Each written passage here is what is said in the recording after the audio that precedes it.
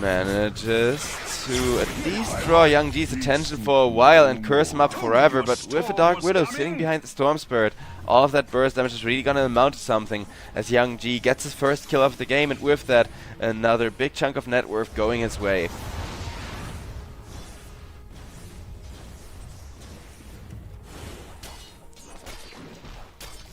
Atlas Burden, they actually want to go for Midas on their Slark. Interesting decision here. We're gonna see if it pays off. It definitely could though, considering how Mitrofanushka had a bad level 6 timing, doesn't really have a lot to do other than try to bully Lace from farming too freely. Slark, don't be afraid, yo, you can just steal a ton of Lace's attributes, but apparently Mitrofanushka, oh no, he messed up. He messed up. The heal is just barely gonna let him ult, but yeah, you need to attack that Abaddon the moment. Like, when you're silenced, you cannot run from him anymore. You need to turn around and attack that Abaddon on heroes like Slark. So, at the very least, he hits you less hard. It's a weird interaction, but trust me, chat, it does work like that. Just because Slark has like 83 damage, that's not bad. But Abaddon, he's hitting for, at this point, 106 damage. Look at the ridiculous amounts of push he can inflict to that tower. Okay, well, maybe not with a fortification rune. The moment the curse goes off. But I'm happy we get to see Abaddon actually become that second carry, because that was the intention with this patch. I'm absolutely sure of it, to bring Abaddon back to that greedy core position that he was never really intended as, but they patched him into by accident, and now they're embracing it truly. Wait, Manham just died while over on the top lane we got a tower dive. 2 kills at the same time. Magnus already dead, and I guess Lace will just get out with the silence teleporting. So that's that, as a smoke from the side of Team Clay comes in deep into the triangle, looking for a Huskar who has been farming some stacks. Huskar with the ultimate, still trying to create a little bit of space, whittling down Young G. The armlet toggle! He actually armlet toggled that! They kill both of them now! Warwick, what a freaking Chad. He actually makes it, walks away, goes for the cheeky armlet toggle. Survives with just a sliver of HP. Alright, ladies and gentlemen, this is gonna be a good one. Oh, I'm happy. We got a patch day, we got ourselves some really good actions to start off the day with here. Oh, that was so close too. But Young G takes a bit of a reminder that he is still behind, that he did still have a really rough laning stage, because of course from where these players are standing that don't have a comfortable little net worth grab on the side of their screen, it's really hard to estimate just how fat or how behind you are. Young G for sure still knows that he's behind, and he is going to go back to farming quietly a little while.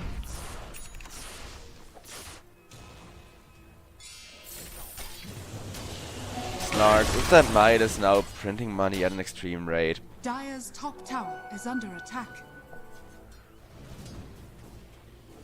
Well, over on bottom lane till the end.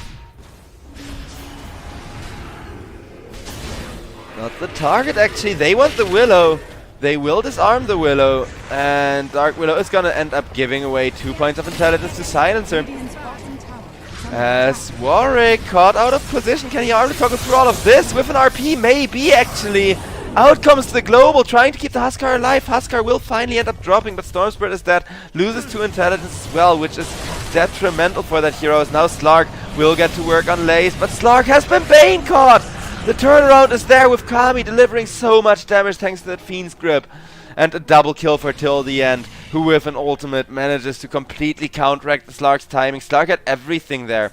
He had a Shadow Dance, he was ready to go, get that first point of permanent agility. Instead, all he gets is a bunch of suffering from Kami, who already has a Maelstrom. 2k gold lead for the side of Team Clay. They actually got both of the lanes they really needed to win, the Abaddon lane and the Bloodseeker lane, to work out in their favor, and now they can try to push this tempo by going for some objectives, pressure the lanes, which is something Abaddon just loves doing.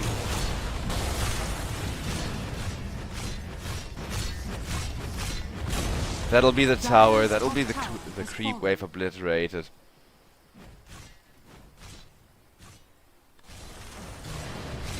Dark Willow, interestingly enough, going for a Midas, as Abaddon embracing that new meta he is going to build that new Echo Saber, which still can be disassembled, and that feels a bit broken to me. I'll be honest with you, ladies and gentlemen. You make Echo Saber out of 3 of the most versatile items as far as combining them onwards goes, and then you can just disassemble it whenever you feel like it to turn it into 3 new items if you feel so inclined. Like, oh, I need a BKB. Well, thankfully I now have an item in my inventory that I can use to speed up my BKB timing. Pugna, however, takes down the second tier 1 tower from the Radiant side, making sure that Atlas Burden are still ahead in objectives if nothing else, leading to a lot of space and a lot of time for the Slark to still come online at this current rate. Atlas Burden also want to create a little bit more space for him, while Warwick is still an absolute beast, already having the Hive and Salbert finished. As a matter of fact, he's sitting on top of net worth right now, so they're trying to wrap around onto the Storm Spirit with the RP Skewer. Storm Spirit caught out of position, and +2 once again. Intelligence for the Silencer now.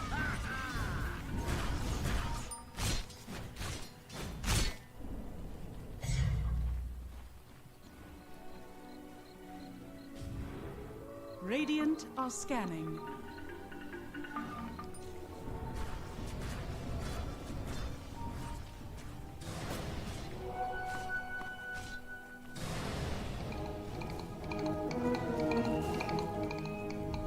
Lace looking to pick up the Manta style after an Echo Saber of his own. I wonder if he wants to disassemble it or actually wants to build it through into the Harpoon, because this one got changed a little bit as well. Not as far as the recipes go, but the upgrade is way bigger nowadays. Look at all the stats, all the damage that thing gives you. And it's actually kind of good for late game scaling nowadays, and I think that's always something upgraded items need to do, or else they just kind of fall flat. So I really like that change in the patch.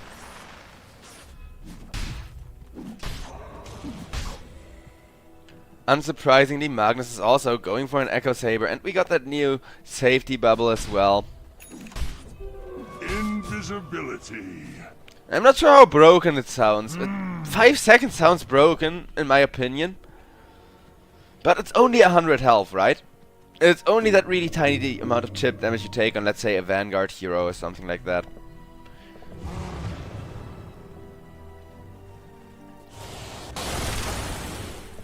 It's for Fanushka. I wonder what he wants to do after his Echo Saber. Both what item he wants to queue up, but also whether he finally wants to join the team. Because, yeah, Atlas Burden, they realized this early game hasn't been going the way they wanted.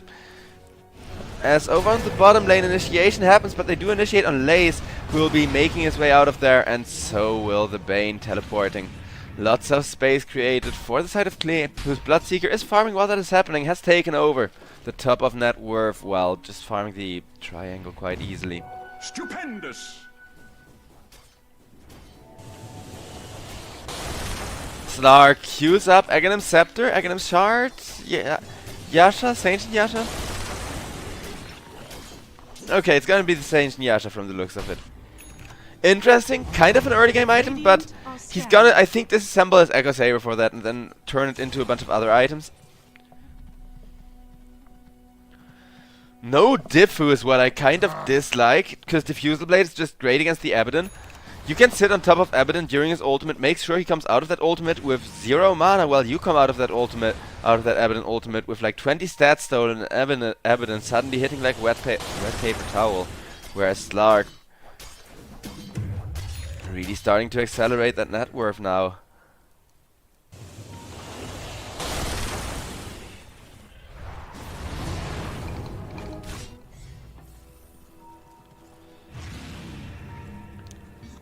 Laze's second carry ambitions are kind of getting trampled as well. He is still 2-0 and 3, but Abaddon has been facing a lot more pressure, and his farm has significantly slowed down. Although he will probably just get himself a Harpoon soon enough to get that little bit of extra stats going from it.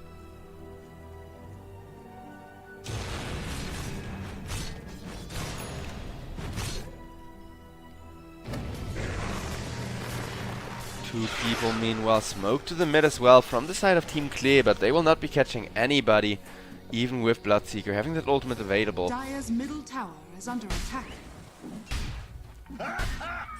It's over on top lane. 3-man grouped up as well, but right now the game is all about those slow grouped up map rotations, whereas Lil will benefit in finally taking down that tier 1 tower, equaling out the score between objectives. Radiant's top tower is under attack. As over on the top lane, the push is still just continuing. And Atlas Burden now with that RP don't feel too scared of fighting anymore. And if they catch 2 or maybe even 3 people out of position for a skewer RP, it could spell disaster here for the side of Team Klee. We're kind of at a state where whoever initiates wins those fights, at least on the condition that Slark is actually joining his team, and I think that's why they back off, because Midro Panushka is still just farming up in the jungle. Radiant's top tower is under attack. Fiend's Gate rotation, but also only really to push the lane out and keep the map pressure going. Pantomam, kinda sad that despite him playing such a proactive, such an in-your-face silencer, really showing you why you should always skill level 1 Glaze of Wisdom, because just one skill point used early on gives you 10 extra points of intelligence already that the enemy team is also missing, right? But on the other hand, with how quiet Atlas Burden have been forced to play it, they kind of do want to have more of those stacks on both the Silence and the Slark. Because 0 permanent agility, it hurts on Slark. Not like he needs it immediately, he's a carry hero. He can start coming online a little later into the game, that's entirely fine. But normally Slark gets 2 or 3 points of agility during the laning stage, and here he got 0 despite what an aggressive early gamer he likes to be. 4 people are smoking up around the bottom lane, trying to take over that triangle. Warwick farming in the one actually safe corner of the map. I don't think he can quite solo this Tormentor, though with one teammate they could consider going for a really early kind of aggressive Tormentor here to give Atlas Burden a bit of tempo back. Because as long as Klee control the map and have this amount of initiation, they're only going to be scarier and scarier by the time you finally do fight them. Kami already has a BKB at the ready to punish any kind of out of position heroes. Dire's bottom tower is under attack.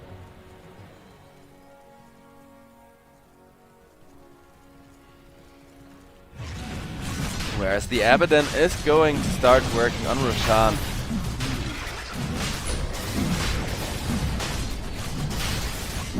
Radiant's top tower is under attack. Roche being cleaved apart quite quickly with Bloodseeker delivering so much damage thanks to that Curse of Avernus. And I gotta say, that is one hell of a family curse.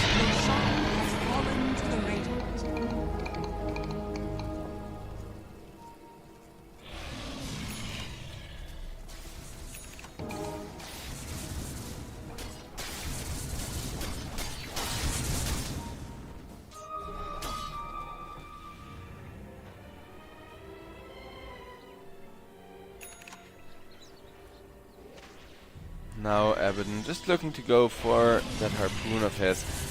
Bloodseeker instead queues up a diffusal blade, and a late diffusal blade at that, but with that insane amount of attack speed he's already got going. It will amplify his melee damage output by just a ton.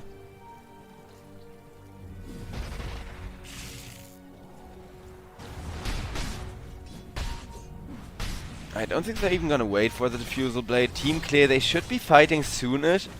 Even though Abaddon really appreciated all of that free space, and so did Young G after the rough laning stage he had. Still working on making a comeback against the Magnus, who's got build and cleave and farms a little bit faster than the Storm Spirit, but Young G is actually starting to get somewhere.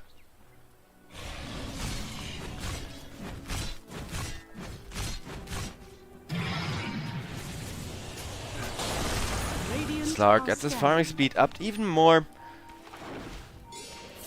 With that Empower, they do scan him out perfectly, but they actually assume it's somebody coming in to fight afterwards from the side of Team Klee.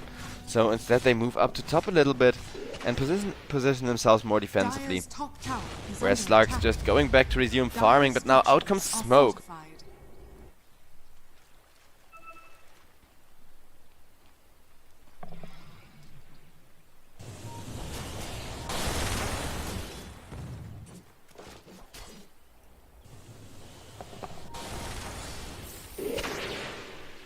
Four-man smoke up the high ground. Who will they catch? So far nobody. Pantomime gets spotted and the Orchid comes out before the global. So Pantomime is probably just going to melt the Orchid damage at this point. He manages to at least get one spell out on the Storm Spirit, but Slark has been caught with the Bloodseeker ultimate, with the Bane ultimate. And now Slark is just going to get torn to shreds. 2.5 minutes left on that Aegis. The BKB reveal coming in huge for Kami.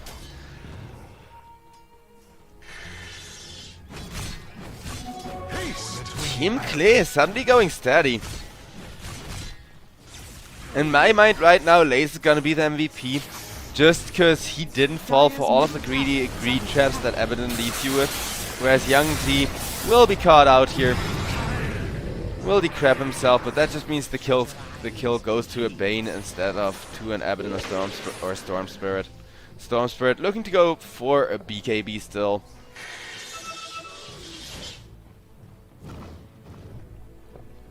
And Atlas Burden, they're definitely not a team to give up. They have given us some of the longest and clutchest series we've seen in this tournament so far. So I don't think they will really be too discouraged because they're a little bit behind. But for another 1 minute and 40 seconds, just nearly impossible to fight into this Bloodseeker. So I think the best move right now is to wait out the Aegis timer and then smoke. Just keep farming till then, and then the moment the Aegis ends, which they should have a pretty decent grasp on, they can all just group up, smoke, try to find that RP onto 2 people to finally allow Atlas Burden to find initiation again. Because their draft is so straightforward and elegant. You land the RP, you have either the Huskar or the Slark, preferably Angus Heart sometimes, both of them jumping in at the same time and making absolutely sure that during that RP stun timing, Slark gets as many attributes going as possible, and Huskar already gets a couple of fire stacks on both heroes that you stun up. Top tower has fallen. Top tier 2, once the Abaddon starts hitting it, it will fall in no time, and Abaddon with those illusions, he's going to start pushing out the lane as well. Just cursing up all of the creeps. We've got some real map pressure coming out now, all the while Abaddon also running the real hero at enemies, making sure to just keep that pressure up. Tier 3 actually taking a decent amount of chip damage, with that siege creep being present.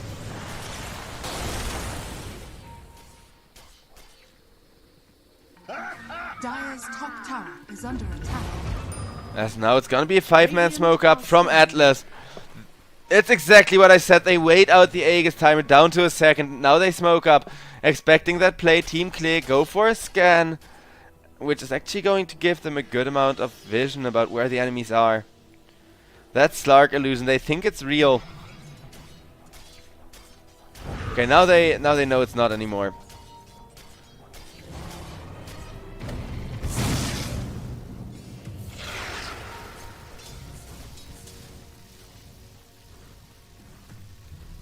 Atlas Burden, however, just sitting around, making this a burden onto their gold. All the while, even while nothing is happening, Abaddon is still making sure to split the map with that Manta style, shoving out lanes even in positions he can't go to himself.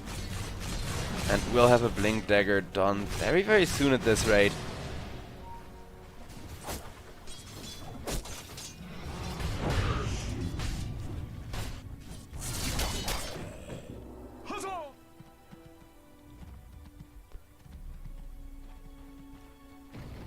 As for the Magnus, he's definitely enjoying this harpoon buff a ton. I think that's why Magnus, and at the end of the day, this patch wasn't even a net nerf for him. He's still just as strong as he was last patch. And we'll have that Blink Dagger soon to try and enable the Blink Skewer RP plays.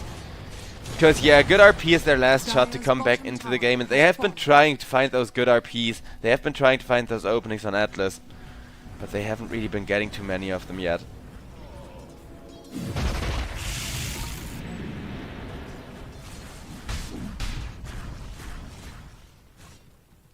Radiant's top tower is under attack.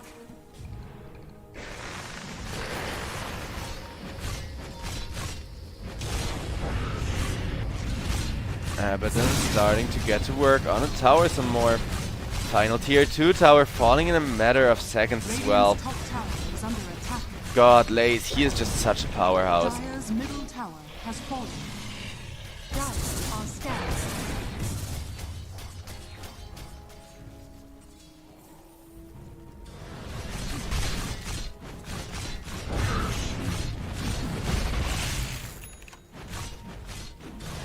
Radiant's top tower is under attack.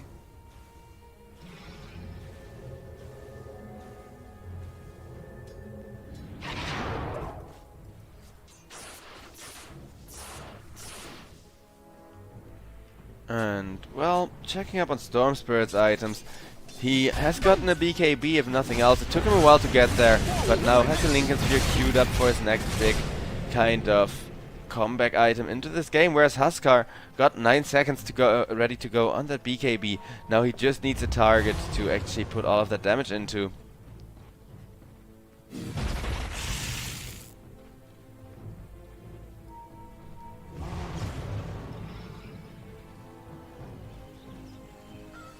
And in this room, Invisibility. we'll just get picked up by Magnus to try and lead the charge here. Little do they know, nobody's in the triangle, everybody is walking around the bottom lane instead, where Bloodseeker is still farming. And with that Aghanim Scepter completed, Bloodseeker now going to go for a shard as well as Butterfly and Satanic, I think?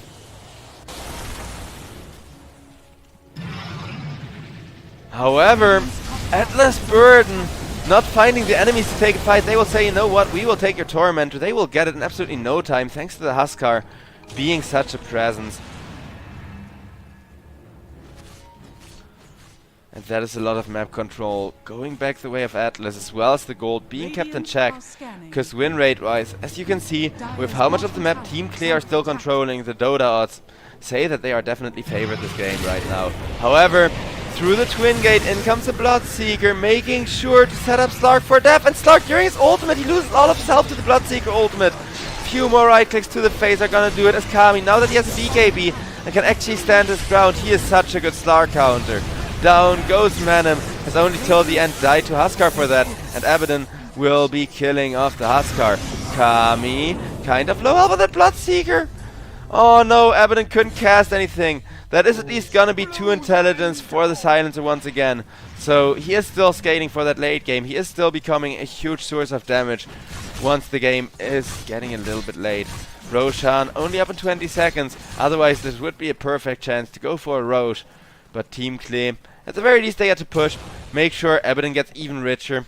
Because right now he's the real carry. With Bloodseeker being more of a burst delivery really. Not that I'm not saying like Bloodseeker isn't having impact. But I think Dream/Kami, he realizes, hey, my job is to be the distraction. My job is to provide the chaos to the team fight. So Abaddon can sit on top of and silence the right person. And Bloodseeker also has to lock down the Slark. So as long as he makes the team fight really chaotic by running at the Slark, then he's doing his job. And yeah, he has a hard time carrying against Slark, and then also that Huskar constantly disarming him, Magnus messing with him with that RP like we saw in the last fight to counter out the BKB. But Abaddon completely makes up for that, while Storm Spirit still just bit by bit makes a comeback, getting a little bit more useful every teamfight he survives in a row. Atlas Burden, however, 0 points of permanent agility on Slark. All the while Pantomime is doing so good on Silencer, has so many attributes stolen.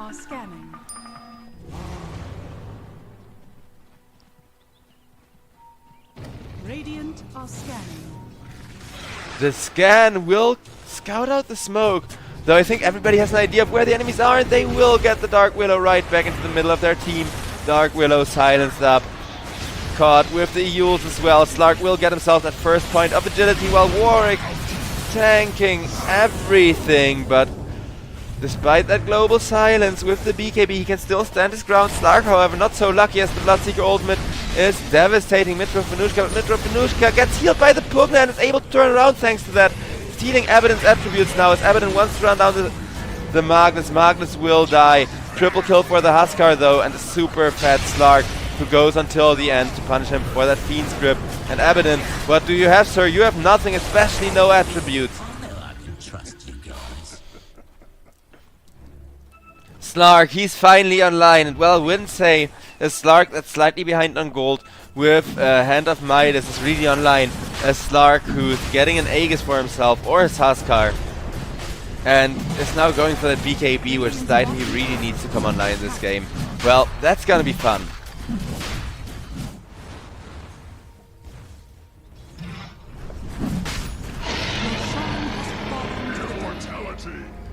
Aegis going the way of Huskar.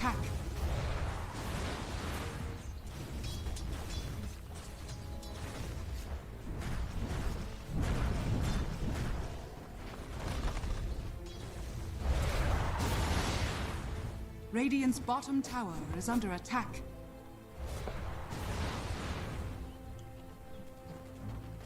The tier 2 tower is dying so slowly, but it is dying indeed to the Pugna. Is under attack. One more Nether Blast is gonna do the trick. And there it is. Boom! Tier 2. Radiant's bottom tower has fallen. Team Clear, they were looking good, but look at the win rate has gone from 80% back down to a 50-50. So right now this game is exactly even, and whoever finds the next good initiation will determine whether they take it in their favor or not. Because Slark at this point, he's starting to actually have a game against the Abaddon. But that doesn't change the fact that Abaddon is still sitting on top of net worth and is still basically playing a carry from the offlane with that Harpoon, Manta style, all that good stuff.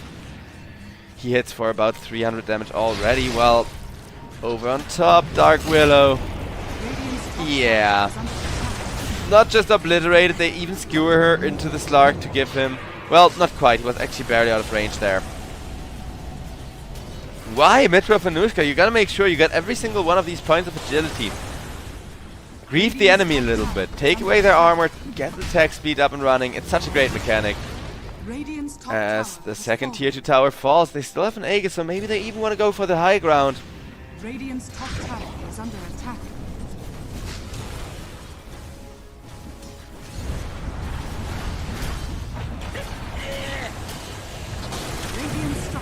Magnus goes for a nice skewer to try and initiate another teamfight. Bane completely obliterated. Silencer meanwhile sitting at like 20 intelligence. Got that new mana regen item as well, which I think looks just so weird. Now don't get me wrong, I don't want to flame the Dota artist, I love their art style, but the Tiara of Salamene, and the description is just Tiara exclamation mark. The Rex will be crumbling as the Aegis still has about 2.5 minutes left, and Team Klee, they're trying to split the map, they're trying to make sure they get a lot of pressure onto the enemy team. But what they need to get is a winning team fight here with Abaddon once again actually surviving and getting a good ultimate off, and the global silence not really disrupting them too much. Dire's bottom tower is under attack.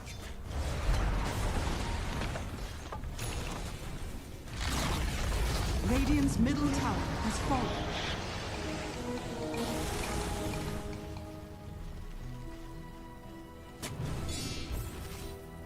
Radiant are scanning.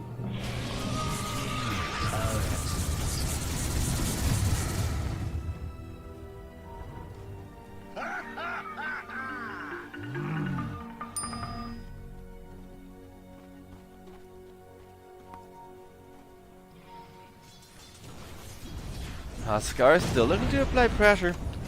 Even though he was alone for a second there, Silencer is now rotating over toward him.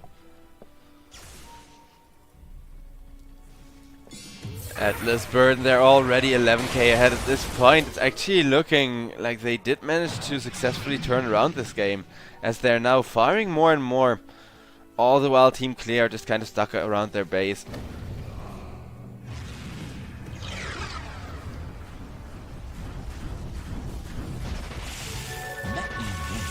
Warwick gets himself a better jungle item. And I think they want to go, right? 1 minute on the, well, 50 seconds on the Aegis, on the Huskar. That can be so much freaking impact for their team on the side of Atlas Burden, whereas Team Clay just got to hold their base a little longer. make sure that Aegis expires. And then with the Aegis, with the Bloodseeker ultimate, if they kill the Slark, they win the fight so easily. Everyone smoked up once again from the side of Atlas Burden, who are just wrapping around to the bottom lane, hoping to catch somebody defending, but nobody is.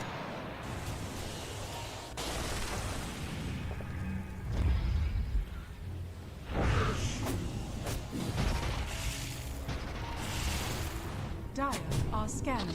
Abaddon finds a catch onto Silencer. That's a huge one to get caught first, though Pugna is restoring him up. And Pantomime?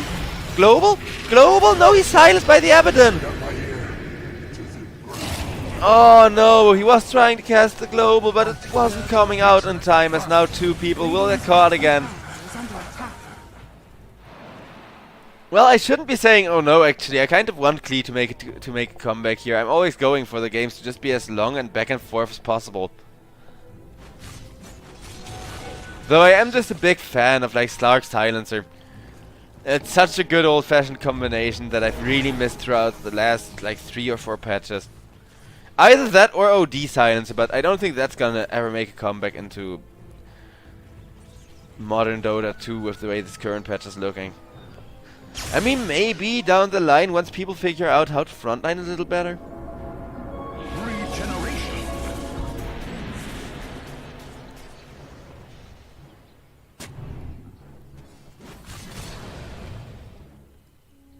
As we got a pause.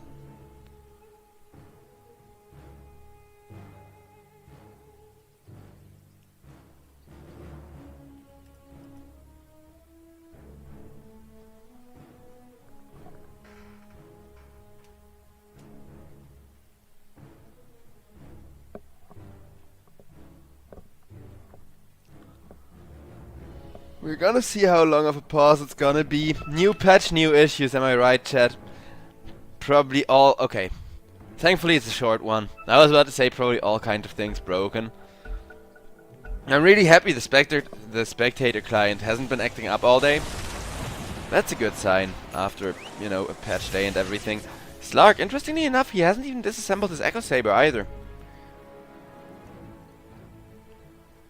Midriff and Nurka just running around with 3,100 health and a crap ton of armor to back him up. Though the amount of attributes he has is really low. If he steals a lot more of these permanent agility stacks, he will get more points of armor, he will get more attack speed to kind of compensate for this really tanky, almost off-lane Slark build, I dare call it. Whereas Pantomime Silencer, 20 intelligence stolen, a sheep stick done, he's looking solid enough. Though, sadly for him, with the way this game is just going so slow, he doesn't really benefit off of buying a shard or anything like that. Clear, they are making sure to cut their losses, staying in decent control of the radiant half of the map still.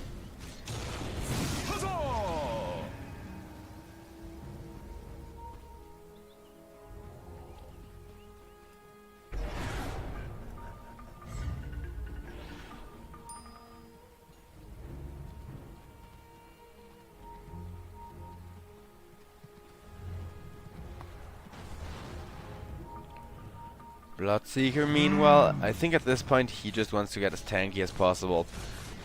Blood Mist still deals absolute crap tons of damage, so...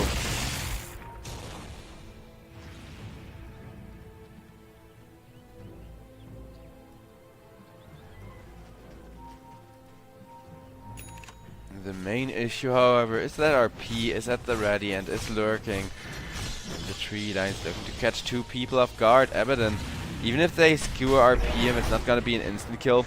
However, they do bring in their Huskar to make sure Abaddon is gonna just tick for so much freaking damage.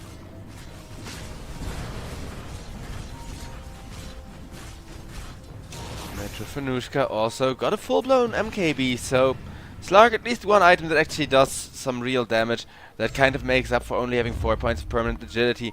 Let's see if it's gonna be enough, as we got a smoke, and we got a smoke from the side of Team Clear as well. As it looks like both teams will be missing each other. Instead, everybody is running after the Bloodseeker. Bloodseeker, one of the fastest heroes in the game, but with the full 5-stack all running towards him smoke, I think Kami may be in a lot of trouble. His shield will get bursted first, and now that RP is well invested to, you know, an RP for a BKB charge, that's always a good trade.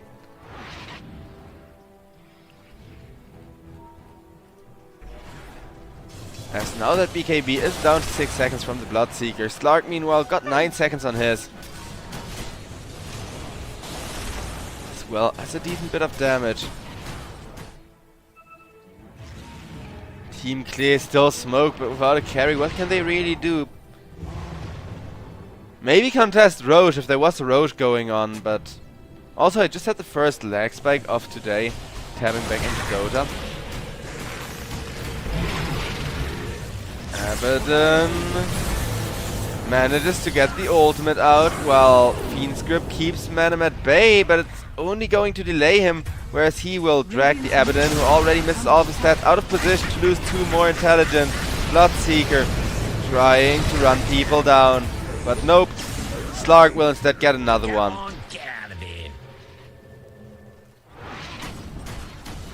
7 points of permanent agility now. Mitrofanushka still working on catching back up. As with that one lane of Rex down, Team Clear just really aren't having a good time. And yeah, with that last fight leading to a dieback on the Bloodseeker, it may very well be GG. Would be kind of... I'm sorry. Would be kind of an embarrassing way to lose this game, having kind of thrown it. But Abaddon, what can he really do, losing so many attributes? He is still ulted up. They will turn onto Warwick, but Warwick gets saved by the Slark. Once Bane will get the Bane and will get himself back out again. 50 temporary agility. Look at that damage he outputs onto the tower. Instantly fortification forced out. But Mitrofanushka, he's just gonna wait for it, because he still has the main ultimate at the ready again. Pugna sitting behind him as well. Skewer barely off the mark. As now Warwick starting to work on the final tier 3 tower.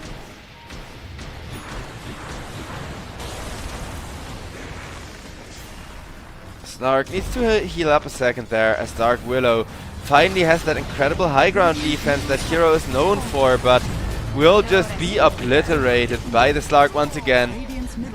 As the final lane of Rex do die, and with the BKB, Slark still looking for more of the jump. It gets dodged with a beautiful blink there, but it connects on the Storm Spirit instead as the tier 4s are falling. Huskar absolutely unafraid. Slark giving the I can't hear you voice line to try and get the enemy to call out that GG. Team Clear though, after 45 minutes, they are not letting the game fizzle out like that just because their Bloodseeker made a mistake. They did manage to defend until he's back, and this Bloodseeker, once Abaddon's actually in the front, soaking up damage for the Bloodseeker, he is still such a good hero.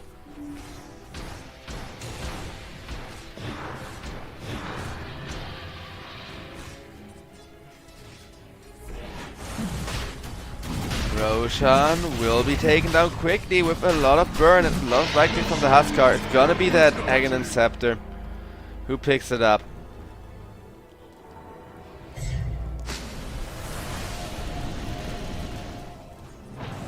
Is somebody just going to get a refund for there? No, they're gonna give it to Magnus. Okay, so that Horn Toss is now ready, making the initiation a little bit scarier. But more importantly, Huskar still has that Aegis he needs.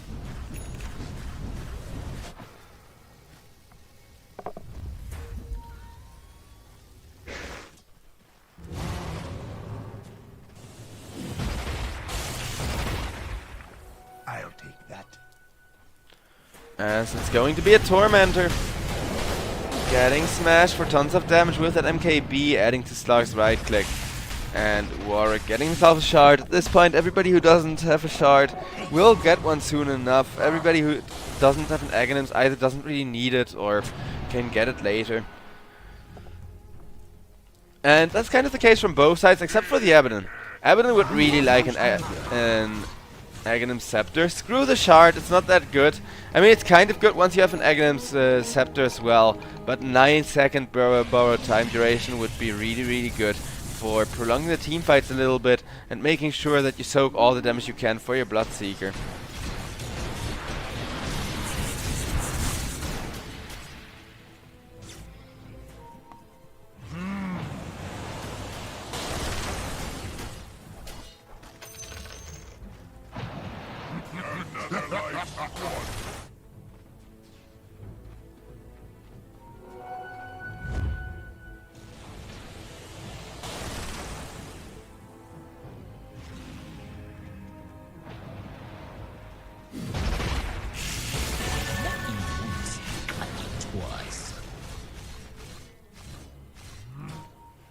Atlas Burden, making sure that they're not really over pushing.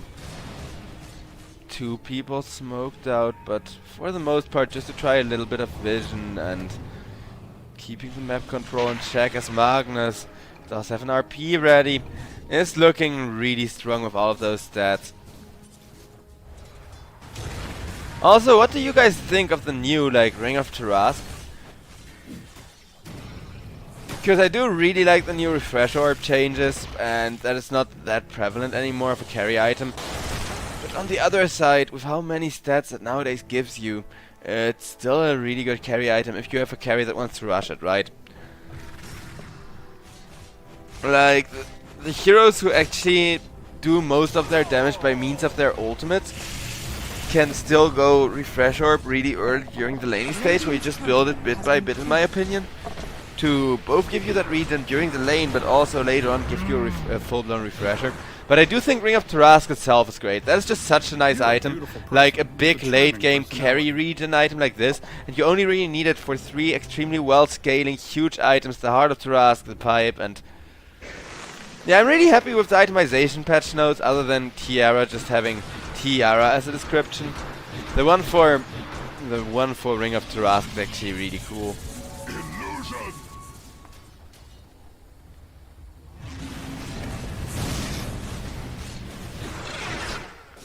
So yeah, the Ring of Tarask, according to lore, it's basically just a blood magic spell, but because it's Tarask blood, it makes for such a strong ring.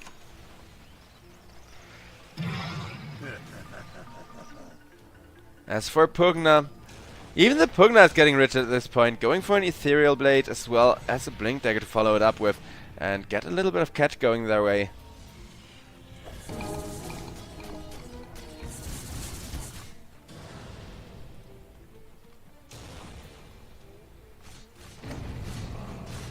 Magnus, 1 RP to rule them all. Then again, if he blinks and actually gets instant stunned, instant caught with that RP, it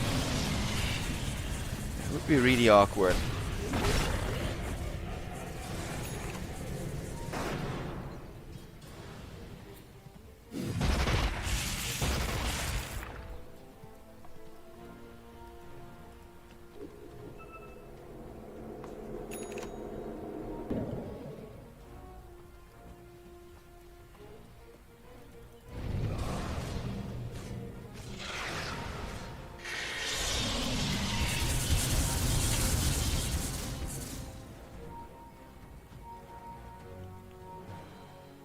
Three-man smoke from the side of Clear. They don't quite end up running into Manum there. As yeah. Ooh, Silas is actually going to be the bait. And Young G, he will get gone on. Immediately jumped. The Fiend's Grip keeping him there as Magnus just a little bit too late, interrupting the Bane. Till the end, will still die for that. But without the global Silas, do they still want to take that fight? Warwick wants to, with the BKB, is mounting a lot of stacks onto everybody. And will be regenning up with that Satanic, and just Huskar being Huskar as well. Bane buys back as they apparently still want to take that fight, but that was Laze's ultimate, as Pugna is just going to full restore everybody up. Mitrofanushka really happy with that little bit of extra mana, as he's now opting for an Abyssal Blade to give a bit more of a solid answer for that BKB, because the triple BKB was kind of devastating there for the side of Atlas Burden, paired with not having the global. But it was a Bane buyback that didn't really amount to anything in exchange for that. As Slark will be caught out by the Storm Spirit. Bane there with a Fiend's Grip, but what does it matter when Magnus is in a position to cancel it? Radiant's middle tower is under attack.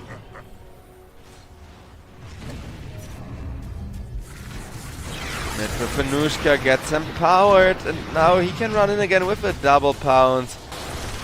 And the towers being so low health. Warwick, I'm surprised they're not just running at the towers and hitting them YOLO style. Because once you get the tier 4s down, the enemy is gonna lose such a major part of their armor aura. This is what I'm talking about. One more hit. Warwick holding his ground. Has the Satanic. Abaddon ultimate makes things a little bit difficult for them. Nice fear into the Slark AoE to try and get them back. But now Slark and Huskar are starting to get to work on that ancient. Storm Spirit wants to jump the Huskar. In comes the Slark with an ultimate. Will kill Storm Spirit for that. Storm Spirit buying back. Dark Willow's still alive, but Abaddon is dead. Abaddon also has a buyback. They are just throwing all the bodies at the Slark. But throwing bodies at the Slark is the last thing you should be doing. Because look at Mitrofanushka. I can't hear you. Rampage. GG. At this point, I think Atlas Burden and especially Mitrofanushka are just like sitting, and the Pugna as well, are just like sitting here and dropping the mic, you know, because that was amazing. That was truly amazing by the side of Atlas. I was kind of expecting it from their draft being just a slight bit better, but by the moment during the mid game, like at this point over here, I actually thought Team Clear were gonna do it. Like, it was looking so solid for them. And 30 minutes, 40 minutes, it's still decent time for the Bloodseeker. That's why they ended up defending till way after the 50-minute mark. Because with a Basher, with the stunlock on the Bloodseeker, he always really kind of keeps on scaling.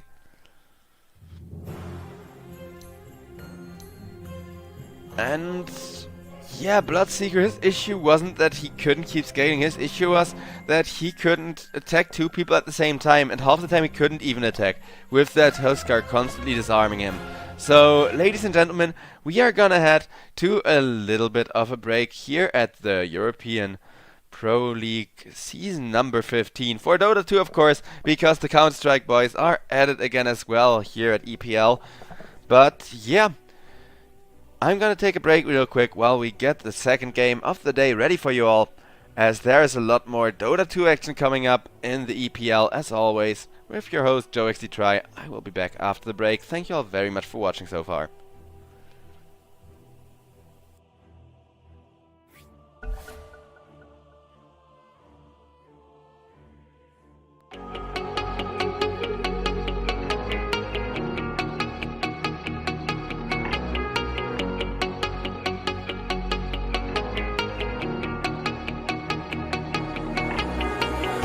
When I'm lonely in the dark, I know you are with me, yeah. Don't you see that I need you so much?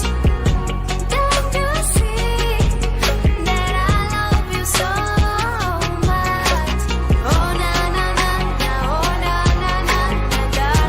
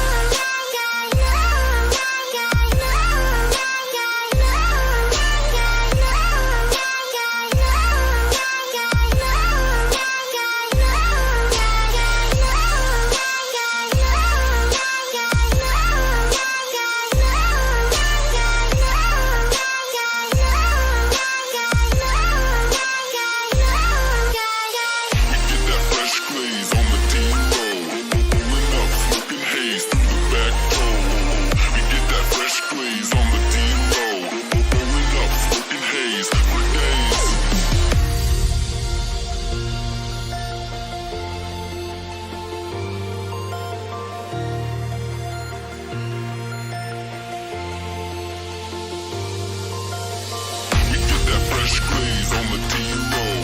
Pulling up, smoking haze through the back door. We get that fresh glaze on the D-roll. Pulling up, smoking haze for days. We get that fresh glaze on the D-roll. Pulling up, smoking haze through the back door. We get that fresh glaze on the D-roll. Pulling up, smoking haze through the back door.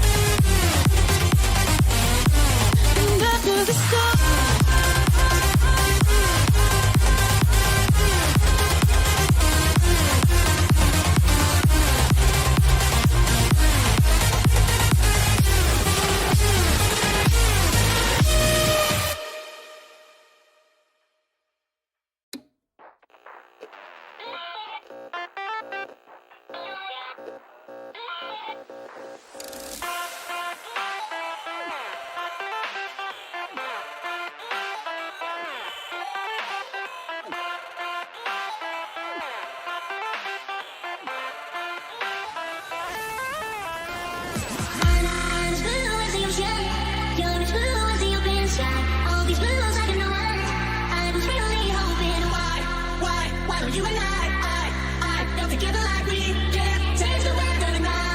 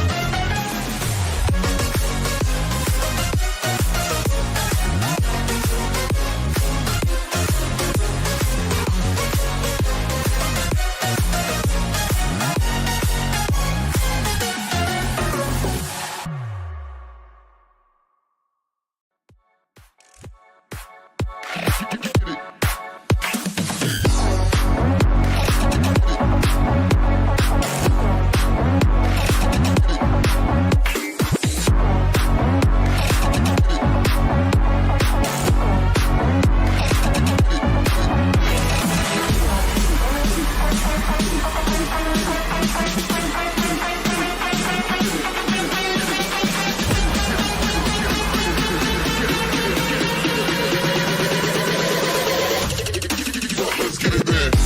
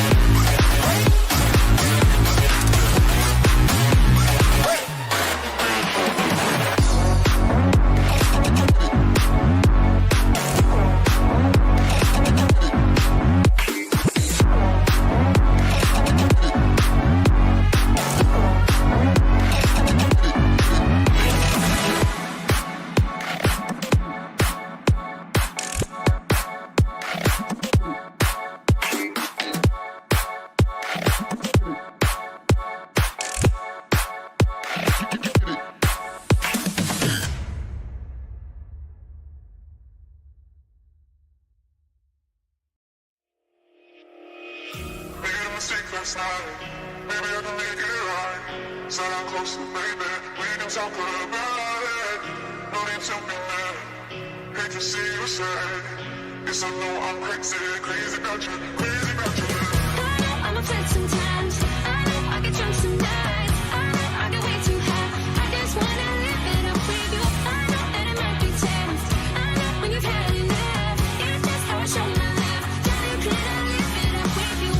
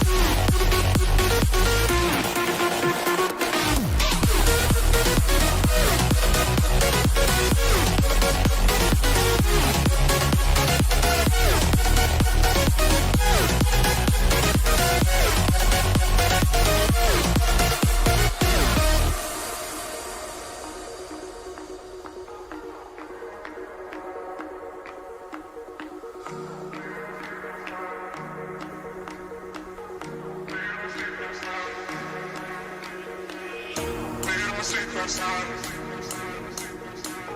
Maybe I can make it right. So I'm close to baby. We can talk about it. Made a mistake last night. Maybe I can make it right. Said I'm closer, baby. We can talk about it. No need to be mad. Great to see you sad. Yes, I know I'm crazy, crazy about you, crazy about your lips. I know I'm a flirt sometimes. I know I get drunk some nights. I know I get way too high. I just wanna live it up with you. I know I won't be tense. I know when you've had enough. It's just how I show my love. Darling, can I live it up with you? I'm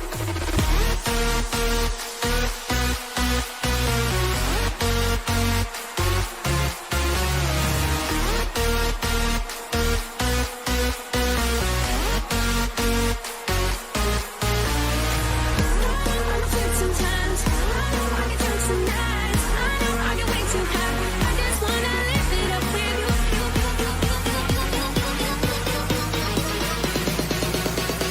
Darling, can I live it up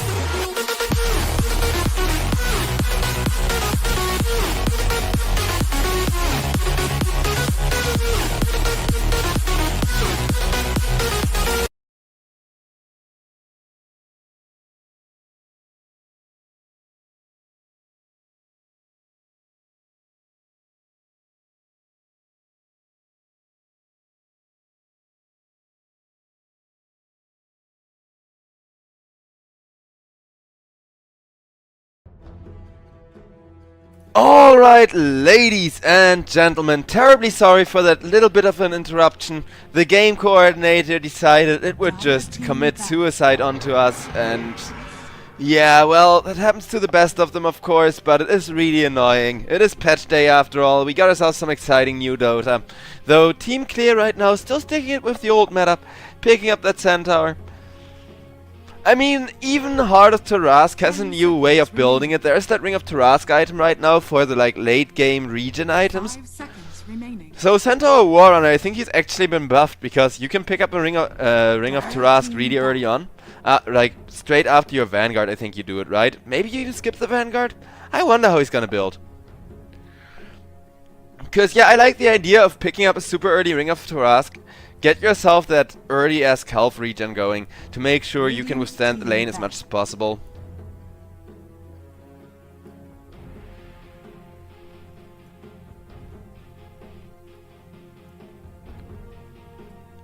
And the Centaur, great for frontlining, great for a little bit of extra aggression as well.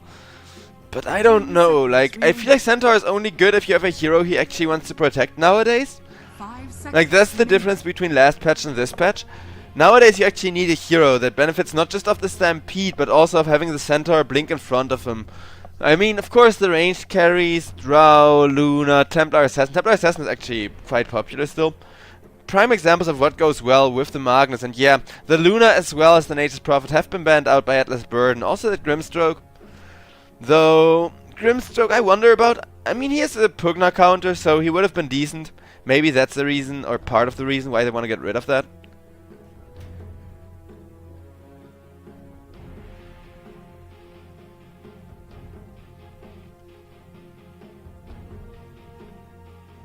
Radiant team pick. Dire team pick. Behold the horn of Magnus. And it's going to be a Magnus picked up, but this time around for Team Clear after how much space that hero created last game. Actually giving Atlas Burden the necessary time and, more importantly, breathing room to get their Slark online. 10 seconds remaining. Despite a really rough lane.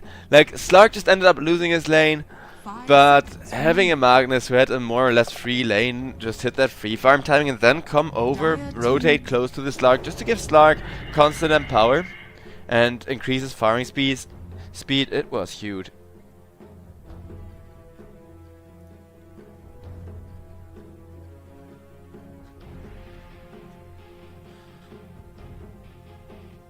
Ten seconds remaining.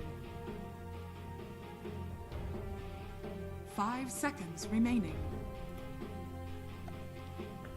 Atlas Burden. They got the Pugna, they got the Phoenix, now they need those egg protectors. They need to actually make sure the Phoenix ultimate can go off, can do some solid work for their team here.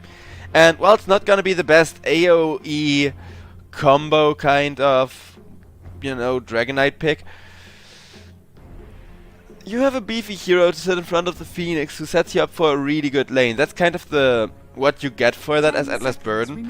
So, whereas, yeah, something like the Centaur would have been great for them, some sort of AoE stun, maybe a Tide Hunter, or I don't know, anything that you can throw into the mix of that Centaur Magnus combo coming out from Team Klee to kind of counter AoE stun with some AoE stun of your own. On the other hand, however, Dragon Knight, he gives you such a powerful laning stage now that I think that's just why they went for him. They absolutely want to destroy one of the lanes at least.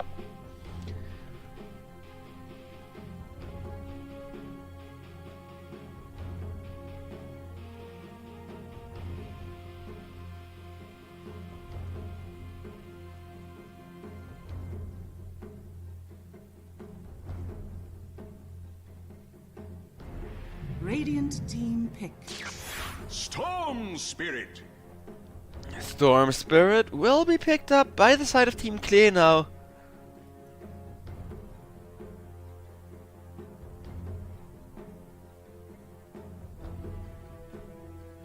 Great answer to the Dragon Knight. This game, unlike last, Storm Spirit can actually look really solid in lane.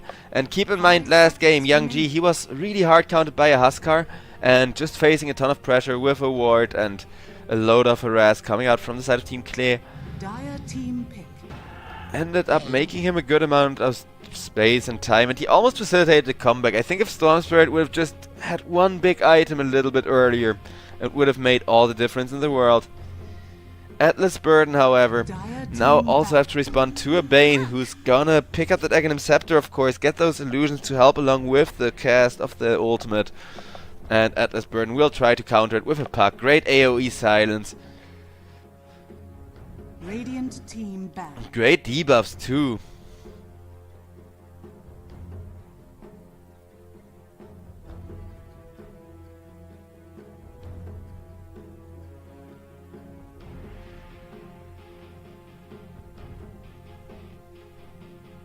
Ten seconds remaining. 5 seconds remaining. Radiant team back.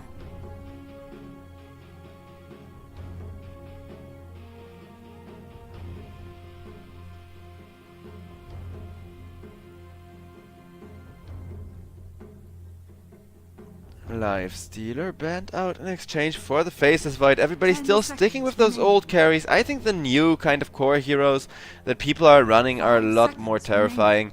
And I mean, last game we kind of saw it from the Abaddon, but I think Abaddon at a high level, he's just so hard to balance for like that 9k, 10k MMR bracket, because he actually just becomes absolutely broken at that point. Like, when Abaddon is a really good hero in this high bracket, he's broken in the low pups. Nowadays I don't think it's quite the case, because he's more of a momentum based hero that actually needs a lead, that actually needs to pick up momentum in his own favor in order to get anything done and come online at a decently timed fashion. Last game was just the Slark matchup that ended up countering the Abaddon though. He was still terrifying until the point where Slark right clicked him like 20 times. 10 seconds remaining. And then from having right-clicked him 20 times, Abaddon just loses so much freaking damage being a universal hero.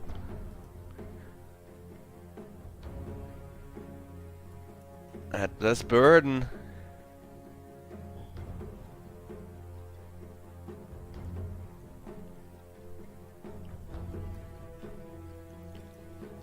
After that, Morph has been banned out. Let's see what they wanna end up closing out their bans with. Gotta think ahead of their last pick, of course, and with that puck, they definitely need something to follow up the Dream Coils and get some significant damage going. Dire team pick.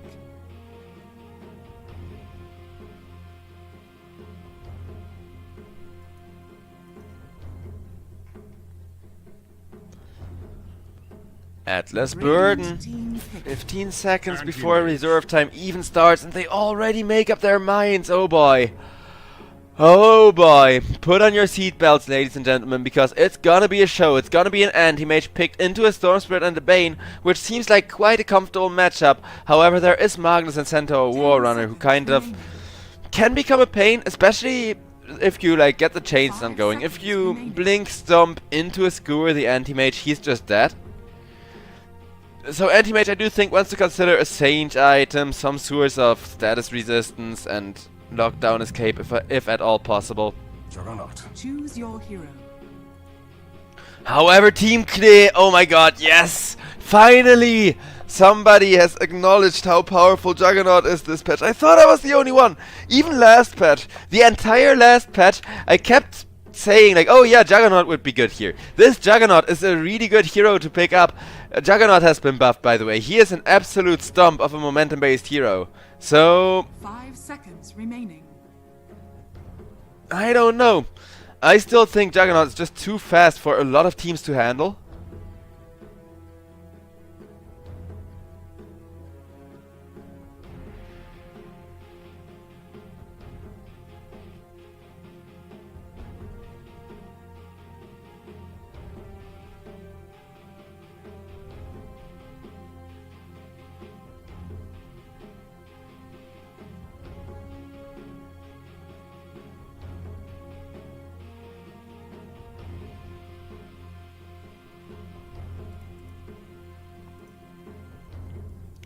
And well, ladies and gentlemen, with that, we are about to load on in. As the real question here is, do you think Juggernaut can do it? I certainly do want to believe in that Juggernaut hero. However, Puck Dragon Knight with an anti-mage to follow it up, there is so much AoE, so much combo if they get a clean initiation, that this Magnus may still be difficult to execute actually at this rate.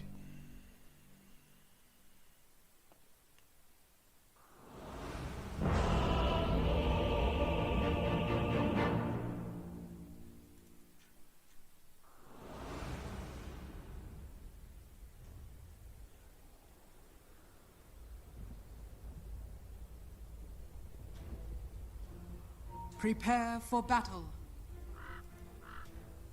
And this time around it's going to be double zero min smoke immediately, instead of one of the two being delayed, which last time around almost led to that first blood, but not quite. Are you even trying?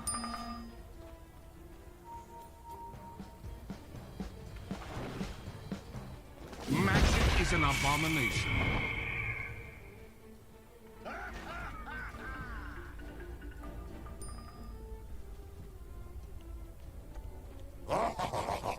Team Klee.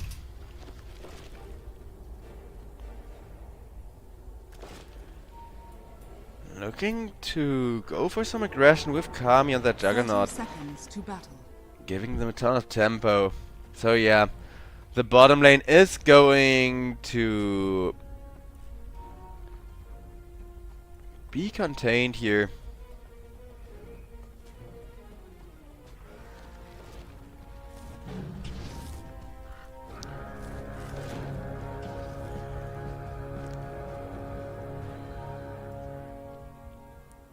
The battle As the begins. runes are about to spawn, should just be 50-50. Yeah, Centaur Warrunner, he tried for some shenanigans, didn't get the extra rune out of that.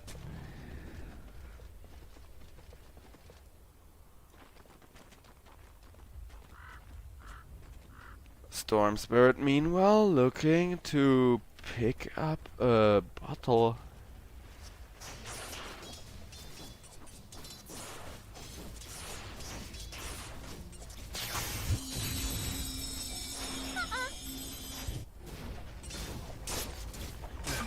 Puck against Storm, a very old school, a very 50-50 lane. It should slightly favor Puck during the laning stage, but after that Storm Spirit will be picking up the speed with his ultimate. Meanwhile, Kami on the bottom lane, already suffering pretty hard, mostly from that Pugna.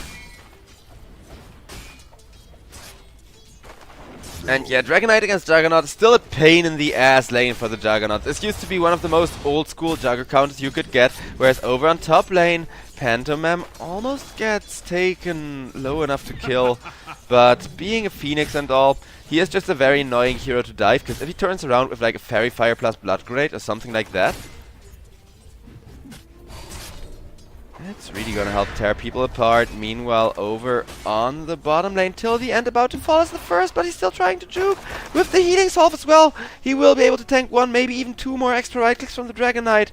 He gives the cheese taunt, as Dragon Knight cannot quite catch up, and Nightmare trying to buy more space. Bane is away.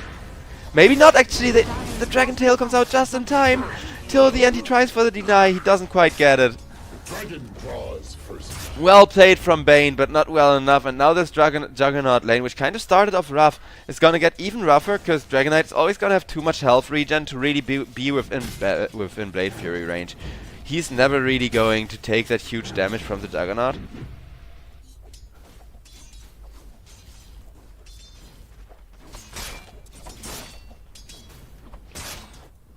So the bottom lane is slowly turning back in favor of Atlas Burden, who are also winning top. And right now still enjoying mid. Right now Atlas Burden are actually pulling ahead on all 3 of the lanes. Other than Young G, farming a little bit better than the Puck. Though also having spent just... they got the exact same starting items actually.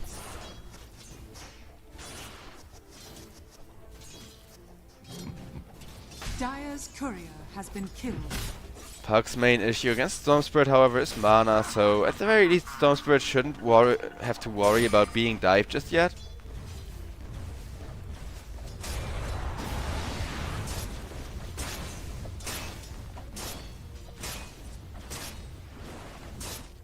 Juggernaut having a good time, farming up on the bottom lane, whereas Lil over on the top, this time around he did die to Mitrofanushka, as Mitrofanushka with that mana burn and the slow enables Phoenix to just get so much damage over time in on people.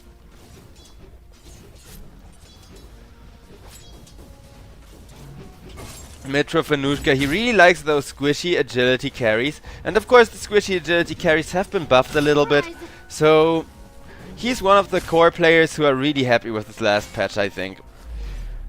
The same can be said about Kami, and I still wouldn't rule out this Kami Juggernaut, who's going for an early Midas. So yeah, the idea with this Juggernaut is obviously you're kind of reliant on the Magnus, you're kind of reliant on that Empower constantly being procced on you, but if Kami remains empowered and uses that for a little bit of a farm advantage, he can just catch up and then fight earlier than the Anti-Mage, because Anti-Mage definitely needs to pick up a Battle Fury, is kind of bound to that timing that the enemy carry just doesn't really care about. Dire's middle tower is under attack.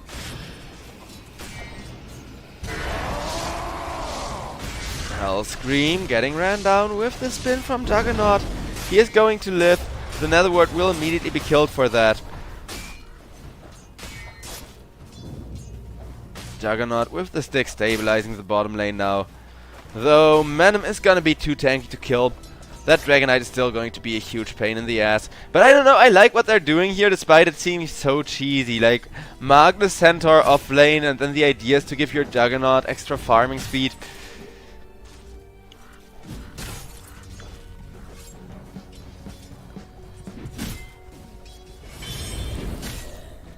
But yeah, I don't think the top lane is ever going to stop being really chill for Mitrofanushka.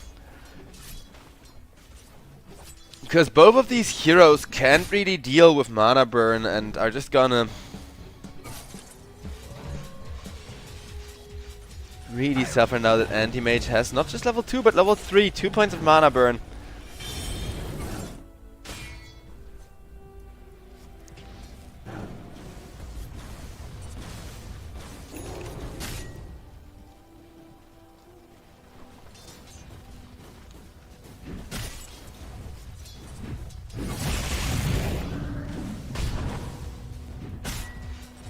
Anti-Mage still fine despite everything, and now both of his lane opponents are once again 0 mana.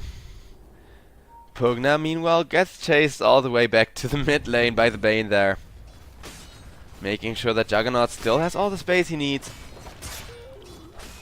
Though Jugger Bane combo, it feels so cheesy and it's kind of classic as well. I don't really think it works too well against this bottom lane. Storm Spirit on mid gets caught with the first Dream Call of the game. Puck with the silence makes sure Young G, who just hit that crucial level 6 timing, was sitting on top of last. It's having a really good game, waiting for his time to catch on up. Instead, he gets silenced, gets killed off by the puck, and now looking at the last hit, he is second to Mitrofanushka already, as Mitrofanushka continues just having a free top lane for himself. Will be solving up, well, trying to contain his lane as much as he can. Misses the pull though. He tried to do, like, just get the range creep there, like only pull the back of the wave, which is a really finicky timing, but it still feels bad. At least if you're rooting for Team Atlas Burn. Cause yeah, me personally, I'm rooting for Klee. I want Klee to win this. Though it isn't looking that way, and their draft only has a very limited timing. Like, Klee got 20 more minutes to win this, and otherwise they just need to tap out and call it GG's. Except that they've gotten 2-0'd by one of the strongest teams in the tournament.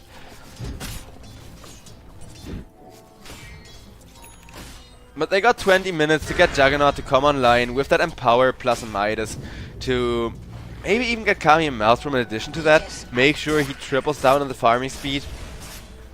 Since Juggernaut, he is a great carry, but he is the type of carry where you need to be able to compete with the enemy carries constantly, and as far as your net worth goes. Blaze is getting slowed. Does burn a lot of anti-mage's health for hitting him, but retaliate or no retaliate, anti-mage doesn't really mind. Now the Storm Spirit comes in for Mitrofanushka. Mitrofanushka will get blown up by Young G, who used absolutely every drop of mana he had for that kill. But it is going to pay off, because of course anti-mage is a major pain in the ass too. Heroes like Storm Spirit can just one-shot him at some point with an ultimate, with most of the common Young G builds. Anti-mage still trash talks his opponents though. Are you even trying? Really? You kill me once after I'm going 2-0? Really? You think that's enough? As anti-mage queues up this battle fury that he needs to rival a Juggernaut who has his build in.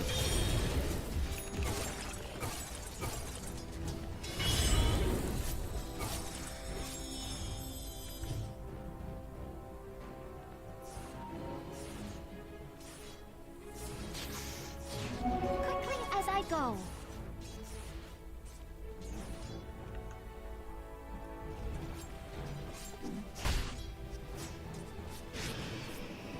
But still mostly under control.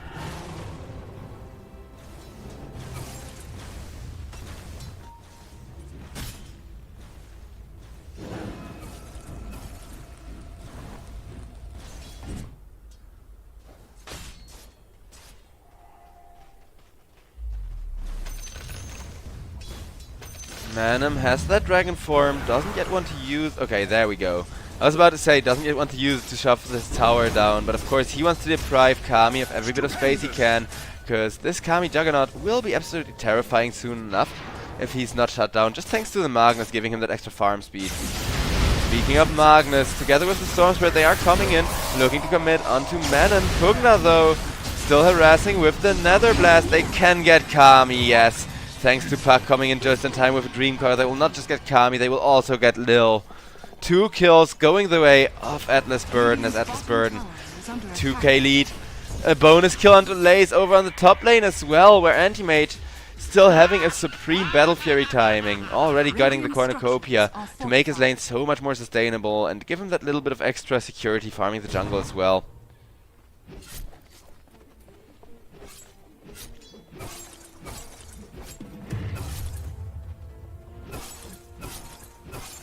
Mitrofanushka, he didn't stack this camp! Such a waste, but he's still farming at a really good rate, so I don't think he's gonna be salty about missing one camp. It was so close too, the creep was just barely, like, not over the line.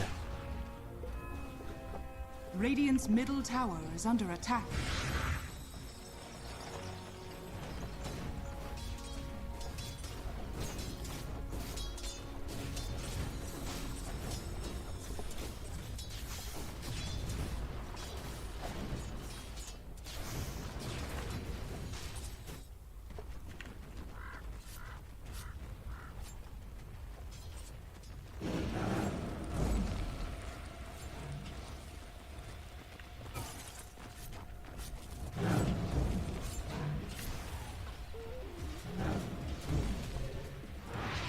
And yeah, I think at this point Klee are kind of starting to feel, hey, we're actually behind, aren't we?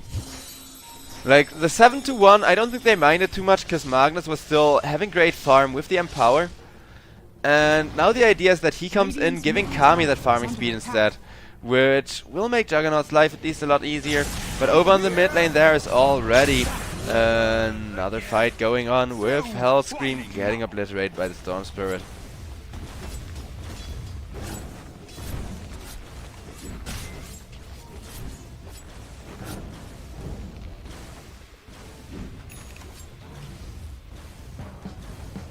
Dire structures are fortified.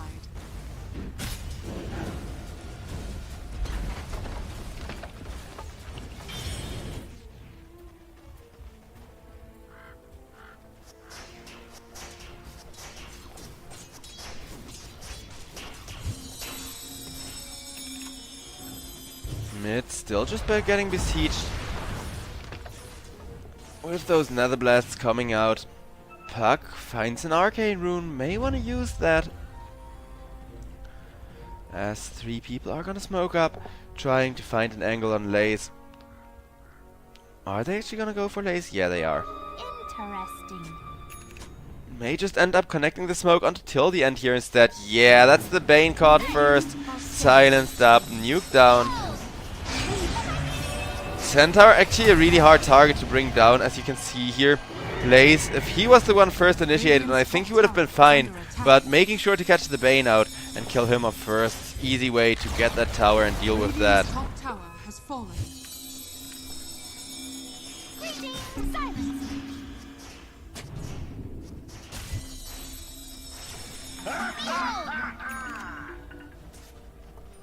The advantage continuing to go the way of Atlas Burn, and as you can see the win rate is following.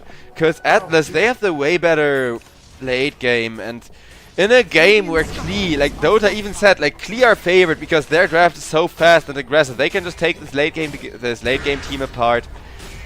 Having lost 2 of the lanes is the worst possible mid game state for them. Phoenix is looking to pick up a Midas now, as Atlas Burden, they know they got the late game, so may as well make sure they kind of cross this bridge to get to that late game first.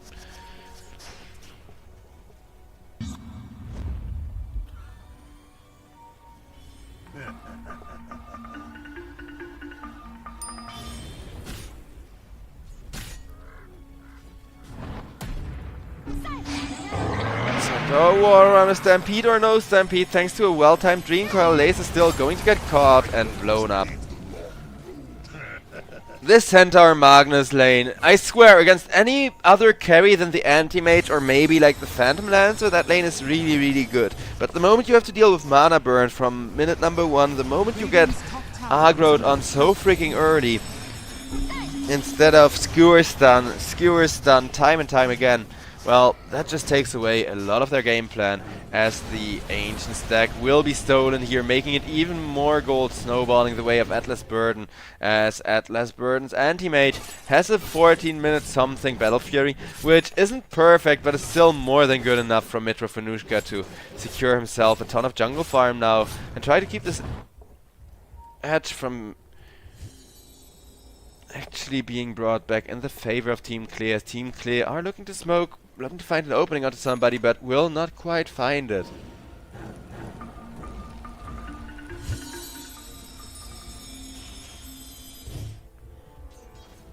Magnus and Juggernaut still sticking together, making sure that Kami gets the best possible farm. Dire's bottom tower is under attack. Radiant are Bane scanning. finds a great ward and a double bounty rune Radiant's steal. middle tower is under attack. So at the very least, Klee, take the bounty runes, guys. Okay, maybe they're waiting for the Storm Spirit to Dire's take them, top tower is under attack. but I feel like those little bits of gold lying around the map are just incredibly valuable.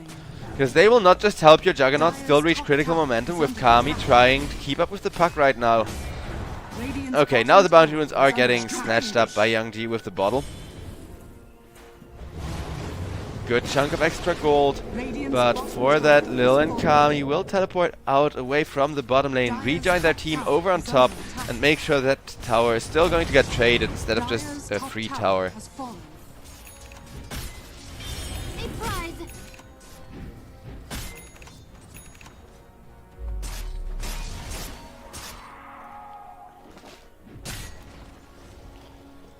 Jagger still looking to get towards that Manta Style, pick up that crucial item. Even though Manta Style, it has been changed around a bit. I think altogether it's a nerf. The fact that you can pick it up so early on heroes like the Juggernaut makes it crucial for these momentum-based carries. Radiant's bottom tower is under attack. Because the total cost is the same, but the recipe being 1.5k, I don't know. It feels worse for carries and better for like utility heroes and off lane as well. On the mid lane, Young G got blown up by the anti-mage, and having killed off the Storm Spirit, they are now confident going for more, as Bane is silenced, isn't quite going to die even with that Witchblade slow. But there's the Centaur revealing his big Blink Dagger item, giving Kami a much needed return kill. Hellscream goes down. Bounty, which may make you like a prize. And that will be triple S killed off as well, with Kami on the Juggernaut just dealing so much freaking damage. Spinning to get a bit of tower damage going, but who they really want is that Phoenix, who barely manages to escape the shockwave from Magnus. Dragonite stuns up the Juggernaut, wants that kill, but instead just gets RP'd. Nice defensive RP, as Juggernaut with the Diffusal Blade got a lot of damage now, and this is gonna be Dream's chance to take back this game, take over the map as much as he can. As Storm Spirit has a double damage rune and an Orchid, uses both of those to catch Midriff Anushka trying to split push. Midriff Anushka, his Battle Fury timing may have been decent, but right now Kami has overtaken him for the first time of the game, and with that the win rate, as you can see, it is still barely in favor for Atlas, but it is already bouncing right back in favor of Team Clear, who are now facilitating that mid-game timing they have been looking for finally. But as I say, that till the end gets comboed up with the Dragon Knight jumping in, revealing that Blink Dagger as well as a Puck Dream Coil to just make sure they absolutely have enough damage.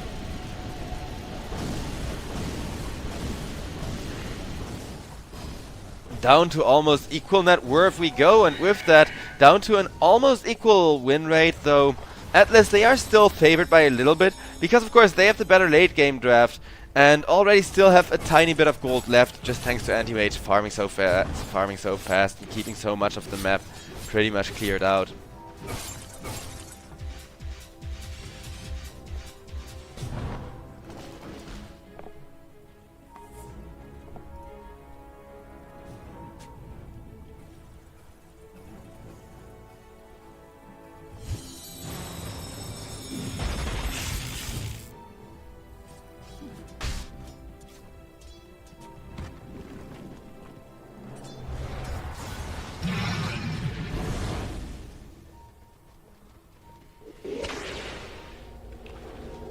Magnus manages to run away. Meanwhile, Phoenix, however, will be killed off by Young G, who did get Dream Coiled in exchange for that, but the Stampede will both save him and Bane. As Atlas Burden without the Phoenix Act don't quite feel like they should be taking that fight anymore, and I do agree with that assessment. And yeah, Midriff Anushka, this is kind of the awkward timing. You now have that really expensive Manta style recipe to actually complete. It still gives the same amount of stats and everything as it used to, but instead of buying the ultimate orb as your one expensive item, you now have two kind of expensive items. Till the end, locked down by the Anti-Mage. Anti-Mage silenced up, and stunned up some more with the Magnus throwing out an ultimate. Together with that Omni Slash from the Juggernaut, it will be Pantomime going down. Hellscream still trying to get out of there thanks to a healing salve plus that life lead. He is gonna heal up a lot. Team Clear, however, after having used that reverse polarity, don't feel so hot anymore unless they can find lucky pickoff. Cause yeah, these are their two biggest spells, Omni Slash and reverse polarity. Juggernaut, however, he does realize that being bound to cooldowns freaking sucks. Not only does it make the game more boring to watch for us here, but it also means that Kami is very predictable in when he can and can't fight, and the enemy team just has to keep track of the Juggernaut timing in order to dominate the map and take over.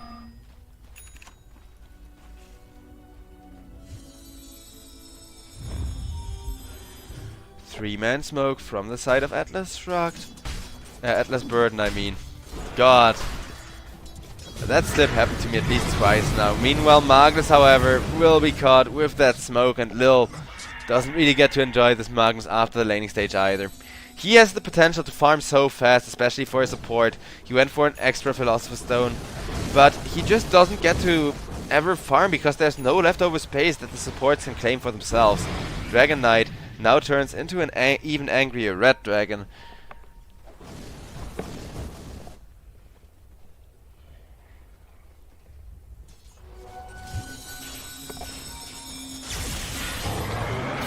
As Puck gets jumped on with the Centaur Warrunner, manages to get restored up a bit by the Pugna and will be saved through all of that, as Storm Spirit now gets caught by the Puck.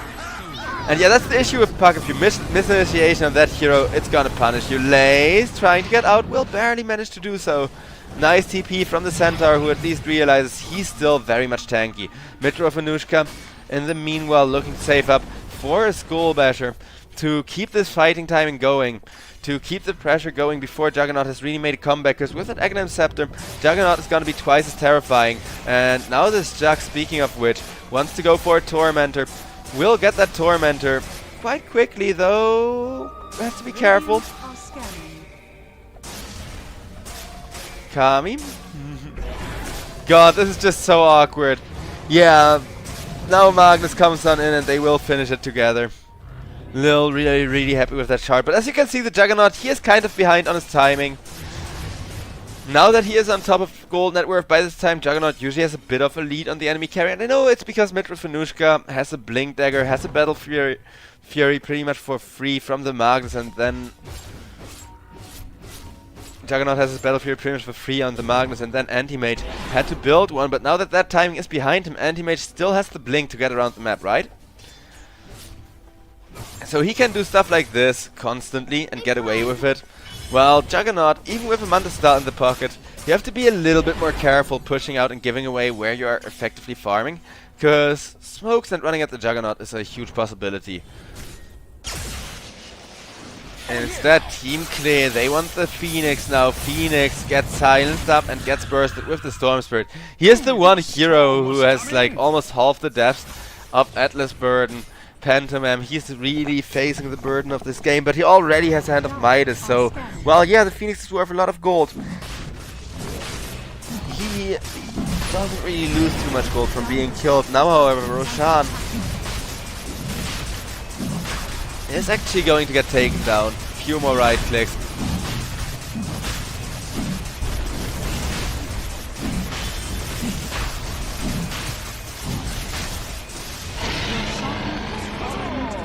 And that's going to be the Aegis picked up by the Storm Spirit.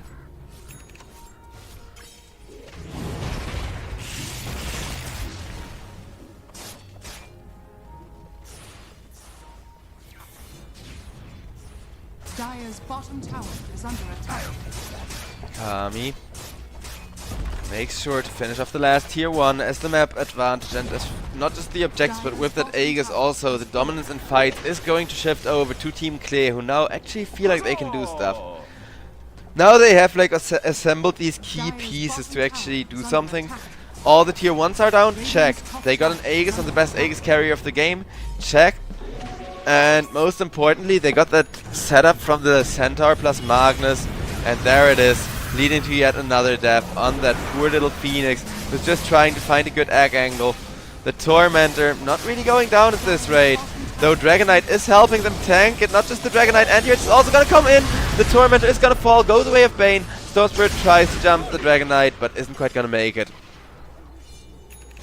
As another attempted initiation is there from Magnus, but not quite made either.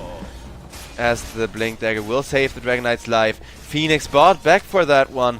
But other than being 3k behind, they do hold their tower for the time being. Anti-Mage now gets jumped on by the Centaur Warrunner. Centaur Warrunner stunned up, and Lace has to run for his life. Will be Dream Coiled up together with 2 others though. And now the Anti-Mage can try to go. Kami with a nice spin onto 2. Thanks to that, Magnus still dealing huge amounts of damage though. There's the Omni Slash, but he gets unlucky with the bounces of it. Whereas Anti-Mage was caught with a Fiend's Grip. But even the Nightmare can contain him forever. And now this Anti-Mage, he is angry. There are so many intelligence heroes up against him. He will be Orchided, but what can you do against an Anti-Mage hunting? That will interrupt the TP out from Bane, make sure his team in the long run will be getting both of those kills. As Storm Spirit goes down the first time, Storm Spirit about to respawn, but I don't know. Even if he gets away here, Anti-Mage now got some really good farm there. The Phoenix buyback, it ended up putting them in kind of a hard spot. But now at the end of that fight, look at that huge power curve. Not just for the Pugna, but also for Puck and Anti-Mage. They all got a huge chunk of XP. Pugna did take the most of that money, but Anti-Mage already got a Skull Basher. And I don't know, Mitrofanushka. The way he countered the Storm Spirit and the Bane in that last fight, it was kinda close. But if he pulls that off again, if he always just makes sure he finds the Storm Spirit and the Bane, forces the Bane to ult really early into the fight, because you better Fiend Script the Anti-Mage than Fiend Scripting nobody at all, right? Then Anti-Mage can allow Dragonite to actually serve as a tank, because Dragonite's biggest issue is being caught with all of that magical damage, whereas Anti-Mage doesn't even care for magical damage too much. His main issue is the lockdown here.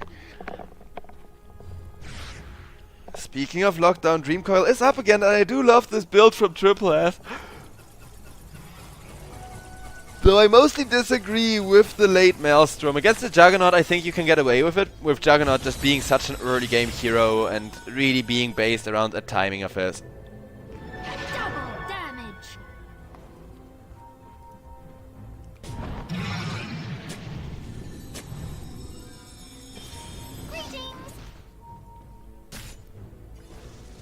Everybody is setting up in the triangle.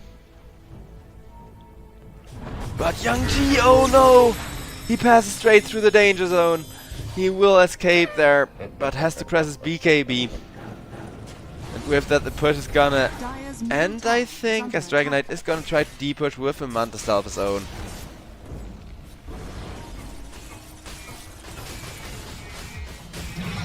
Lil wants to go, wants to get an RP, but they make it so obvious that Puck just jumps in there, says shut up. And Magnus not being able to say get over here and RP everybody. Well, that just kind of ruins that entire initiation. They do make sure to cut their losses, so only the Magnus got punished for trying to initiate there.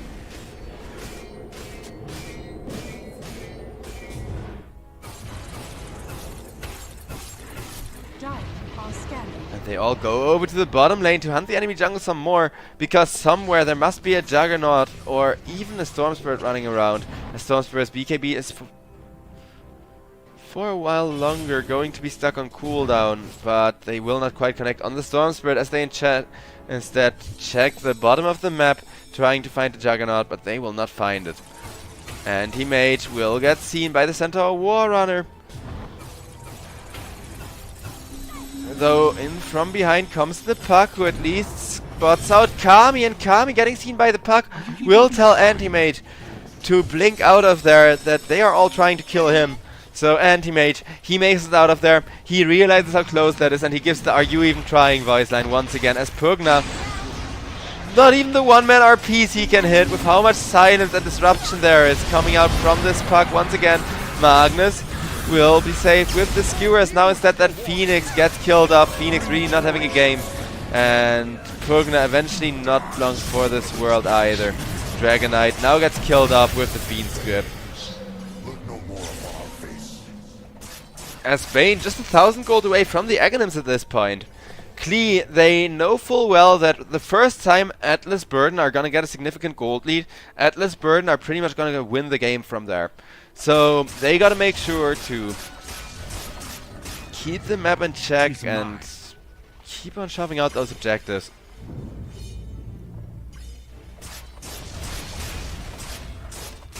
Dire's bottom tower is under attack. Dire's structures are fortified.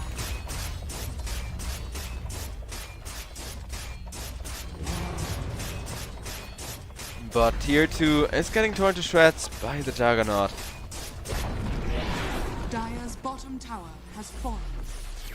And that will deprive Anti-Mage of farming space, even though Anti-Mage can get around enough to kind of compensate for losing towers. He's still having a huge amount of impact just by jumping all across the map.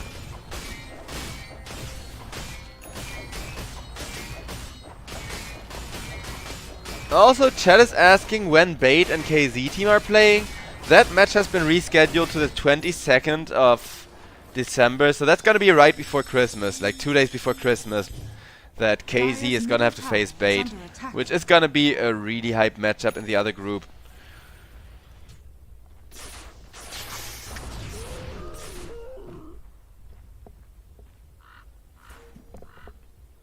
Radiant's top tower is under attack. Storm Spirit looking to pick up a Lincoln Sphere. Make sure to get that little bit of extra catch going for himself. Radiant's top tower is under attack. Whereas Anti-Mage with that butterfly ready. This is supposed to be his fighting time, but against Juggernaut, it's kinda understandable as to why he's reluctant. Who, by the way, that's another thing they've changed, of course. The new upgraded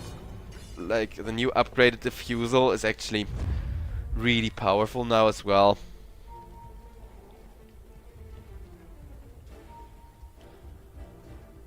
Well, actually, come to think of it, you get slightly worse value for your money. The suppress has been buffed, but in exchange for buffing the slow on it, you do kind of sacrifice a lot of damage for just a little agility. But I don't know, the suppress being buffed, it still seems good for heroes like Juggernaut that have to kind of use the diffusal blade for their catch. Slark as well, that's why I was surprised that Slark last game didn't go for a diffusal blade. Centaur, War Runner will perfectly find the initiation onto 2 as Roach is being done, and out comes the Bane ult as well, holding them down. Mitra Fanushka already nuked. Dragon Knight running for his life, but having lost the Phoenix, they will not get an egg for that fight.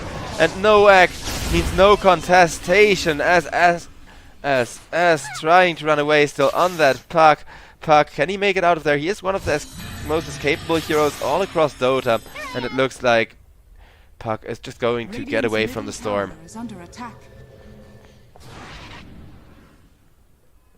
Still, that's gonna be a 2-4-1 with the Roshan going the way of Team Klee, so that could very well increase the chances of us having a game number 3 to the series here.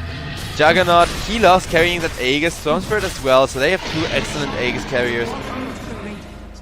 It's actually going to be the Juggernaut. Oh yeah, there's also now that Roshan's banner. For those who missed it. It's a consumable item that lasts for 5 minutes, and you buff one lane. You place it somewhere, and by placing it somewhere, you buff creeps that walk past it. Because there have been a lot of changes to the way Dota is played by this patch, and I'm sure not all of you read the patch notes. Manum will stun up the Magnus as Juggernaut with the mini slash trying to keep the fight under control, but this time around Juggernaut's just getting kited. His Puck, however, is going to get killed off just the second Mitra Fanushka respawns. And Mitra Fanushka, I don't think he really wants to keep taking that team fight anymore. I just want to know, where will they place that Roshan banner? Bane still has it. I did play like 2 or 3 pups in the new patch already, but we didn't really get to see any shenanigans with that, and it looks like they don't even want to throw that overpowered item down just yet. Dire's top tower is under attack.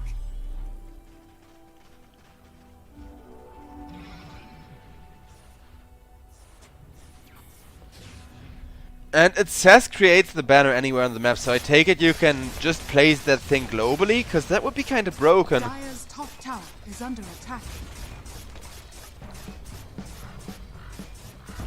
Since the one game I played yesterday where the banner actually dropped, it ended up being used by one of the supports, and I didn't get to like actually try using it myself.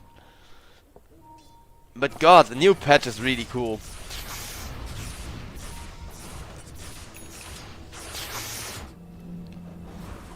Till the end, jumps the Dragon Knight.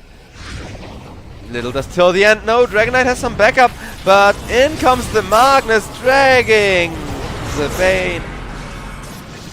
Dragging the Dragon Knight out of position to try and keep the Bane safe as Phoenix silenced and no ultimate once again. Phoenix, sir, you are never gonna get to act, they say, as they kill off Hellscream as a bonus kill. And with that, another decisive fight for the side of Team Klee, whose Juggernaut is looking absolutely obnoxious to deal with. He can go for one more item, as that Midas has already really paid off for Kami. Jug, he's going beast mode and not having to build that Battle Fury and instead being able to replace it with a different, better damage item. It's huge.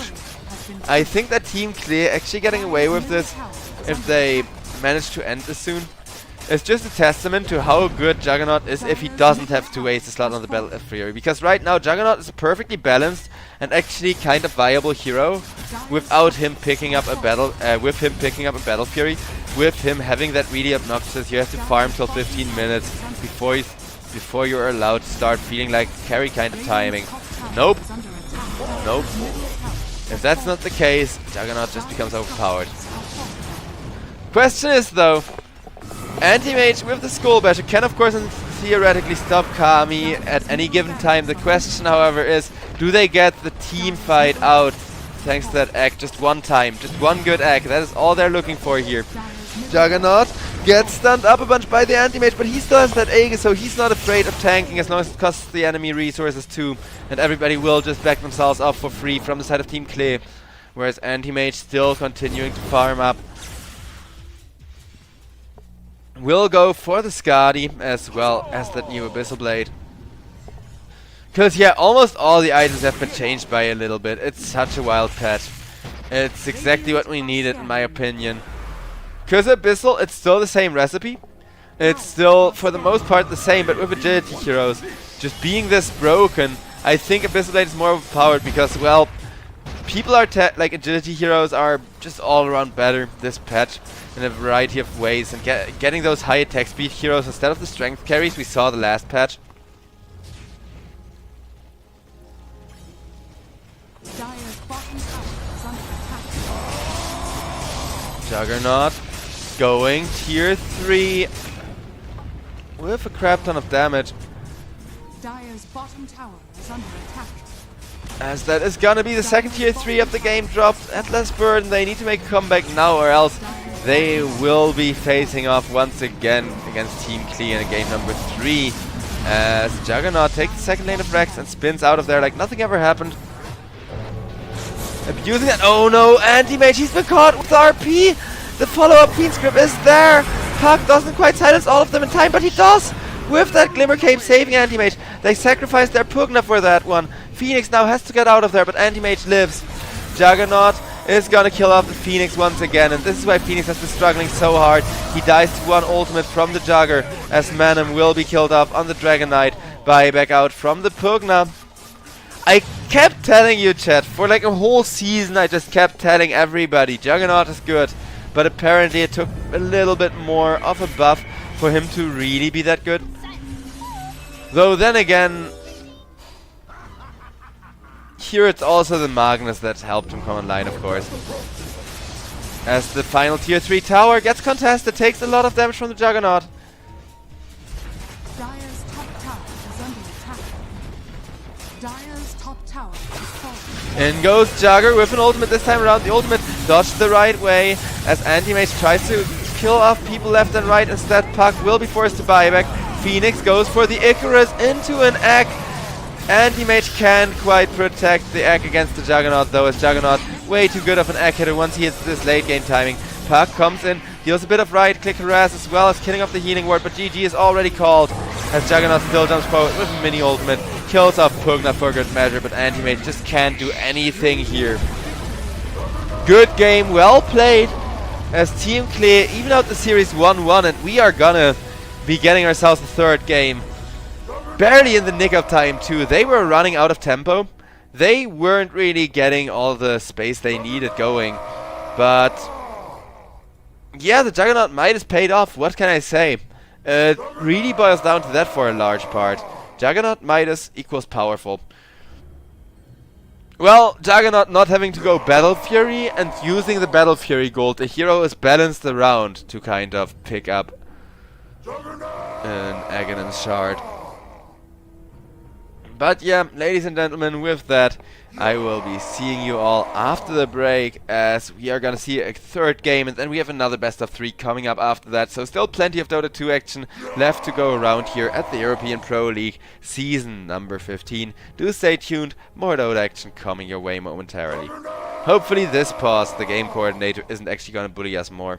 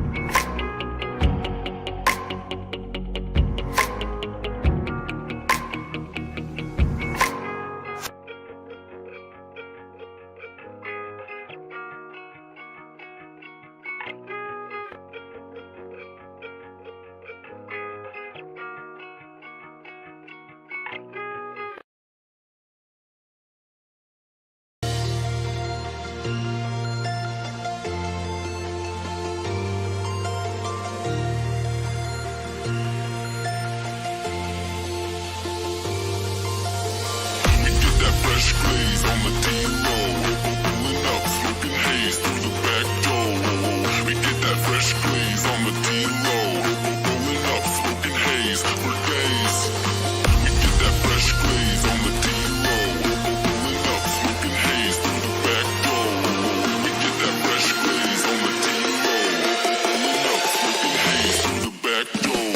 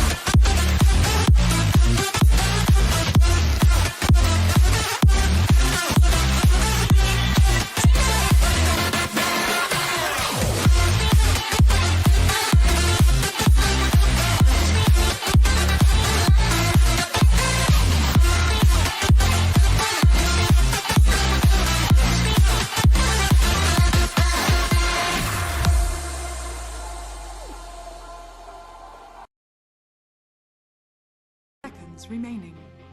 Alright, ladies and gentlemen, with that, hello and welcome back to the European Pro League season number 15. We got ourselves the third game of the first best of 3 here between Team Klee and Atlas Burden. Team Klee, they are known for playing these aggressive, in-your-face kind of drafts, for being known for their very fast Dota, and the laning stage had me extremely worried that last game because Juggernaut is such a hit-or-miss hero. But thanks to the Magnets giving him that empower, doubling his farming speed effectively, Juggernaut just had such a good timing after item timing after his Midas was done, that it was just barely enough to compensate for that. So in game number 3, I hope we get to see some more of these new meta heroes. We get to see some more creative drafts instead.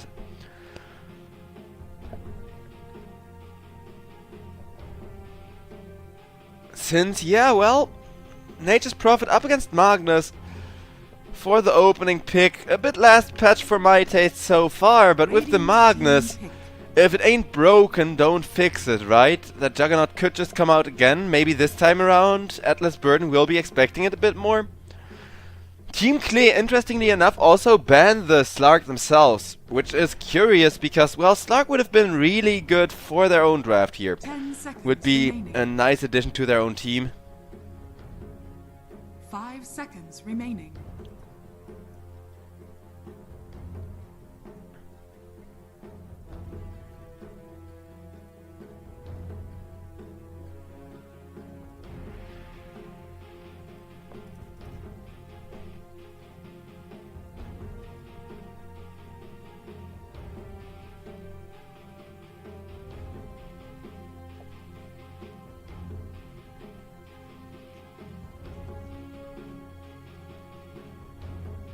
Dire team pick.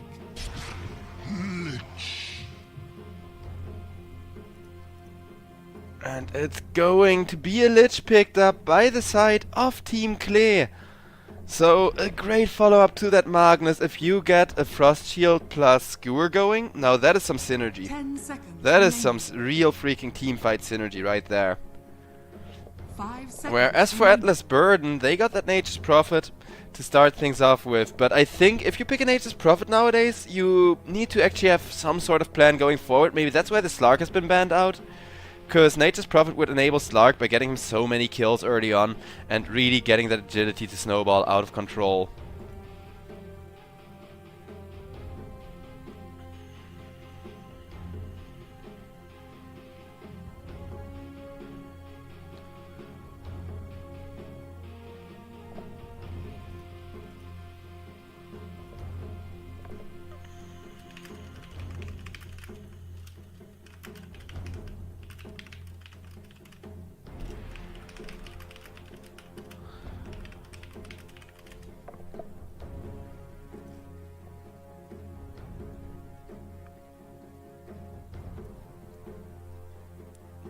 Atlas Burden about to come up with something here.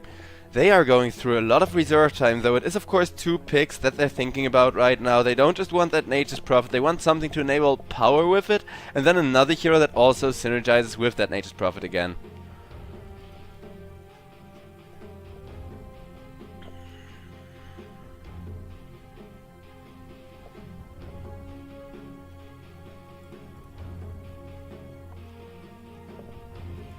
Not really a lot going on still, so much reserve time just being used to make sure they don't miss draft on accident, that they're actually all on the same page about who wants to play what and what's the new meta actually like. Because yeah, teams are still in the stage of figuring stuff out, of trying to make sense of this meta that is developing with so many items being reworked. Personally, I really like the Ring of Tarask. I think it's such a nice item if you can pick it up early Radiant team on one of those beefy offlaners that wants to go for a hard anyways. Atlas Burden will pick themselves up a Dazzle now for a lot of extra burst healing as well. So 2 super defensive supports coming out. That indicates that they're gonna go do something greedy here. Double down on a little bit of in-your-face Dota, play that good old push-heavy playstyle with Dazzle, of course, rushing the Aghanim Scepter nowadays to really double down on the teamfight damage.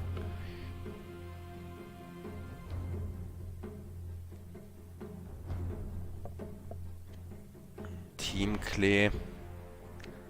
also kind of low on their reserve time. There's a reason why this draft has been taking so long so far, as it will be a Faceless Void picked out. Also a bit of an old meta hero, but last patch everybody played that Faceless Void a lot, so I guess they should still be warmed up to land those Chronospheres. And Faceless Void plus Lich ultimate, it is really strong if they want to commit the Faceless Void early into those fights, so I think that's gonna be the approach for the time being. Just commit the Void into all of those really big fights and brawls.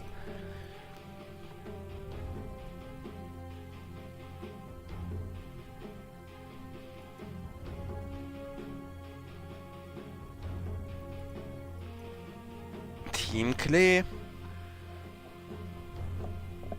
Dire team pick. Got about 10 seconds as it will be the Timbersaw picked up. Ooh, gotta love it. Timbersaw, of course, another fast hero, but right now both of these teams are kind of trying to out-aggro one another. That's also why 2 defensive supports have been picked up by the side of Atlas Burden to make sure that the hyper-aggression from Team Clay, should they end up going for that, isn't going to completely tear them apart. Because yeah, right now I see a really juicy timing for a level 12 Faceless Void to just team wipe 2 times in a row, where it's like Chronosphere, Lich ultimate. Oh hey, Chronosphere is ready again, Lich ultimate. And that synergy, it's only going to get stronger as the game goes on here, as that of course is the nature of those heroes. Urza picked up by the side of Atlas Burden, making for a lot of improved team fight and in-your-face type of damage. 5 seconds remaining. Radiant team ban.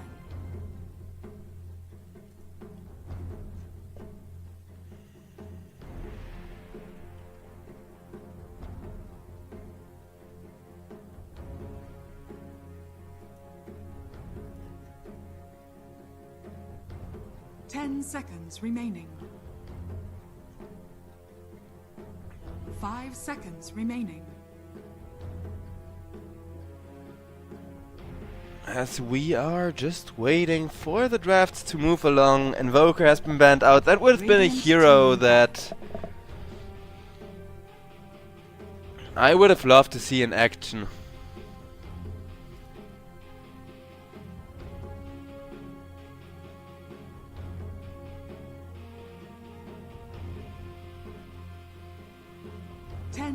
Dire team back.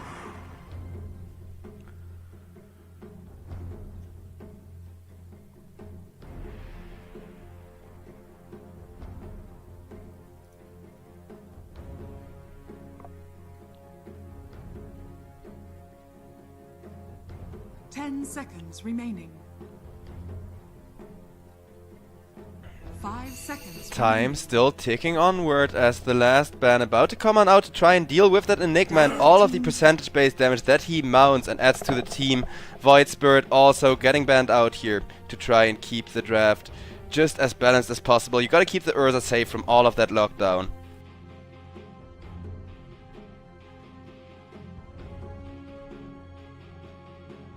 Seconds remaining. 5 seconds remaining.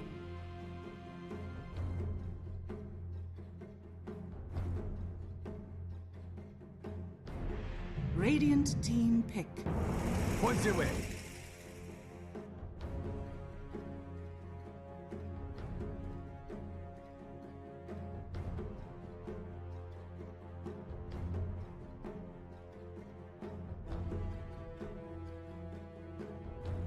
Seconds remaining.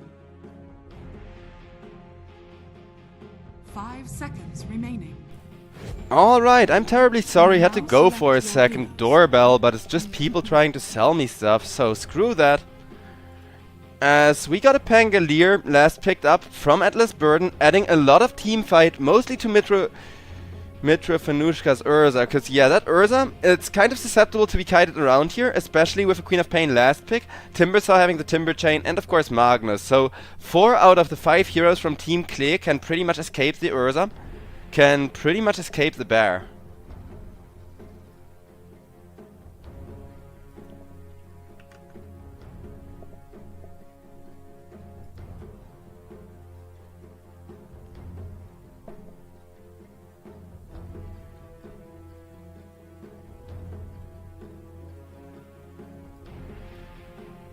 Everybody waiting for the lowdown in, as there isn't really any surprises happening as far as the laning goes.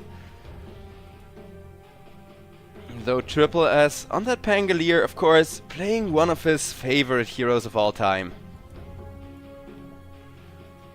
So yeah, I think he's going to be looking very strong on the mid lane in that matchup against the Queen of Pain, because Queen of Pain is susceptible against physical damage, against physical harass damage especially.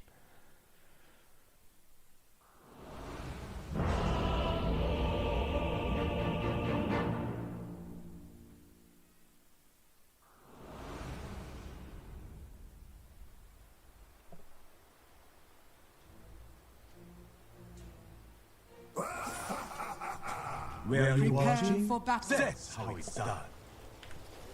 Lots of fun little voice lines coming on out. A loss so small, the world will hardly notice.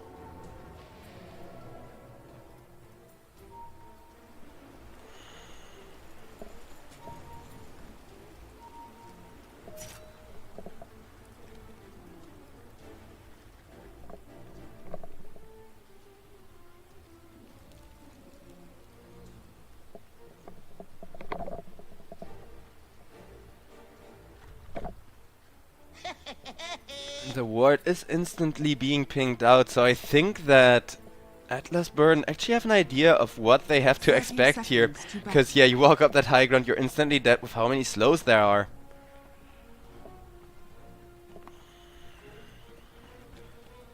But Ursa against Faceless Void, more often than not, this matchup favors the Faceless Void by just a little bit.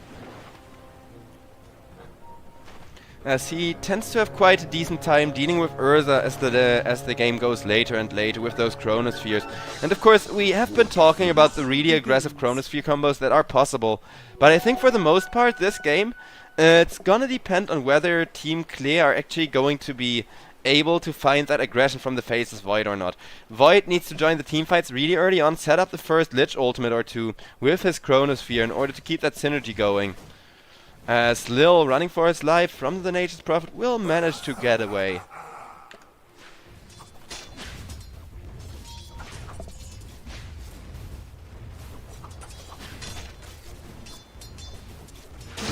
had that, didn't you?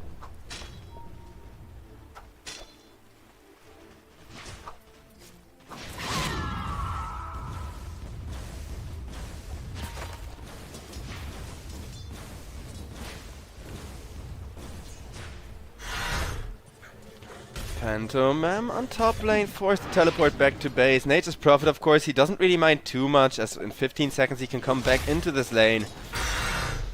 But yeah, Nature's Prophet not having a fun lane, despite him and Ursa generally be considered one of the better synergies. Because you can lock people in place and then have Ursa deliver all of that damage.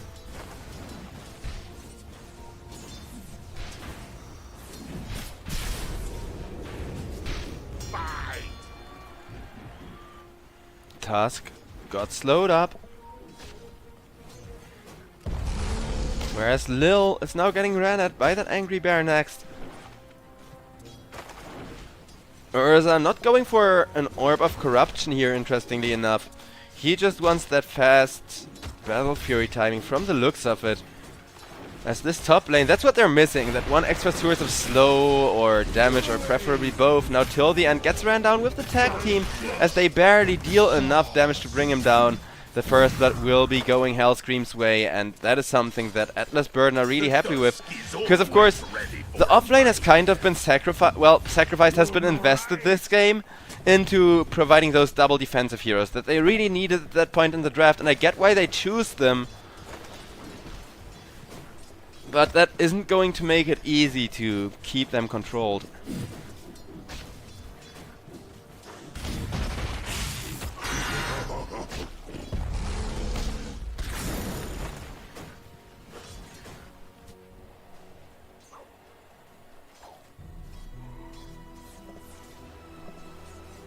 With a 1k gold lead. Top is now once again being a really hard lane for at least Lil support Magnus here.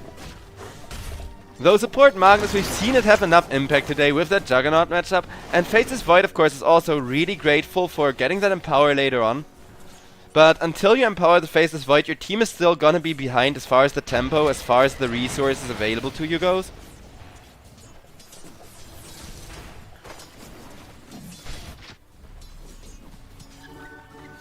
So as everybody continues biding their time, I can't wait for that exciting mid-game, where we are gonna see such fancy initiations come out from the Magnus, from that Queen of Pain Faceless Void, but also from the side of Atlas Burden.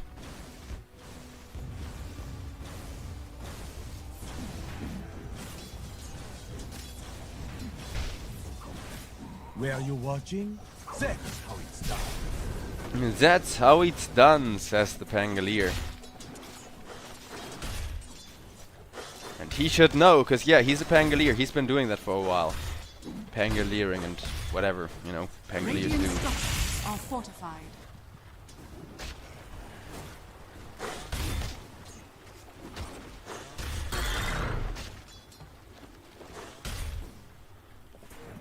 Looking at the last sets, Urza and Dazzle still having an excellent time in both their lanes. It is however the mid lane where Queen of Pain actually managed to pull ahead of Triple S. Now however being ran down by both Pangolier as well as the Nature's Prophet. Queen of Pain is gonna die, and that means all three of the lanes are currently going in favor of Atlas Burden. And as I say that, over on the bottom lane they will get a bonus kill as Manam on the Dazzle still trying to run. Faceless Void is slowed up and has to teleport out of there with that blood grenade. Luckily for him, no snowball available just yet. But yeah, this Tusk plus Dazzle just having gotten a little bit of a lead, both going 1-0 and 1, means they now have enough mana and enough resources to actually pretty much continuously stop the lane in its tracks.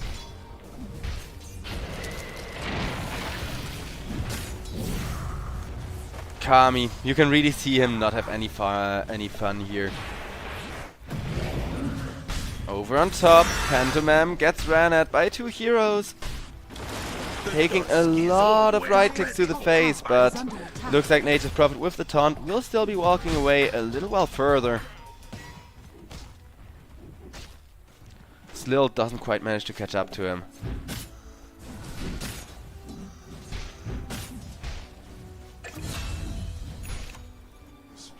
Ooh, as I say that though, Lil, he went for the wraparound and dived the Nature's Prophet, as Nature's Prophet was instead trying to go for a pull, go for a bit of lane equilibrium.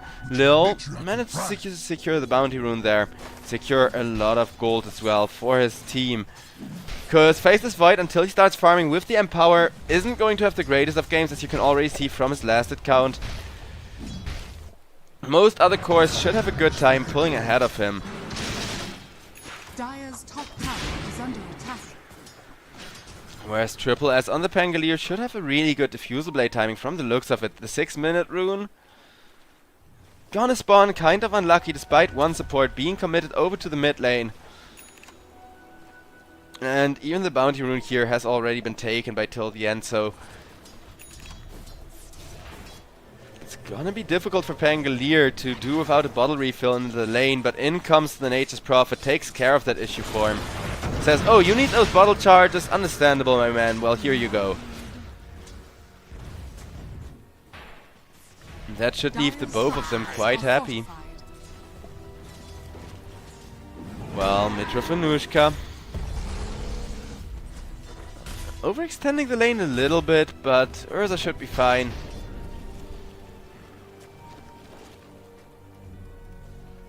Faceless Void opting for the early Mask of Madness here, which has been changed in recipe and what it gives. So Mask of Madness, it's now more of a farming item, and I dislike it a lot less. Because yeah, now those agility cores benefit more that it gives you damage, and you still get attack speed from activating it. Two people being caught, being saved in a nice snowball though, as they're gonna try to walk out of there. Lil in a nice position, but Hellscream with the blood grenade turning around on the Faceless Void. Faceless Void killed up, Lil taking so much tag team damage, as he is just going to get beat up by everybody.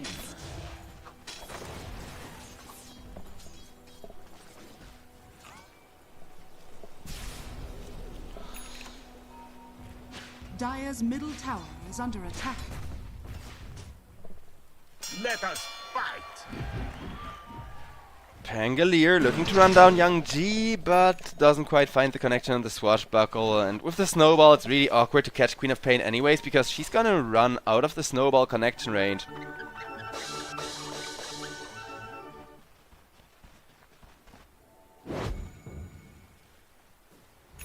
Come and fight me. I will miss my reflection.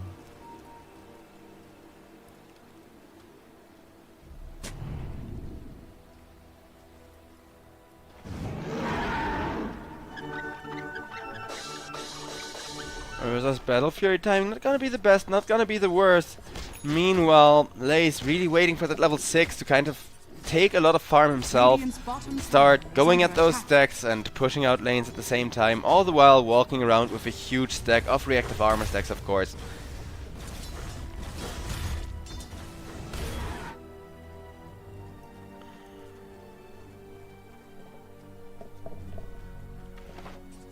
What I'm most surprised about, though, is that Queen of Pain skipped the ultimate completely for now, is holding a skill point for it, so can skill the ultimate at any time, but we don't see Young G aggressively rotate and try to put pressure on the side lanes. He's instead trying to catch up to the Pangolier, and well, he has managed to catch up to the Pangolier quite well, as Triple S still going 0-0-0 with just one assist.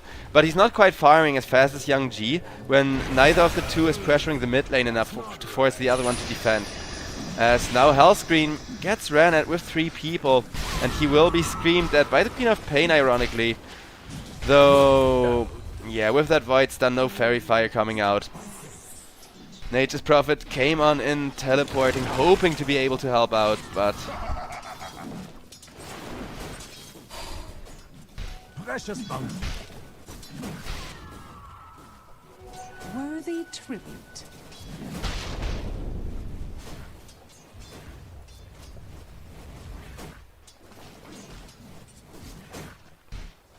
Bottom lane still getting shoved in and pressured more.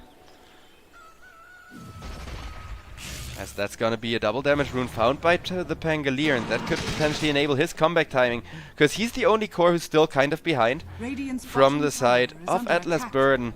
Whereas at some point Dazzle will be kind of making up for that, will be compensating for that by throwing out Shadow Graves and heals.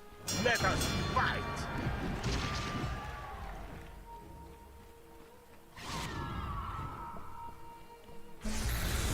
Two people, 3 people smoked from the side of Atlas Burden, as they look to take over the aggression just as Lace has finally started getting to work on that crucial jungle timing, on that crucial farm that the Timbersaw really needs to succeed in life.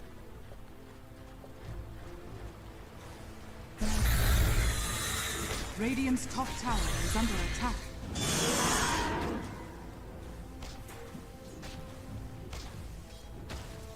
On top lane, a lot of aggression happening. Are fortified. Though even with the catapult, this tower isn't going to die too quickly just yet. They do want to push it down, they pressed the double damage rune for it, now they gotta use it. So that is gonna be the first objective, going the way of Atlas Burden, after they manage to secure a lead throughout that laning stage. Over on mid, Queen of Pain could get ganked on by Hellscream now, who is in position trying to set up for it. But yeah, with the creeps just kind of being on the other side of the lane, and maybe even an SS being called, considering how long Tusk had to stand there without any success. Their game sense will keep them safe, and Team Clear can look forward towards the next team fight, because they do have that Chronosphere now available, and can consider bringing in the Faceless Void to try and help out by setting up the big Chronosphere to get the Lich ultimate to bounce, to get all of that synergy to work out for them. The seeds of hope. Regeneration. Dire's bottom tower is under attack. Also my doorbell again. If it's that salesman again, I am gonna yell at him, so give me just 1 second. Hopefully it shouldn't take too long. Dire's top tower is under attack. Radiant's middle tower is under attack.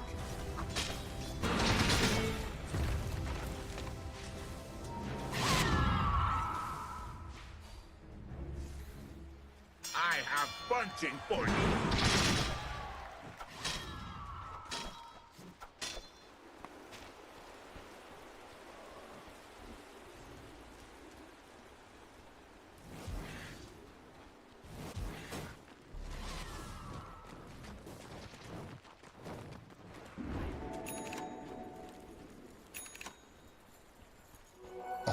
one's for the dead.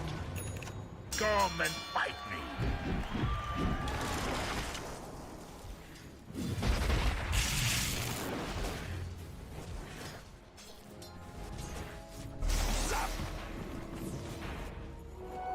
Dazzle.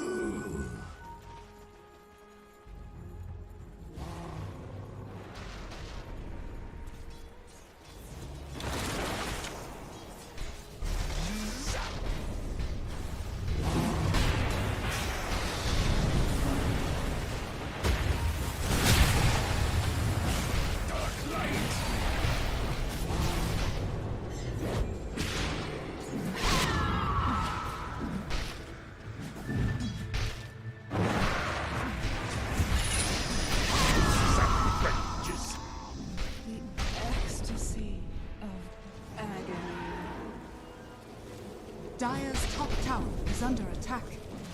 Radiant's bottom tower is under attack.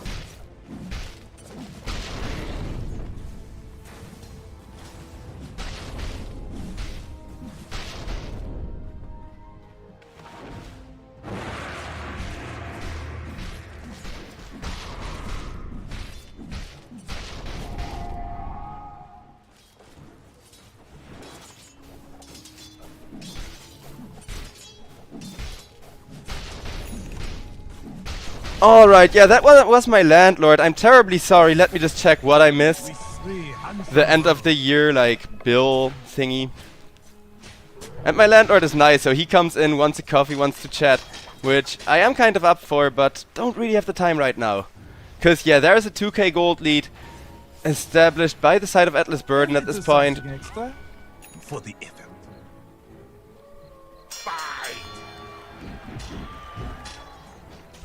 As they go for a 3-man smoke. Looking to get something done over in the bottom lane. Radiant's bottom tower is under attack. Till the end, also about to get rolled down by the Pangolier with the Rolling Thunder, as now that mid-game timing is there for Atlas Burden, and Triple S will finish the job with his Diffusal Blade online, adding a lot of damage to the mix. Kami on the Faceless Void is going to just teleport out of there. Also, my cat is going entirely insane right now, because my landlord was just here, and like the cat of my landlord is the mother of my cat. Like he gave me the kitten. So now that thing is going freaking crazy, because like he smells like her mom and is meowing and trying to claw at the door and stuff. So if you hear some random meowing noises, try to ignore them.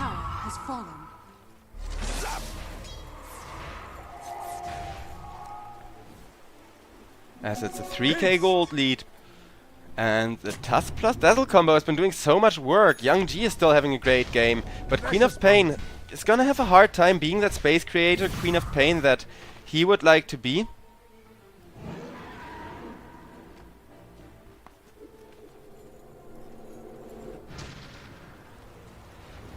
As Dazzle is now coming out to the top lane.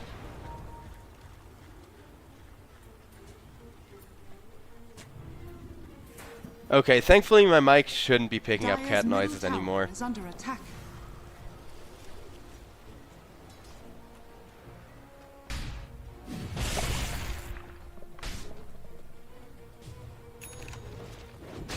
As the 3k gold lead continues to grow, with Urza hitting the free farm with that Battle Fury. Kami, he has that Chronosphere available though, so can try to actually go for some big setups.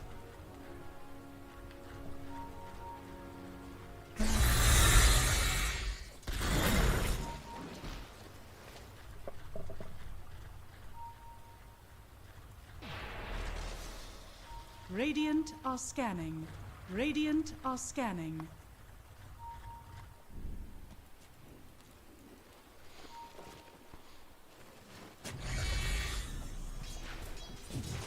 Magnus setting up the RP onto Pangolier, skewering Pangolier out of position straight into the Faceless Void and a Lich. The Queen of Pain ultimate will have to be used, but better Queen of Pain ultimate than the full-blown Chronosphere, am I right? Dire's middle tower has fallen.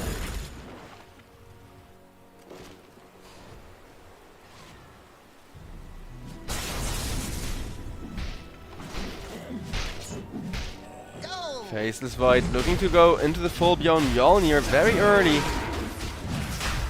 As Roshan will be killed off by 3 people surrounding him very soon at this rate.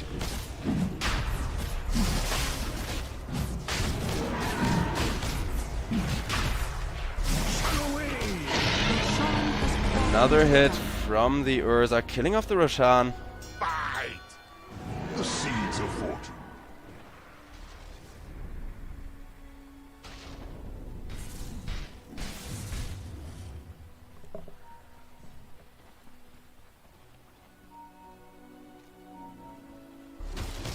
Let us fight!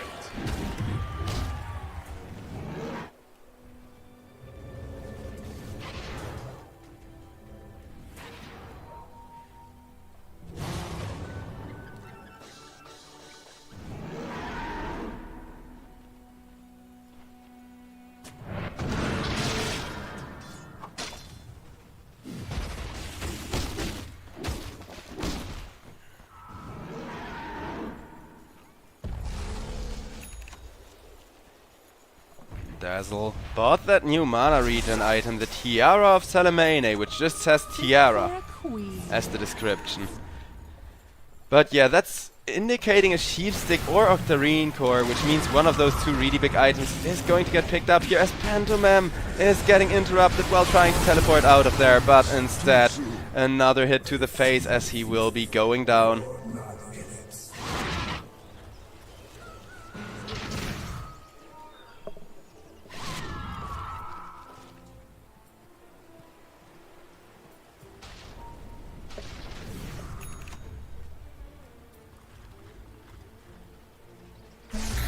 Mid lane is getting pressured down as well.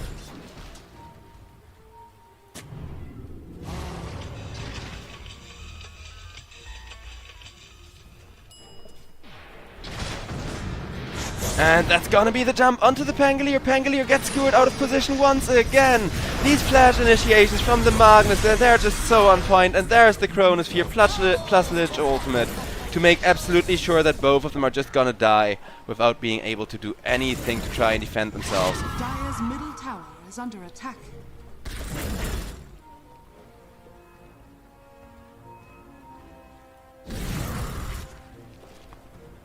Dire's middle tower is under attack.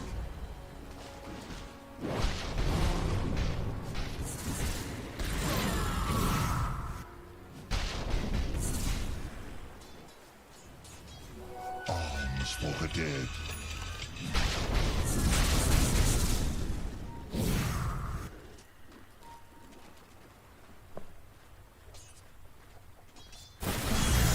Nature's Prophet gets caught, will be skewered, will be locked in place. Pantomime trying to teleport away, but even with all of his might, Nature's Prophet just doesn't do anything. Well, he's actually not that fat anymore. He was ahead of the Magnus support by a little bit last time I checked, but now that he has that Spirit Vessel, he really only got a Spirit Vessel going on for him.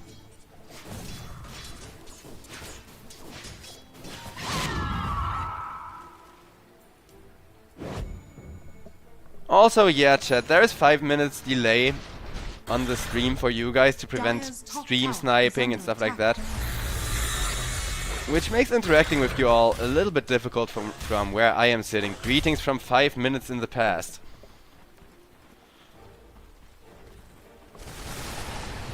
As it's gonna be a 3-man smoke this time around from Atlas Burden as they're trying to take back this game in their own favor.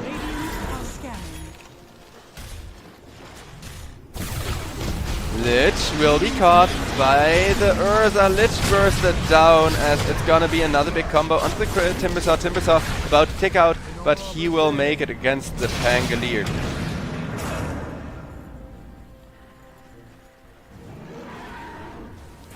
Radiant's bottom tower is under attack.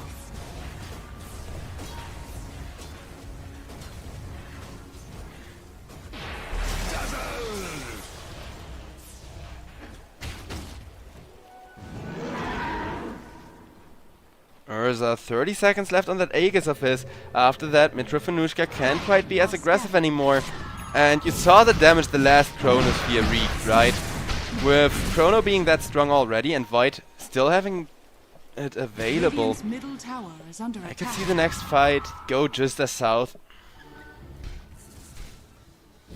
Dire's top tower is under As attack. Faceless Void now also going for that new and not really improved Eye of Skadi.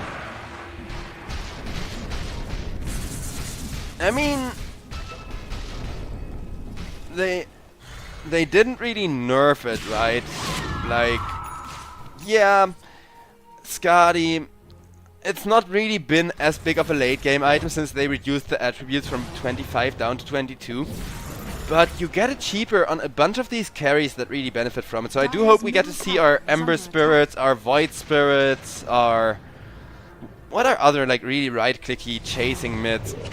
You get what I mean though, those kind of Spirit-esque melee heroes and all of the like mid-lane super fast moving melee heroes are gonna be super exciting to watch with the new Skadi, allowing them to chase way better.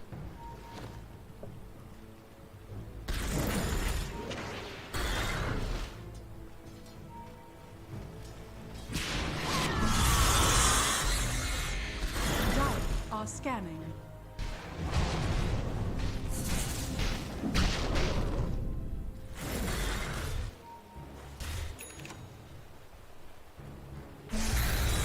Dire's bottom tower is under attack.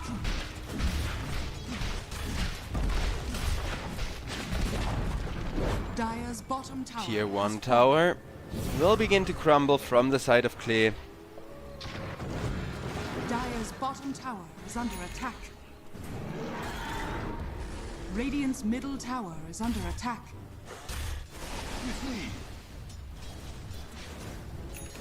As there is Dire's bottom 2k tower gold is lead under now. attack.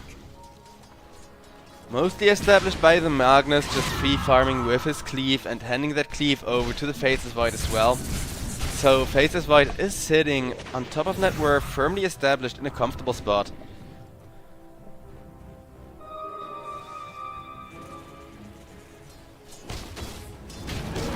Precious bump.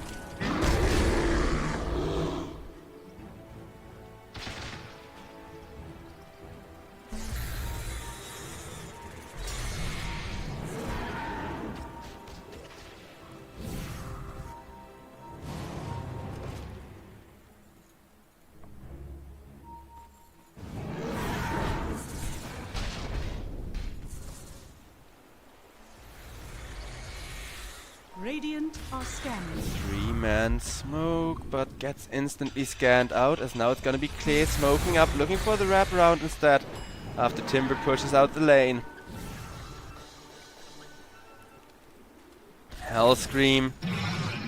Oh god, he's gonna walk into 5 at this rate. Maybe not, he will be breaking the smoke and they think he actually got backup. Now they realize, hey, there's a Tusk there, and Lace is gonna come after him, but Hellscream, he realizes the position he finds himself in, hey, and screaming, hey crap, people are chasing me.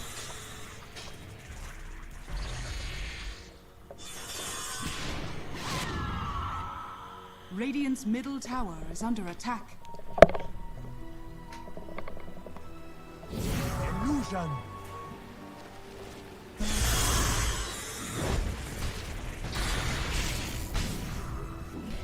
Amazing what you Radiant's found middle lying tower around. has fallen.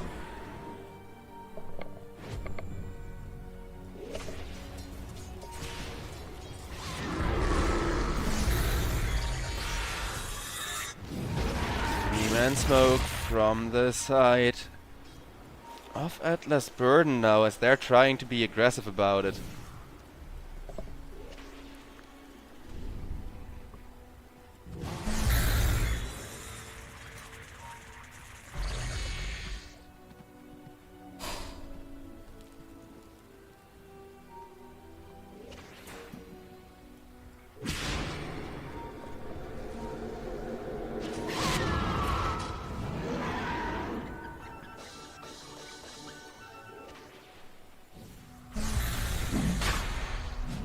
Roshan getting surrounded by 3-4 people. Radiant's bottom tower is under attack.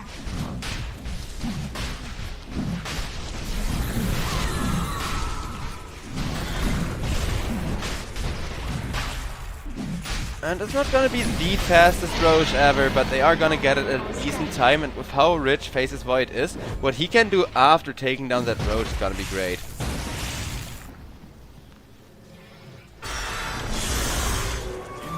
Entomem trying to teleport out, but Lich will be there with a catch at the last second, and that means Timbersaw is just gonna cut down the living tree. The tree he likes the least of them all.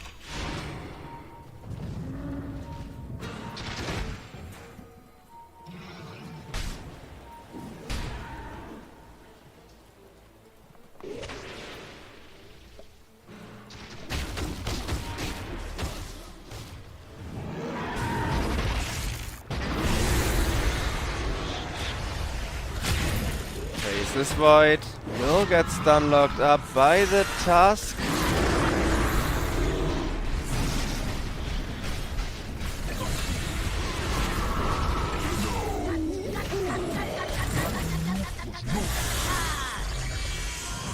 That's gonna be 2 more 4k gold lead. They're gonna die for even more yet.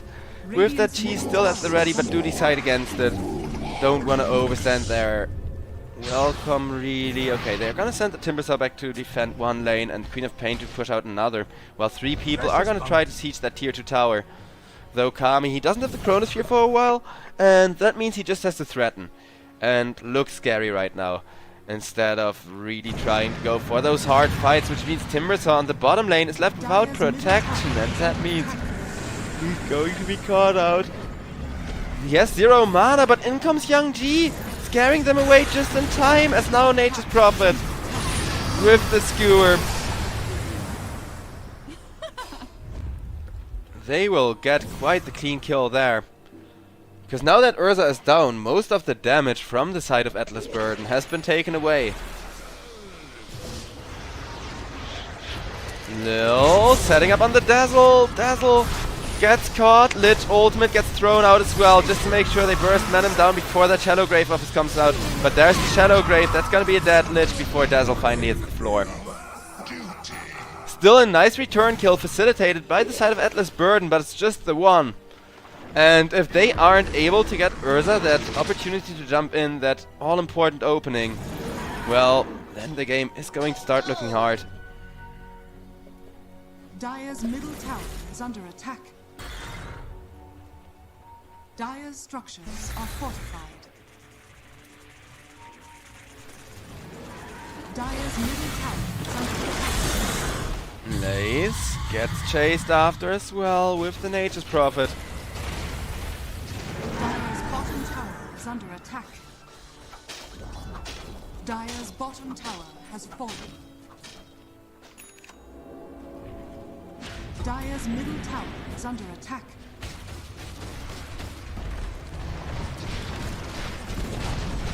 Dire's middle tower has fallen. Hellscream manages to dodge the Tusk's aggression. He's still ticking lower and lower, trying to teleport away now, and will make it.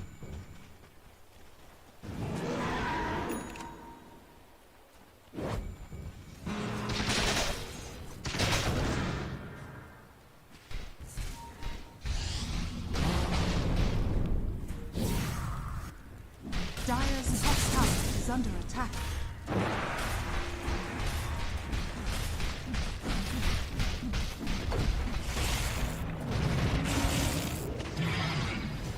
Dire's top tower has fallen.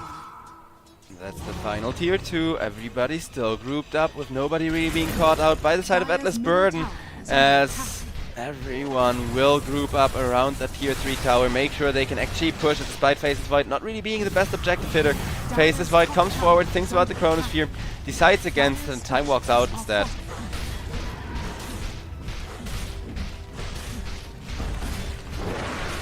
That's a fortification rune used for the tier 3 tower. The ranged Rex will be falling. As long as that Chronosphere and the eggs are up, what can they really do? But 30 seconds is a long time to watch your base getting pushed, so Urza and Tusk will be going in. The snowball save allows Mitra Fanushka to get out the BKB. The Lich ultimate still not killing off the bear, as now Urza is angry, wants to look for the turnaround, but the only one frontlining is Kami, who still has that second life, as Lich will be killed off by the Rolling Thunder now. Timbersaw and Queen of Pain still unafraid as they are full everything, but Lil needs to skewer himself away. As Faceless Void's Aegis has been reclaimed, and now Kami is actually on the run for his life. He does manage to time walk right under the enemy tower, but he will not manage to do that follow-up TP. And yours will not prevail.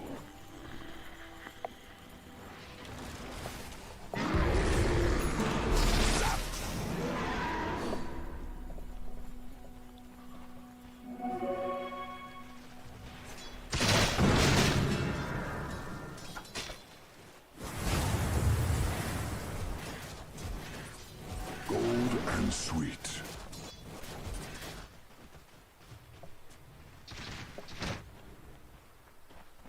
Urza looking to go for an MKB now to help him deal with that evasion that the Faceless Void already has picked up technically. It is sitting in his backpack right now, but better safe than sorry. And on Urza, with his attack speed, the extra magical damage procs from the MKB are kind of nice once you already have that Skull Basher to actually keep people there for you. Illusion.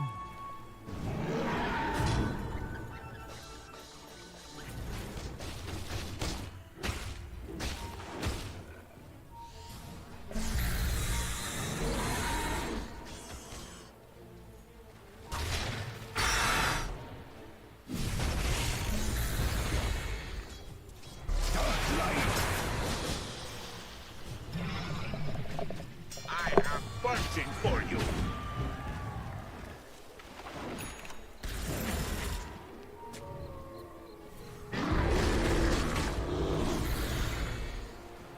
Radiant's Over on the bottom top lane, tower the is under aggression attack. is going to resume.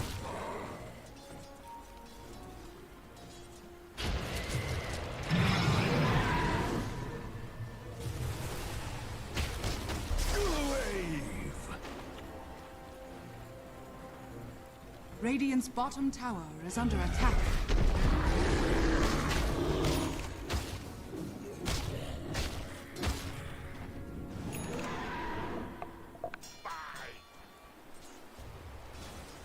Radiant's bottom tower is under attack. Bottom tier 2 tower gets destroyed slowly but surely with a bunch of catapults hitting it. Well, over on the mid lane, Tusk, he wanted to place a ward, instead he finds the enemy team, but he manages to walk away as he still has that snowball available. Will now be forced to use it onto the Magnus, and that will drag Tusk out of position, but the blink! He blinks in time, blinks further back even, punches till the end, and will eventually be killed off by the full enemy 5-man stack.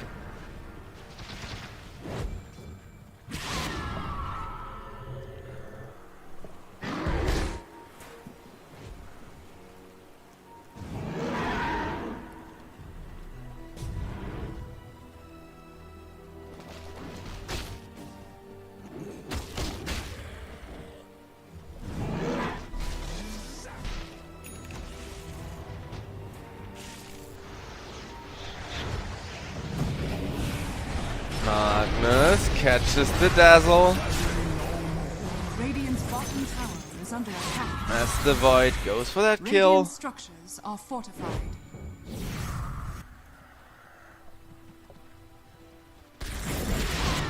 Dire's top barracks are under attack. Radiant's bottom tower is under attack. Dire's top barracks has fallen. Radiant's bottom Top tower lane has torn fallen. down. Dire's structures are fortified.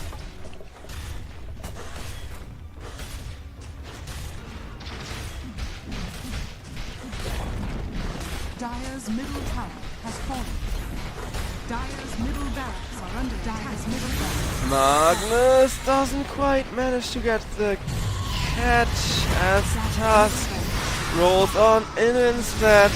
Wants to go for the brawl, but Kami instead gets the kill off. Final tier 3 exposed, and Faceless Void does have another Chronosphere ready, so Dream, aka Kami, looking to go for more.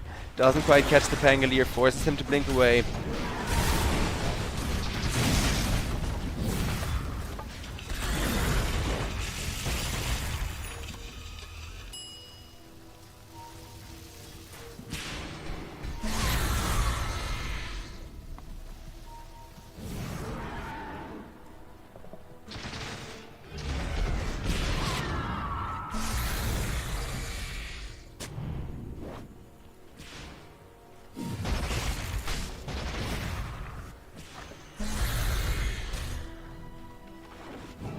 Final lane of Rex is going to be standing, defended by some trees, as everybody makes their way towards the Roshan from the side of Klee though. And they do have a Chronosphere, so I guess they're not afraid if this Roshan is getting contested. As now everybody from Atlas Burden knows exactly what's happening, are rushing towards the Roche pit with the smoke up. Faceless Void though has already hit the Roshan down to half health, and he wants to take it down even lower.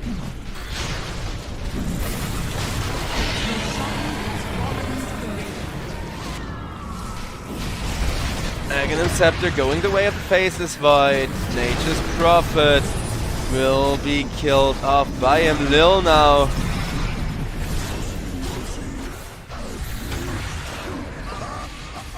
Will go down as well. Mr. Fanushka goes down and Young G gets the bonus. I'm starting to think that's gonna be game number 3, ladies and gentlemen, as Tusk goes down. But 70 seconds, no Urza, means everyone now wants to push, and Timbersaw already rushing down the mid lane with that chakram of his, with all of the blades flying through the air.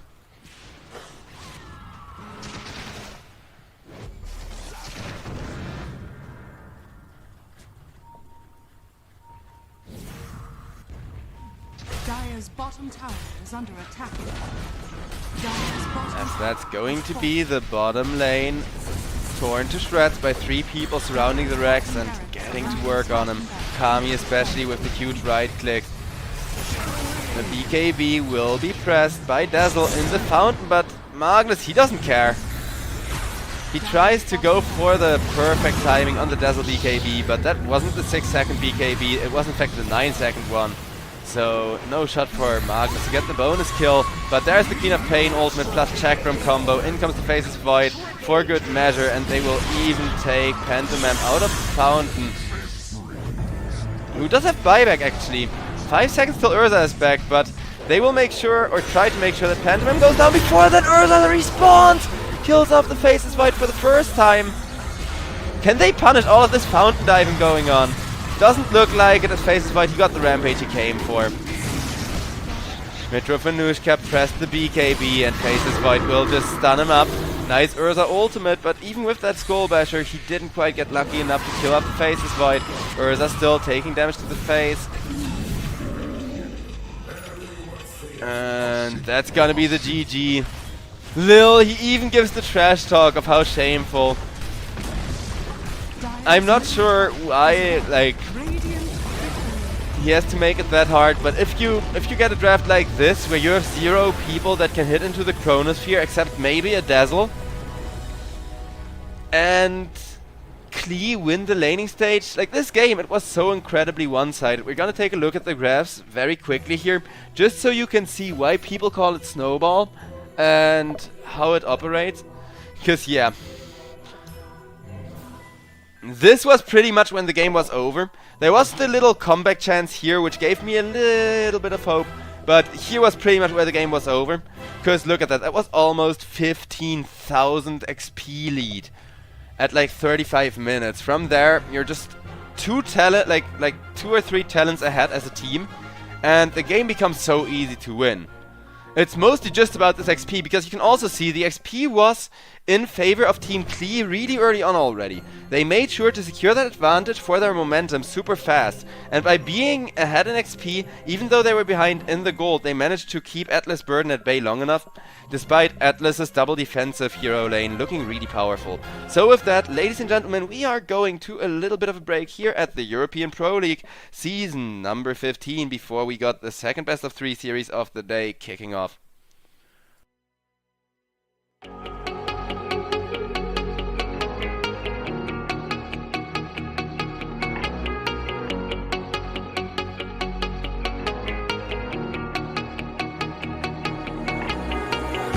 When I'm lonely in the dark, I know you are with me, yeah. Don't you see that I need you so much? Don't you see that I love you so much? Oh, na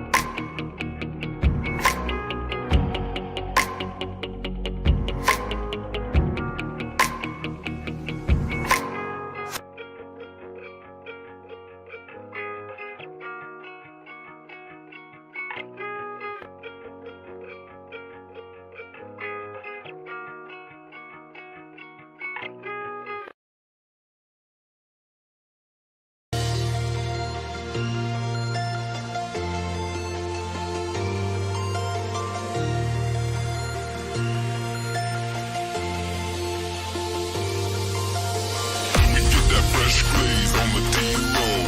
Pulling up, smoking haze through the back door. We get that fresh glaze on the D-roll. Pulling up, smoking haze for days. We get that fresh glaze on the D-roll. Pulling up, smoking haze through the back door. We get that fresh glaze on the D-roll. Pulling up, smoking haze through the back door.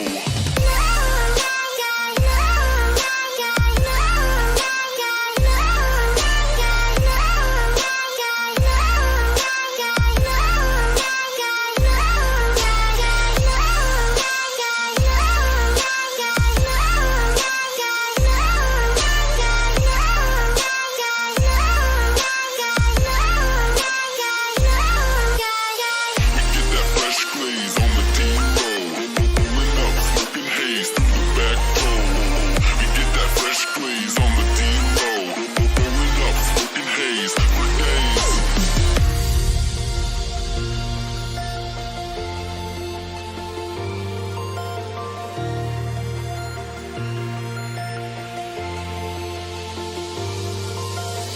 We get that fresh glaze on the D-roll. Pulling up, smoking haze through the back door. We get that fresh glaze on the D-roll. Pulling up, smoking haze for days. We get that fresh glaze on the D-roll. Pulling up, smoking haze through the back door. We get that fresh glaze on the D-roll. Pulling up, smoking haze through the back door.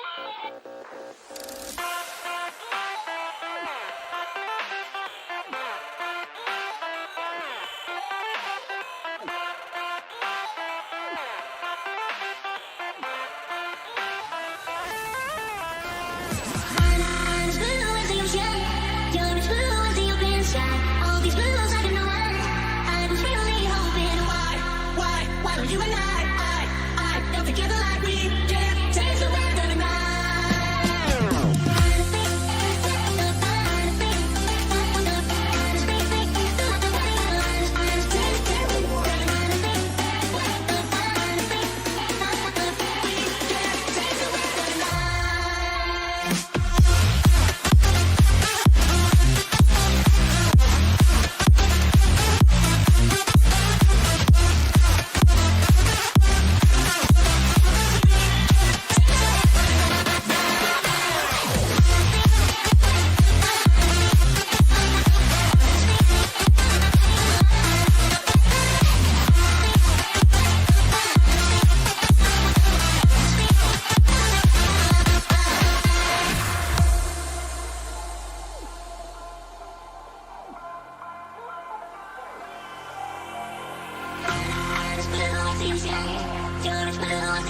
All these battles I can run. I was really hoping hard. Why would you and I got together like we can't change the weather tonight. I'm as blue as the ocean. You're as blue as the open sky. All these battles I can run. I was really hoping hard. Why would you and I got together like we can't change the weather tonight.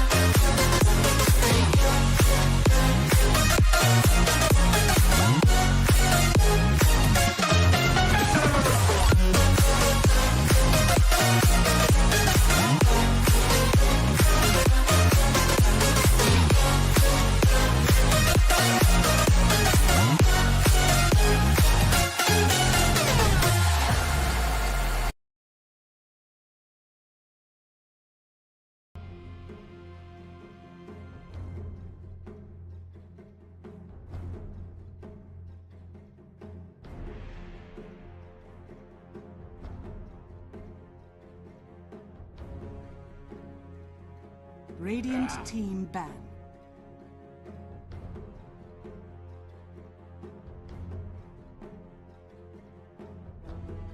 Radiant team pick.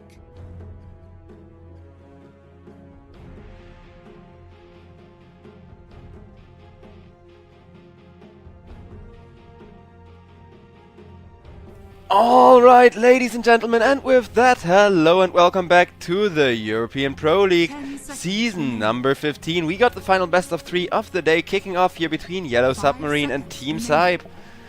As it looks like Yellow Submarine are going to stay with the true, tried and tested Primal Beast, because yeah, it has still been doing well enough for itself last patch that everybody really values it.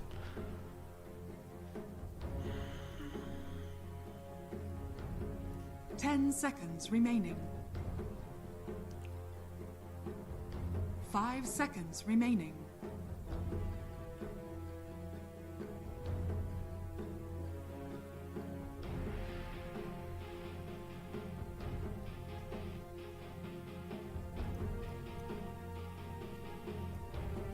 And Abaddon will be followed up with a Dark Willow for a little bit of extra impact with that Bedlam.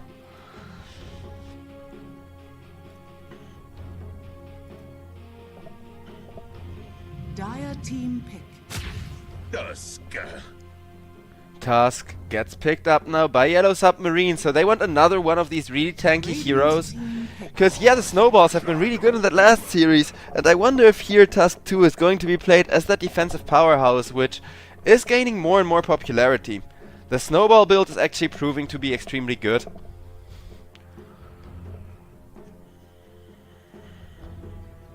Seconds remaining. 5 seconds remaining.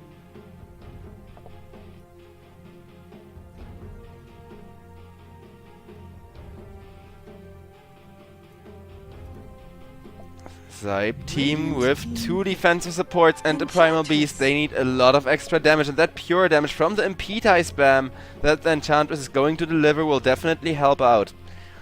The healing also decent, but I think what's way more important than the healing from Enchantress is all of that creep army coming in during the laning stage, right? 10 seconds remaining.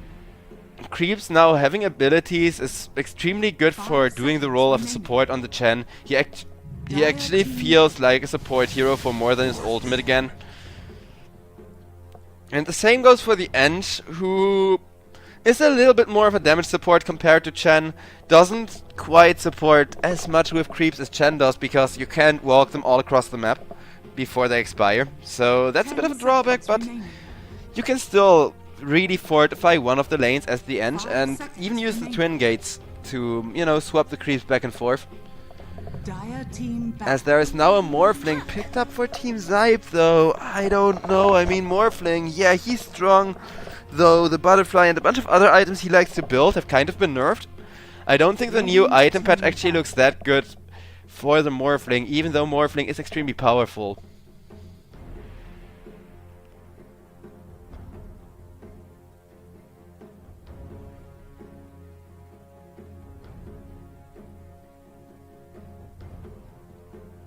Seconds remaining.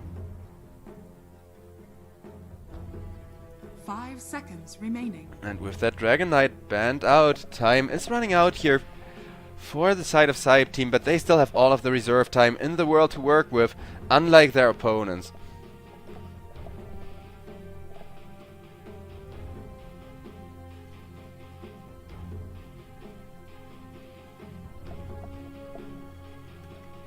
SIBE team, let's see what they want to ban out. It's gonna be a Muerta for one, which makes sense, but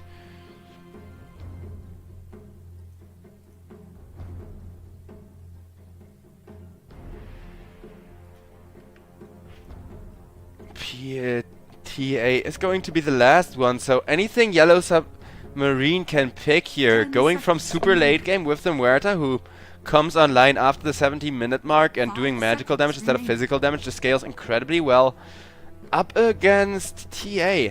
And I think it's really interesting, because both of these picks would make a lot of sense, and something like the Juggernaut we've seen earlier today would also be amazing, because I'm really happy that Juggernaut is actually a thing again. and is gaining popularity nowadays.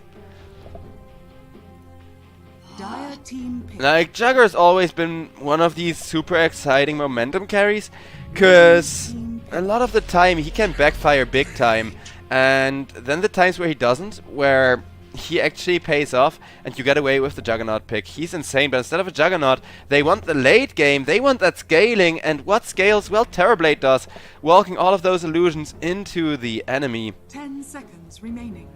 Really keeping the map controlled that way. 5 seconds remaining.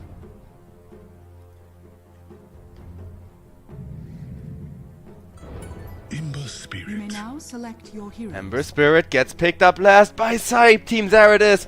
I did go on rambling about how the new Skadi makes Ember Spirit a lot better going into the late game.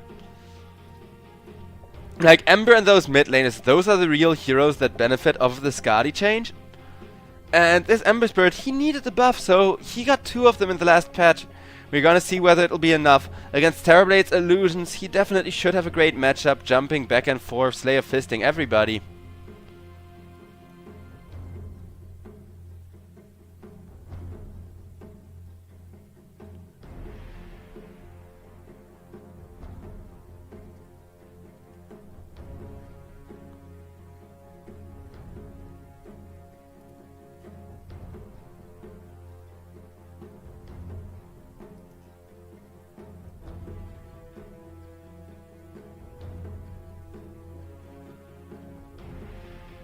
And with that, ladies and gentlemen, we are waiting for that load on in. Terrorblade, of course, is kind of susceptible to that pure damage coming out from Enchantress, as he doesn't really have the biggest of health pools, and it will not be an easy Terrorblade game. But keep in mind that he has both a Shadow Demon to create extra illusions and make chaos with them in the fight, and that Tusk also can save Terrorblade and allow him to get out those really clutch kind of ultimates, the Sunders, to try and get themselves back in the game that way.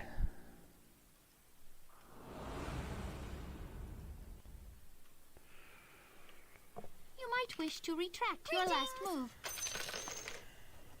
Adios, adios, payasos. Adios, payasos.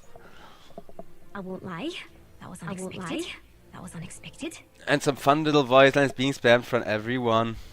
Yes, Hoodwink didn't, Dark Willow didn't expect that one.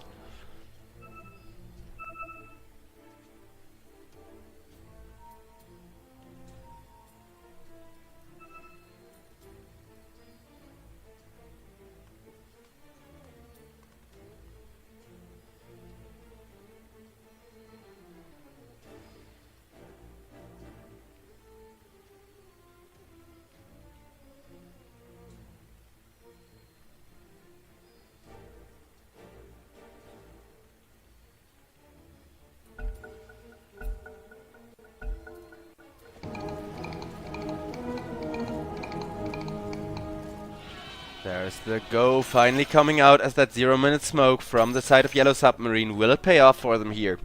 They are good at those 0-minute level 1 fights. It is something their draft is actually incredibly well built for. Even Terrorblade, who I know people think is crappy early game, and I do kind of agree with that assessment because of his 500 something health, he does have that reflection at level 1, so at level 1 you get an extra slow, you get extra poke damage to make people's lives more difficult.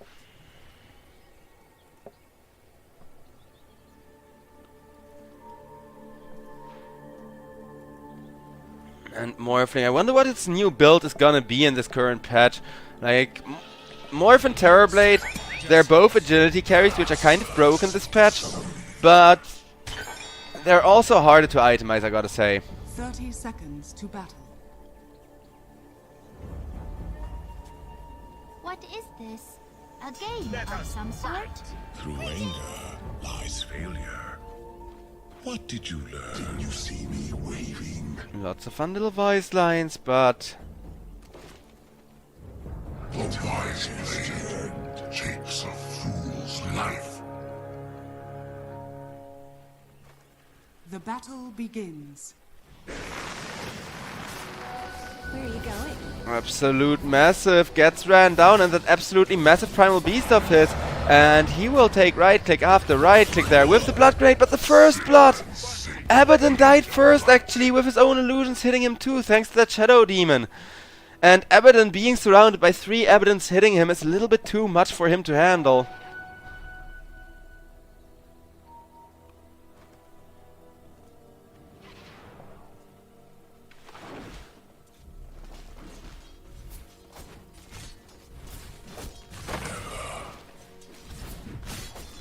Fun little voice lines, and Class No Cruto getting poked a lot again after being first blooded with that tag team aggression and a follow-up blood grenade. It will be enough for Yellow Submarine to get the start they were looking for here, as Terrorblade now going 2-0.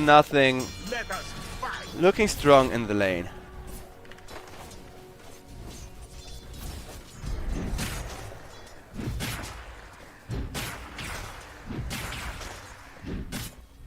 Don't run off.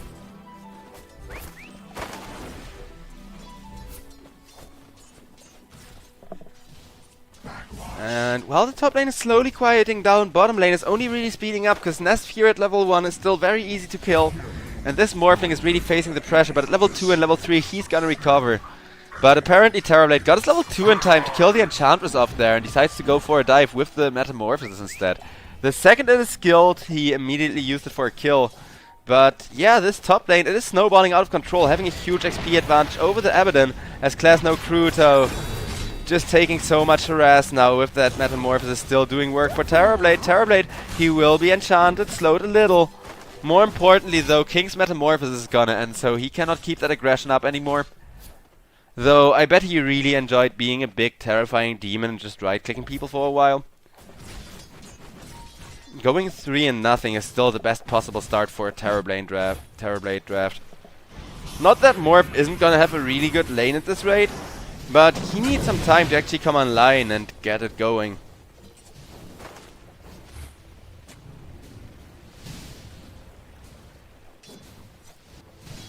I think not.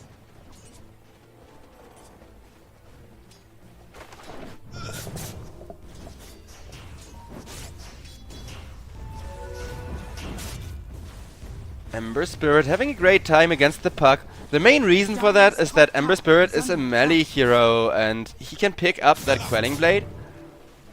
So his total damage when hitting creeps with is 78, and even Puck, despite gaining decent right click damage per level from that like 3.8 freaking points of intelligence gained, it's still not enough to deal with that. As Ember Spirit also has decent damage gain, and yeah, I mean 3.2 against 3.8, it does favor the Puck going into the late game, but by that time Ember Spirit will already have a Maelstrom picked up.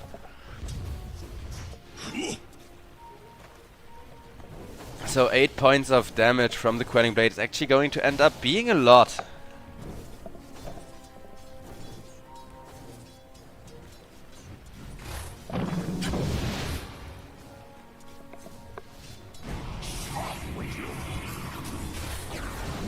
Morphling pressured a little bit. Nasfear, he is morphing his attributes back and will just push back the Primal Beast. So Morph entirely fine.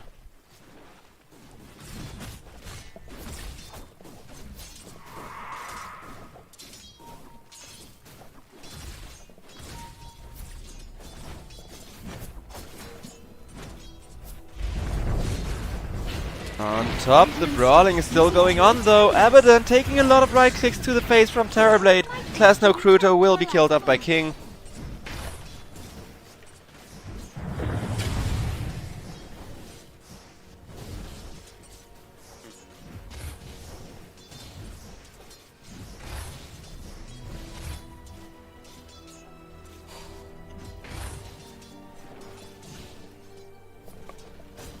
And Terrorblade over on the top lane, the next one to be in trouble as that curse from the Abaddon goes off, and once that curse goes off, it's really just a matter of time till they run him down. King will eventually be found, while over on the bottom lane, Nasfear now also facing a disproportionate amount of pressure, so Terrorblade is catching up to that Morphling by a huge amount of gold. All the while, Ember Spirit is starting to look scary over on that mid lane.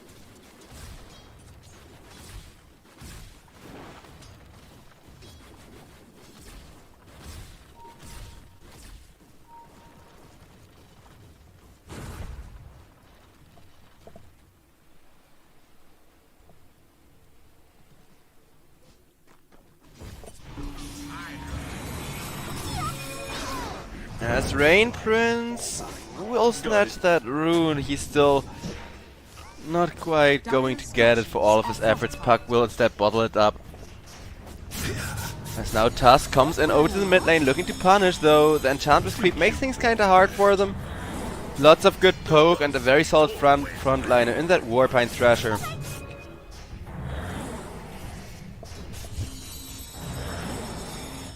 As it looks like we got ourselves another pause, ladies and gentlemen. Hopefully it is a fast one, as people seem to be lagging here.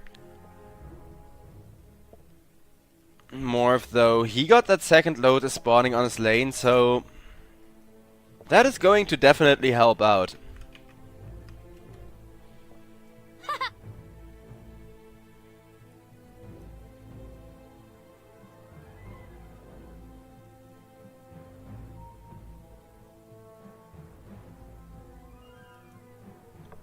And that's gonna be a disconnect from the Abaddon, so it looks like the pause will last at least a minute longer. I'm terribly sorry, chat. Bear with me, because it is the final best of 3 and for today, and it is gonna be a hype one. Because I already love myself Abaddon drafts. The hero feels really slow and tedious to bring online nowadays, but once he does really become powerful, there's no stopping him. Well, hardly any stopping him, I should say, because with the Silver Edge they did in that one game.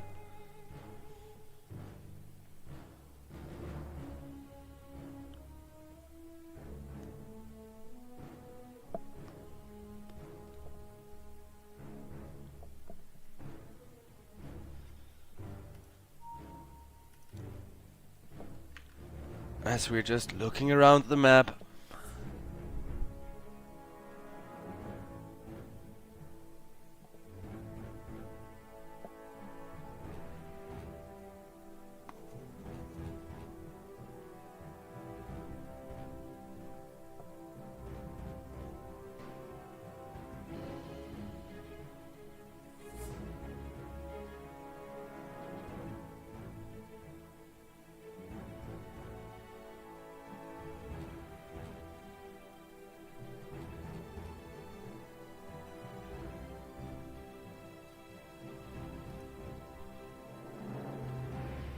And well, with that, ladies and gentlemen, we are still bound to sit around a little bit more. If you read Russian, then enjoy the chat. But yeah, apparently the game coordinator is acting up again, as we got a decent bit of package loss going on for both of the teams. I'm really happy it's not that way for us.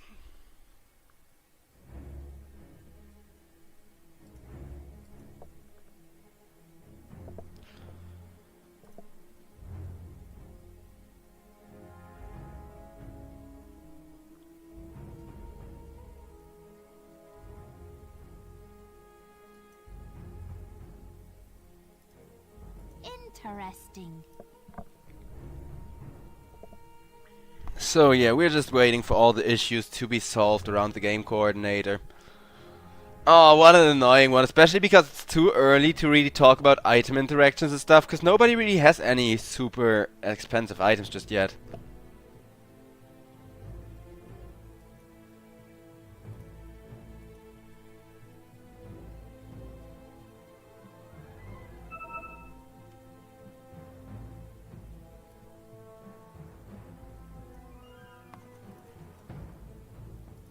The greatest tragedy of our eon.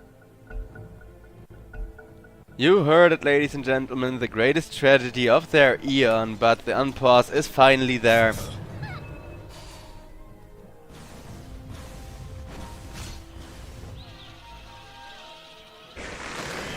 As Tusk will be caught, will be ran after by the Dark Widow.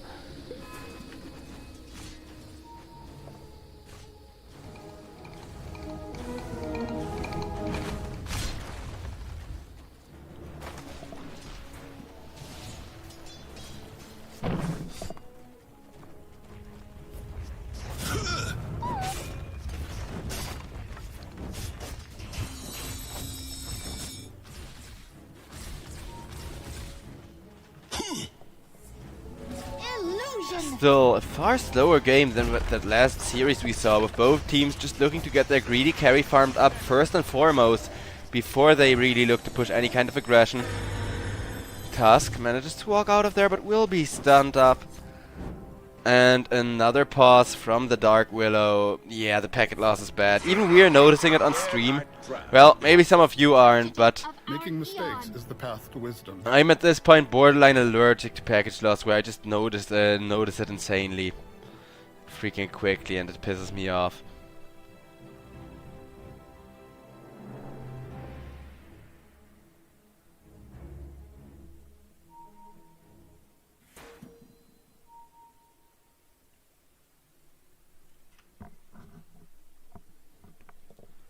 Beast bomb.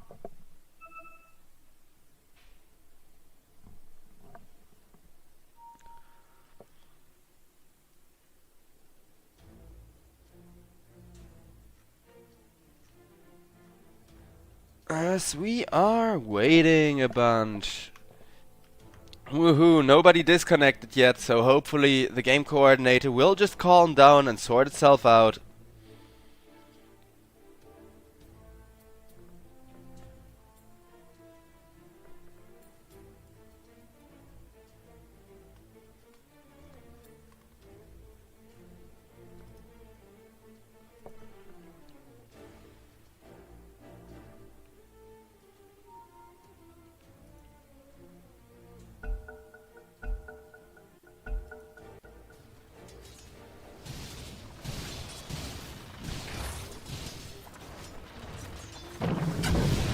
And there is the unpause happening.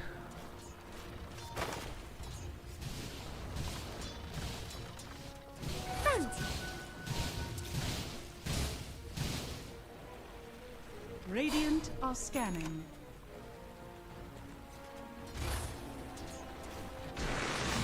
Out comes a scan, giving some intelligence away as well, but the rune actually ends up spawning top. Will be snatched up by the Enchantress instead, as Tusk tries to go for the puck but doesn't quite connect. At least puck gets out still, but Dire's middle tower trying to save the puck there from the Tusk. There was a small chance they both live and make it out in one piece, and they didn't quite get it going.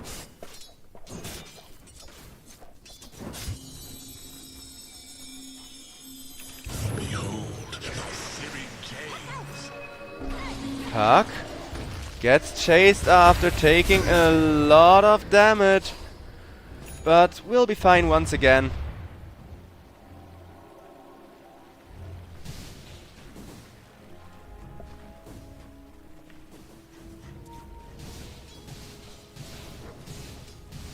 Radiant's bottom tower is under attack. Dire are scanning. Never refuse gold given. Dire are scanning. Radiant are scanning. Dire's top tower is under attack.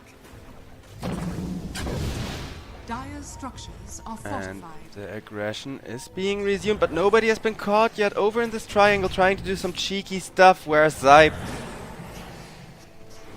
not really able to try and contest these stacks, so they are still getting farmed ever so slowly by the side of yellow Submarine, whereas King over on the top lane instead will be left alone for that.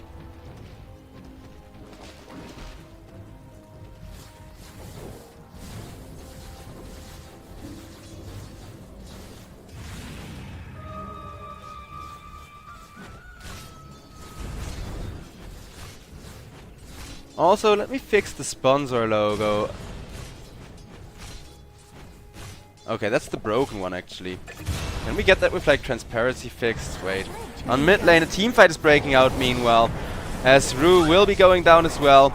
Because yeah, apparently the Cyberscore video is broken. And that one is on me, I think, because I tried to convert my OBS files and that just broke a bunch of stuff. Let's see if this one actually works. Radiant's courier has been killed.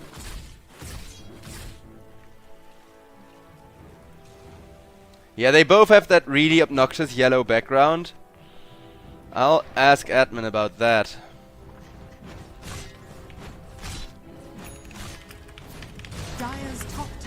under attack.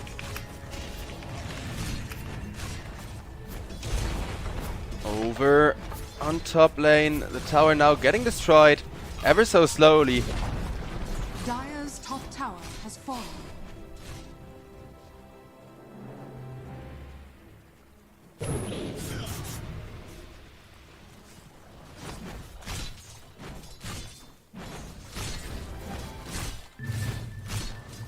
Okay, there we go. That's the correct logo.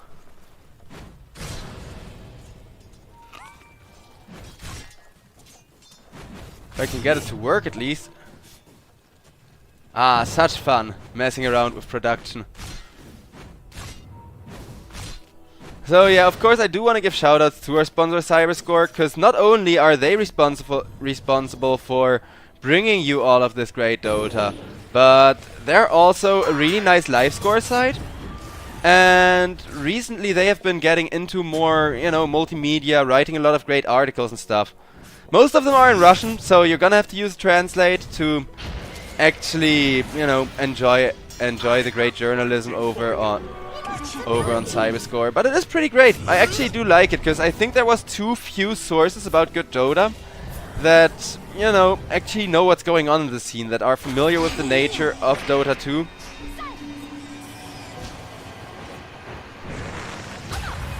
Enchant is still locked down, caught, slowed, but fine through all of that. Eventually Puck, however, is finally going down as that Metamorphosis is looking for more. They will slow 2 people. Task 1 second till the snowball. With the tag team, they are going to double down on the Enchantress. Enchantress slowing a lot from the Terrorblade's attack speed, but with the Sunder they will still get him. As SIBE 2 for 1, actually not that bad of a trade despite the Metamorphosis used. That's huge. Really great way of bringing them back into the game. However, Ember Spirit Dire's bottom tower is under attack. still assassinated. Radiant's middle tower is under attack. Alright, I should finally have a Cyberscore logo going again. Sorry for that, chat. Like I said, video file broke on me, so OBS didn't display it at all, and I didn't notice.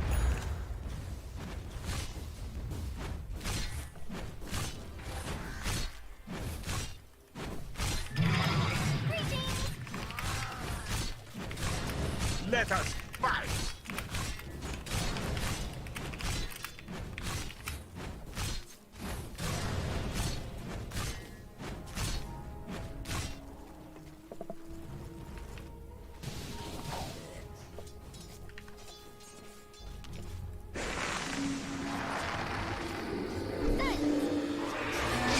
As that's gonna be a jump onto the Dark Willow.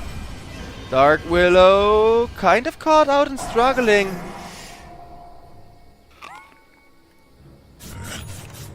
But Rain Prince just casually heals back up. He has 2 solves left, what the hell.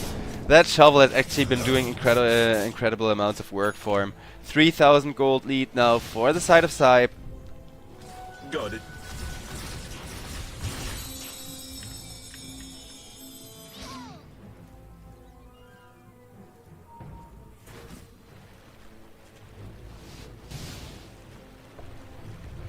Dire's bottom tower is under attack. Dire's structures are fortified.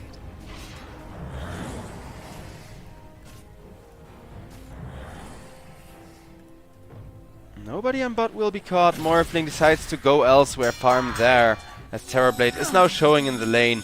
And right now, well, there is 3,000 gold lead for the side of SIBE already, which is of course huge. You can see Terrorblade is still ahead. Terrorblade is going 6-1. How do you stop King in his tracks?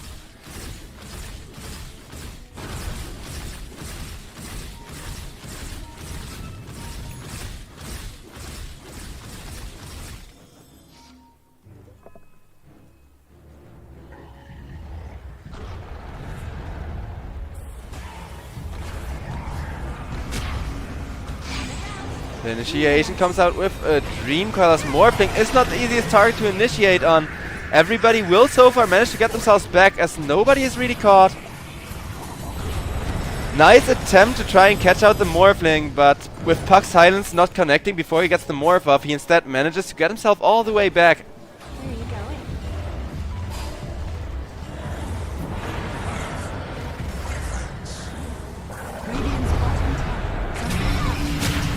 Ember Spirit also just getting killed off by everyone. 3 people get Reflection, Class no Cruto. Nice ultimate there will allow him to get back to full health as Ember Spirit has bought back. He really doesn't want to be frontlining here though. But a nice save from the Morphling will instead allow them to turn onto the Primal Beast. Get Puck as a bonus kill there. Double kill for Nesfear, and SIBE are gonna take it from a 3,000 gold lead to a 4,000 gold lead. As now the XP is catching back up again with the gold and XP. Because XP wise, Yellow Submarine are apparently still ahead. With how much Terrorblade has just been splitting the map, has just been trying to get the work going. Shadow Demon will be ran down by everybody ganging up on him. And one more right click is going to do the trick from the Enchantress. Radiant's middle tower is under attack. Dire's bottom tower has fallen.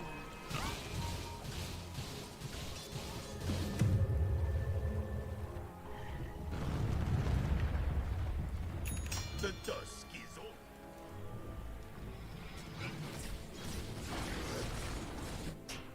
Bounty.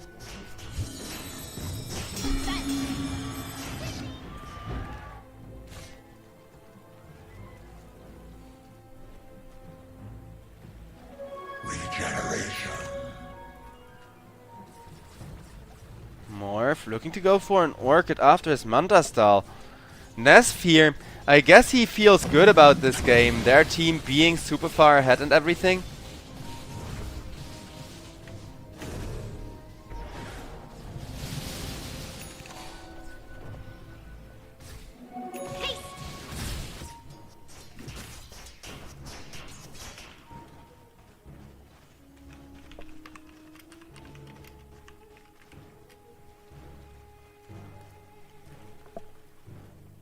Still, these defensive formations from Yellow Submarine, they always allow at least one, if not 2 heroes to just absolutely free farm.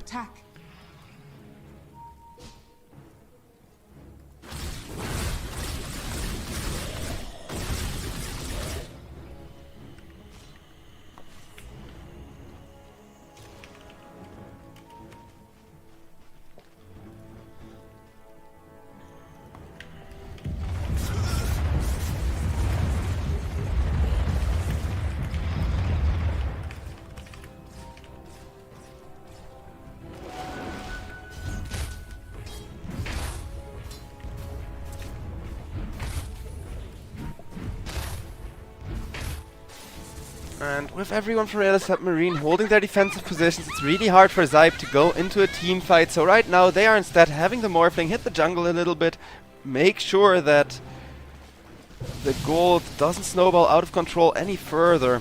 And, well, maybe further in SIBE's favor, but I don't think it will that will happen without a fight. As 3 people try to set up on the Morphling, they will not quite find the angle they are looking for.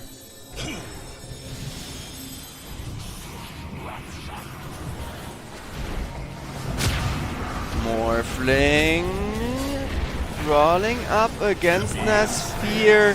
Shadow Demon curses up 2 people, and he will be killed off. Morphling as well as the Ember Spirit now caught in the corner as well as with a Pulverize. Ember Spirit is just going to get slammed into the ground by the Primal Beast. There you go. Terrorblade with the Metamorphosis still hitting for so hard that the Abaddon will eventually fall as well, and Enchantress, I bet she regrets trying to turn that with the Abaddon tanking for her.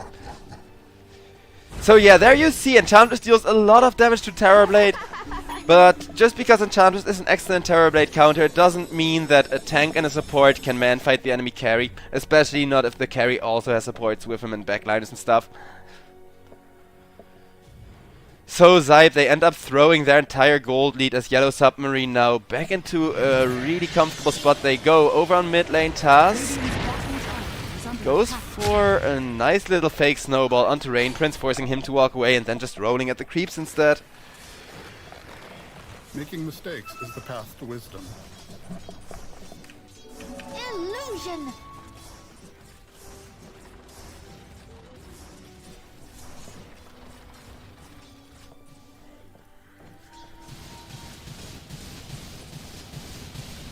Radiant are scanning.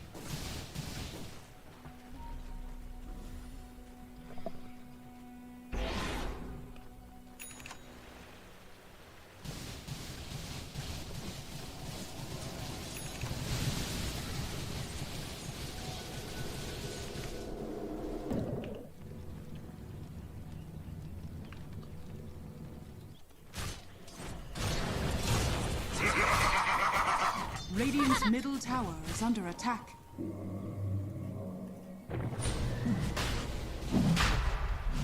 Roshan being surrounded by everybody. He's silenced up and ticking down as the Abaddon Curse, of course, turns Morphling into an actual machine gun. Machine water gun, water machine gun, water cannon. I think water cannon is the most appropriate term, actually. Because those things fire continuously. And if you've ever been hit by, like, the water cannon, the type of thing that police use to deter protesters, they hurt. Water isn't just used to cut down heroes in Dota or do industrial cutting. No, it's a really good anti-personnel weapon if you use enough of it. And I mean, the Morphling knockback thingy just kind of shows that. But also Morphling, well, at this point, he is just so good at keeping one person contained in the 1v1 that if he gets a good jump onto the Terrorblade during the metamorphosis, then maybe he still has a shot. Because Terrorblade should have the advantage over the Morphling going into the late game. Then again, Morphling can turn into a Terrorblade with the Aghanim Scepter and turn back, well, turn into a Terrorblade illusion actually and use that to be really overpowered. Because as you can see, this real Terrorblade is really overpowered. Getting the kill on the Ember Spirit there. And making it an onus despite the Aegis. 1k gold lead.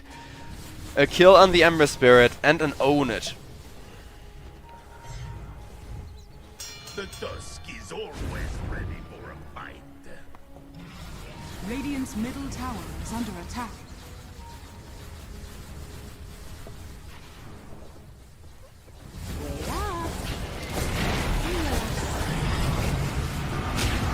Enchantress will be comboed up by the Tusk.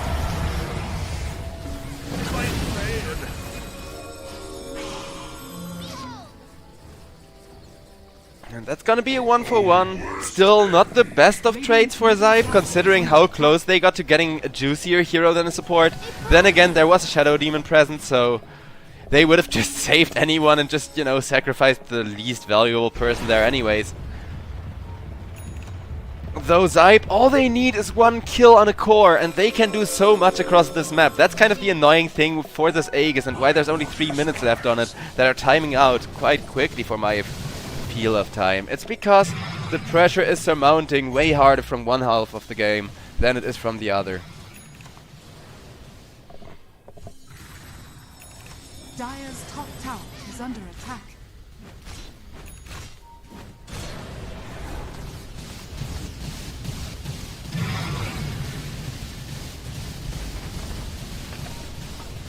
Dire's structures are fortified.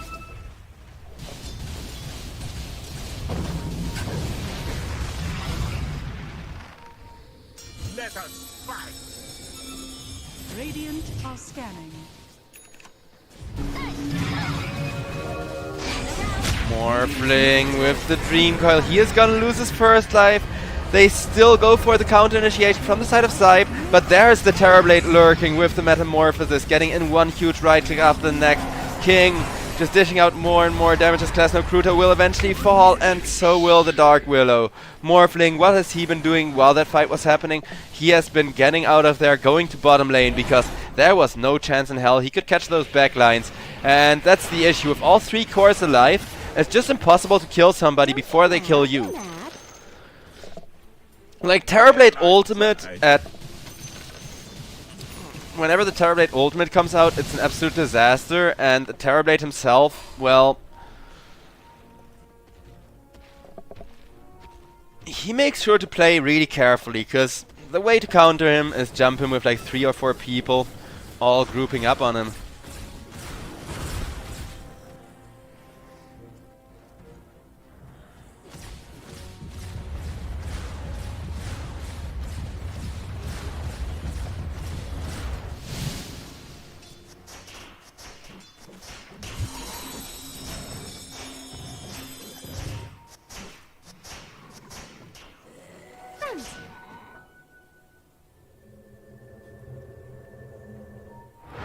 teleport out of there over towards the mid lane.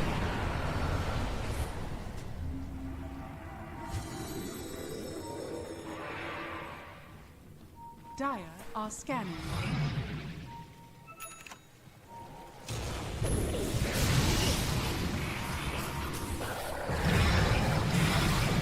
As that's going to be the Shadow Demon about to be caught out. He will manage to get himself away. Ember Spirit punched, and with that, Klasno-Kruta will be the next one getting ran down. Radiant's top tower is under attack.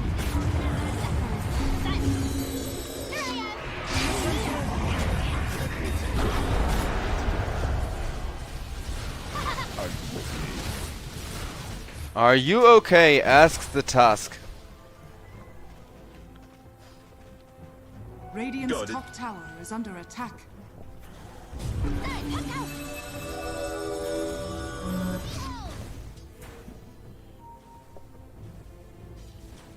Radiant's top tower is under attack.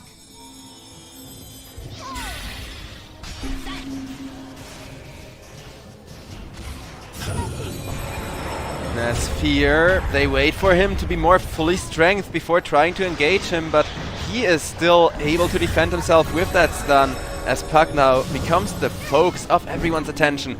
Nice juke out though, means Puck could be fine, still trying to juke. Sphere will however catch him, and that's gonna be erased, taken down, as now this Tormentor will still go back the way of SIBE, but the package loss decides we are going to get paused up once again.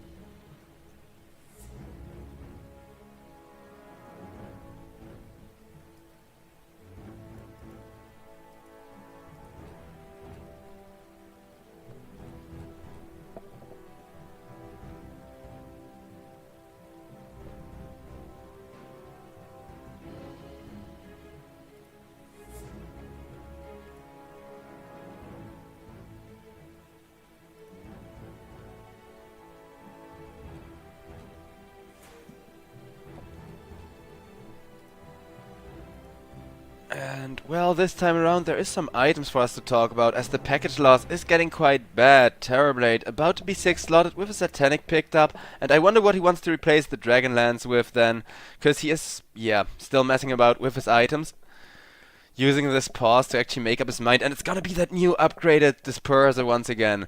Cause, yeah, they upgraded the slow, they kind of reduced how good it is on agility carries as far as the right-click damage you get from it.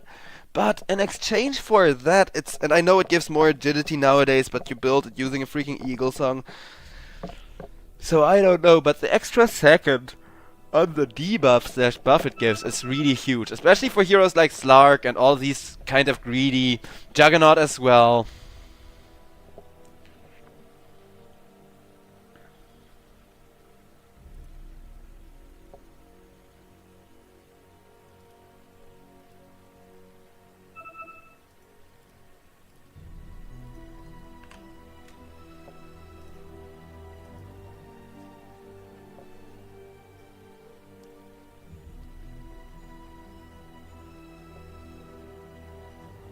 I love winning!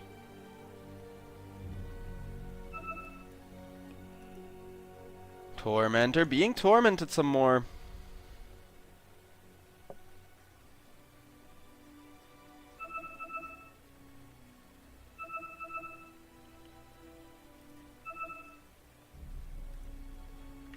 Any other really?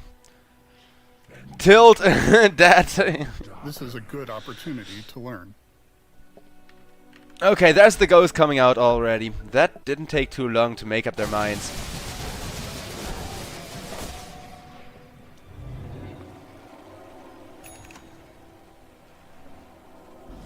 With that, it's gonna be one Tormentor taken for the side of SIBE, but still 5k gold lead in favor of Yellow Submarine, who do still have this absolutely powerful and appropriately named Terrorblade King. Because, yeah, he is feeling like the king of this game right now. with this big of a gold lead. Though, of course, they do need to keep turning that gold lead into objectives, which is something that Terrorblade doesn't really have trouble with. Look at the split push he's doing with all of the illusions he has at his disposal. He's actually doing very good tower damage too, considering this is just an expendable illusion he's sending. One expendable tower tower pushing illusion deals so freaking much work. And these illusions are gonna get that disperser mana burn at extra damage too. That's the cool thing about disperser, like the way they changed it. Yeah, it's worse on most agility cores, but all of those illusion cores that already combine the mana burn with their already powerful illusion summons, now that is some great stuff, and it is really fun to watch.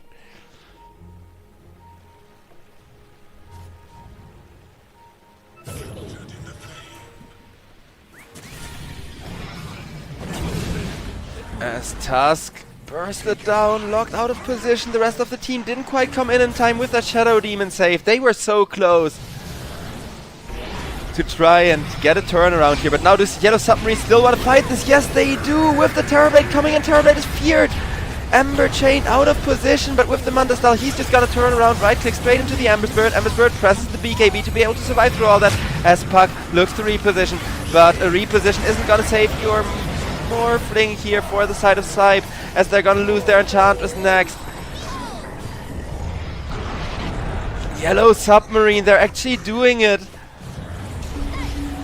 Terrorblade, he even still has the Thunder left at his disposal too. That was a buyback from the Tusk for that team fight, so they did end up using one quite expensive buyback. But look at how much they get for this. That is one person bought back for 4 people dead. Maybe 3 actually. Dark Willow trying to go for a cheeky TP, but will not quite make it. So yeah, bottom tier 2 tower will now be falling to the Terrorblade in absolutely no time, as the rest of his team are pushing out the mid game, and King, he manages to run away with the net worth, so they are gonna try to own the game from here. Tower is under attack. Radiant structures are fortified. Come and fight me.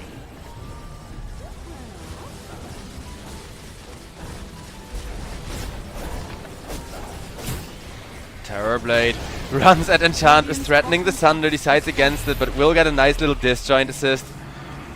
And then just Thunder his own teammate instead, as the range tracks are being slow pushed. Everybody will be back from the side of SIBE momentarily. It's really just a matter of time, but Roshan is up. Everybody already returning towards the Roche pit. Radiant's middle tower is under attack.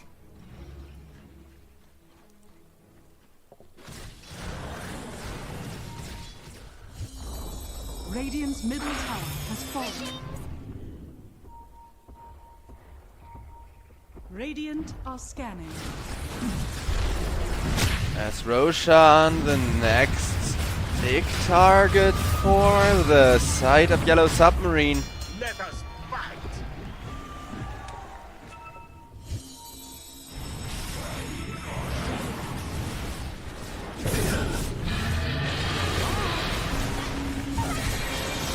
It's going to be the evidence, still getting harassed, but everybody will manage to make their way out of there for the time being.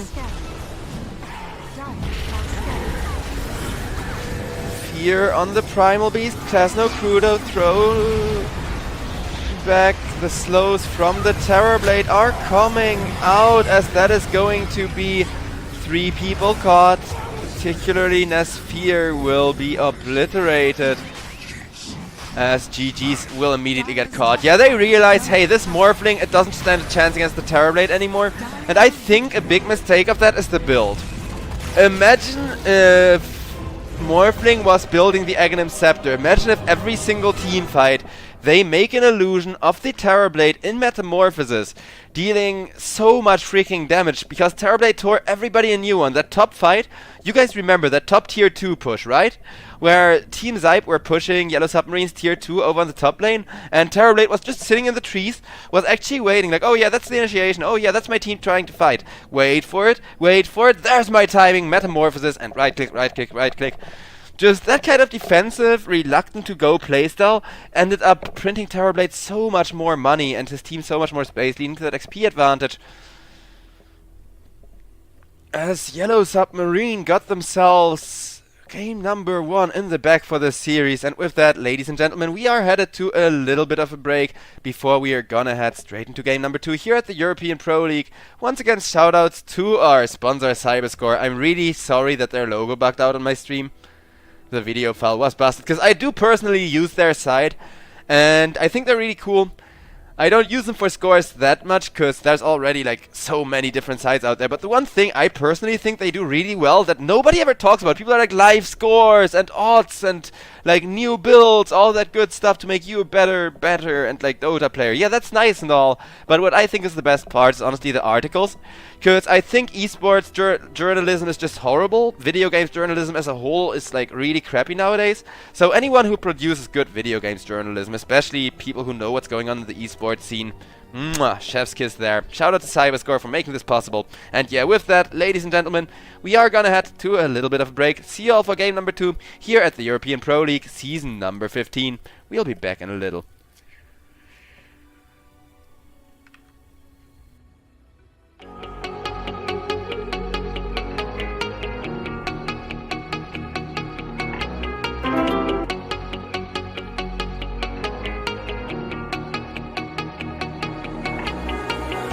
When I'm lonely in the dark, I know you are with me, yeah. Don't you see that I need you so much? Don't you see that I love you so much? Oh na na na na, oh na na na na, darling, I need your love. Oh na na na na, oh na na na na, darling, I need your love.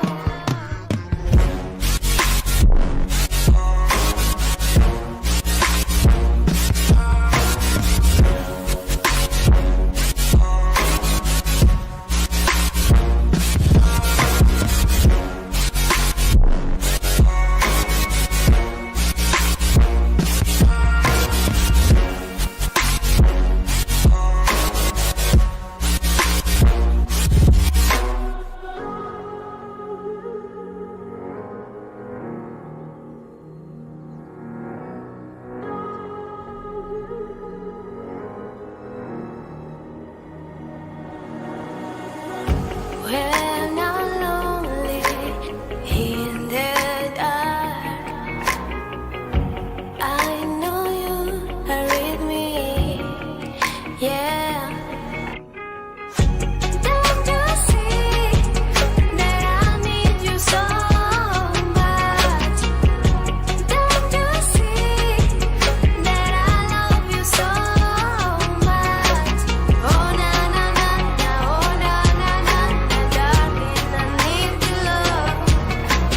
Oh na na na na, oh na na na na, darling, I need your love.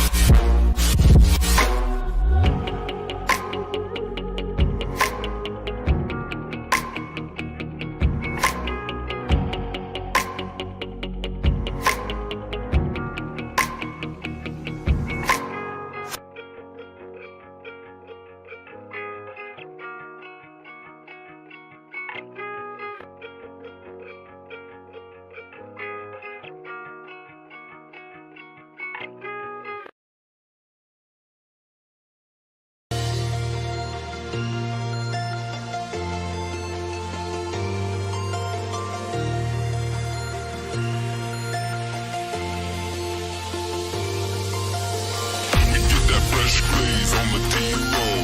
Pulling up, smoking haze through the back door. We get that fresh glaze on the D-roll. Pulling up, smoking haze for days. We get that fresh glaze on the D-roll. Pulling up, smoking haze through the back door. We get that fresh glaze on the D-roll.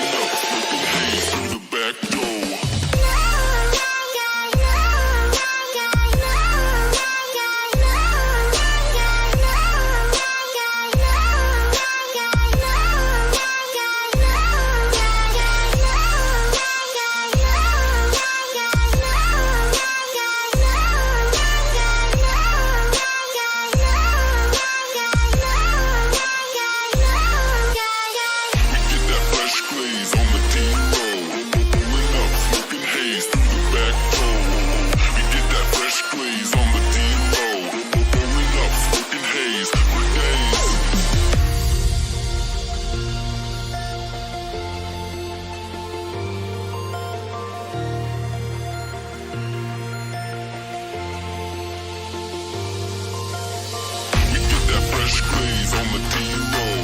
Pulling up, smoking haze through the back door. We get that fresh glaze on the D-roll. Pulling up, smoking haze for days. We get that fresh glaze on the D-roll. Pulling up, smoking haze through the back door. We get that fresh glaze on the D-roll.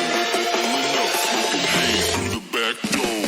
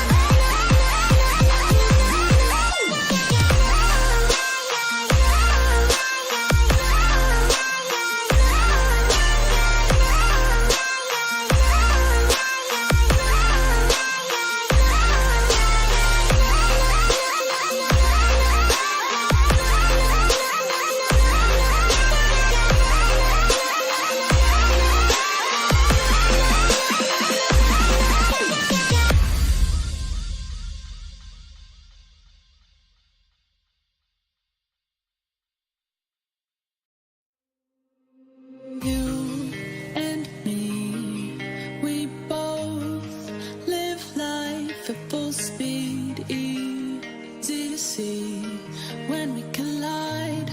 No one walks away easy. I never thought you'd be the one. I never meant to take your heart. I never felt so hard. I never meant to be the one. I never thought I'd break your heart. And after the stars have crumbled to dust, we still feel the warmth burning in us, burning in us. It hurts so bad, but it doesn't mean that it's wrong. No, 'cause after the storm,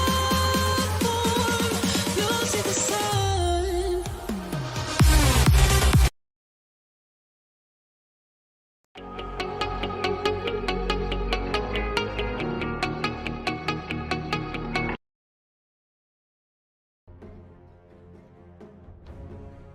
Ten seconds remaining. Alright, ladies and gentlemen, there we go. Everything looks to be ready to begin. And these players, they were screaming like go, go, go and spamming in the lobby. Really eager for the final game of the day to start here at the European Pro League. As of course, so are all of us. Cause who doesn't love some great Dota 2 action? Especially with this season of the European Pro League, having just such a good, you know, high stakes amount of teams that are really capable at what they do. So I don't know, it's really interesting to see so many different playstyles clash, where before it used to be like the good teams all play kind of the same one or two like similar playstyles. Nowadays it's actually some real powerhouses known for, let's say, their consistency or their execution or whatever, up against some of these wildcards, and I think that makes for a really good season. We got ourselves a nice little holiday miracle right before Christmas. 5 seconds As we're waiting to load on in and see which of these two teams is going to come up with the more terrifying draft this time around, and then which team will win. Cause yeah, Yellow Submarine, they did manage to get their Terror Blade pretty much online from minute 1. TB was snowballing all game, he was going 3-0, then died once, then was getting another 3 or 4 kills.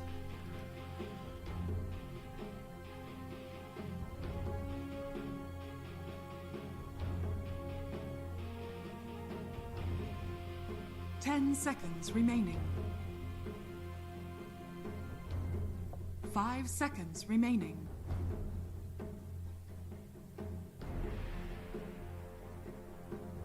Dire team ban. And that's gonna be a War Chief first picked for the side of Yellow Submarine. Not that great against the Lion, should you end up with a situation where Centaur War Runner actually ends up having to lane against the Lion, because he is going to get all of his mana drained, just not gonna be able to stun during those first 3-4 levels where the stun is still a really important part of Centaur's insane nuke damage. SIBE team will get rid of the Dark Willow though.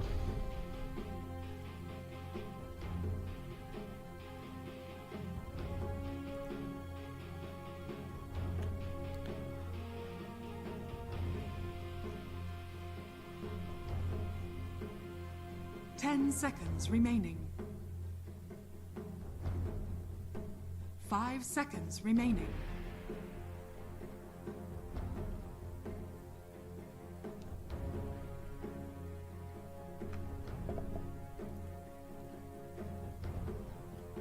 And SIBE team. This is always one of those situations, regardless of who's Radiant and who's Dire. The last bans, like the last 1 or 2 bans from the draft stage, is always going to, like from the second ban stage, is always going to use up a bit of reserve time. And at the end of the day, they're gonna go with a Lich. Because yeah, Lich is great with the Centaur War Runner initiation, as well as with a potential Faceless Void, so you disable one of the most powerful Faceless Void combos that people have already figured out for this patch. Radiant Dire team pick. Grimstroke.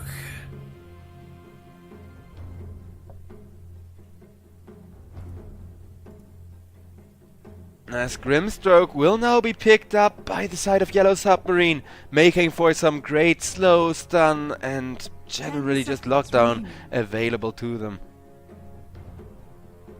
5 seconds remaining. Dire team pick. Gyrocopter!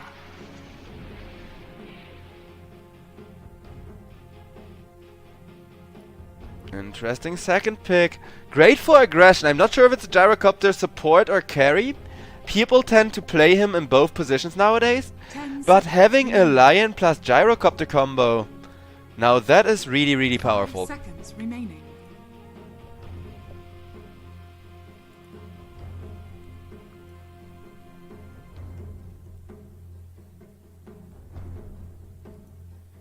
SIBE team still otherwise uncertain about what they want to be picking up here.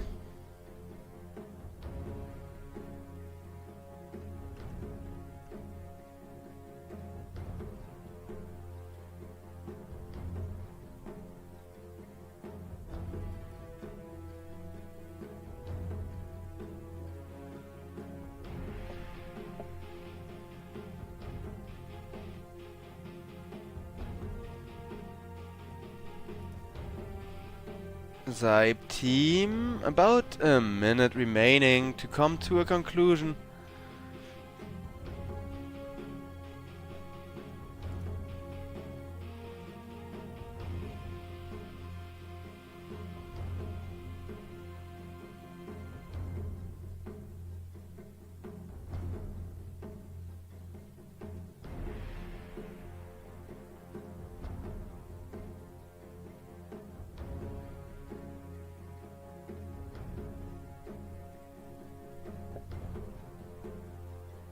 Radiant team pick. And it's going to be a Centaur War Runner. Getting counted out hard by that Doom. I've missed this interaction. Doom is actually a really good kind of anti-Centaur, anti-Grimstroke as well hero, but mostly the Centaur, because Centaur is too tanky to kill, so all you do is you throw on a Doom, make sure he can't get any abilities out, and that's gonna make things a lot more difficult. Or alternatively, the other way to quite easily deal with that, Stampede is having just Doom pick up a stun, like the creep stun, and land it on 2 people, because, well, yeah, the creep stun, it is kind of finicky to time. You need to blink and actually set up the kill.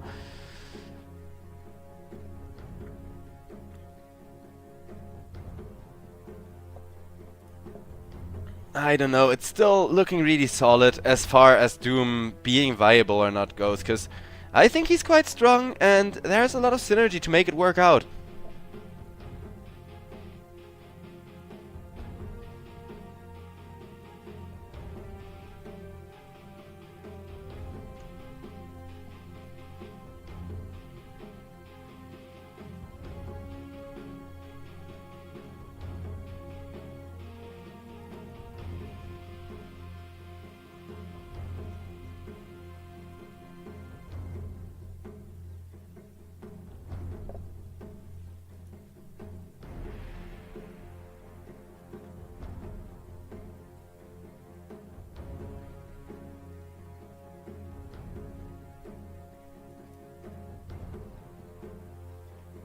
Radiant team pick. And it's going to be after a long while of hesitation and only 30 seconds of reserve time remaining for the side of Yellow Submarine, a Tree and Protector coming out. I do like the Overgrowth here. If nothing else, Overgrowth is just really, really powerful in a draft like this. 10 seconds remaining. 5 seconds remaining.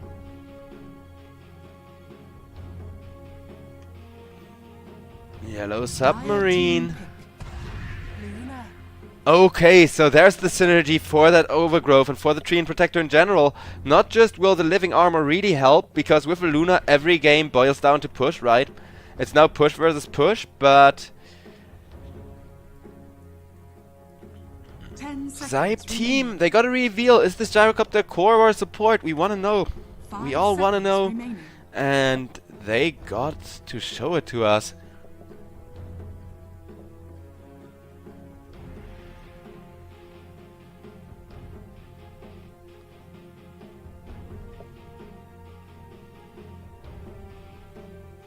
Dire team ban. Keeper of the light.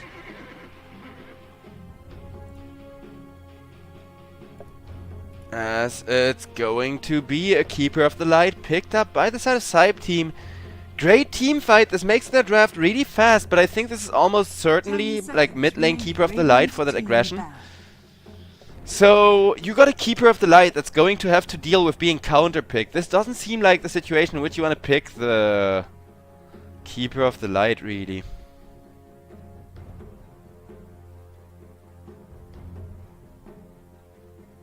Ten seconds remaining. 5 seconds remaining. Radiant team ban.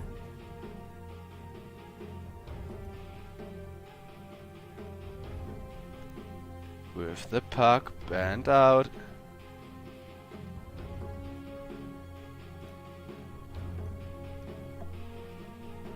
Yellow Submarine. 10 They got seconds one remaining. more ban left to go. Question is, how do they want to use it? 5 seconds remaining. Dire team ban. Ban out from the Templar. Ooh, TA would have been so good with this Keeper of the Light. Well, I don't agree with the Keeper of the Light here. If they get a Templar Assassin plus the Aghanims on the Keeper of the Light, you got the potential to just two-shot people, multiple people at a time after a really easy initiation. You just gotta press R on one hero and then have the other hero do some 5 right-clicking. seconds remaining.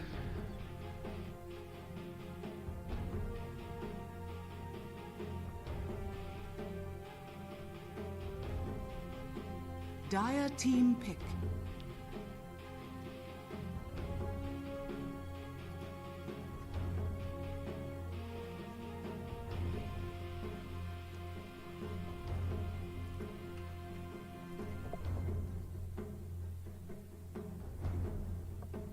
Waiting for that last pick to come on out now.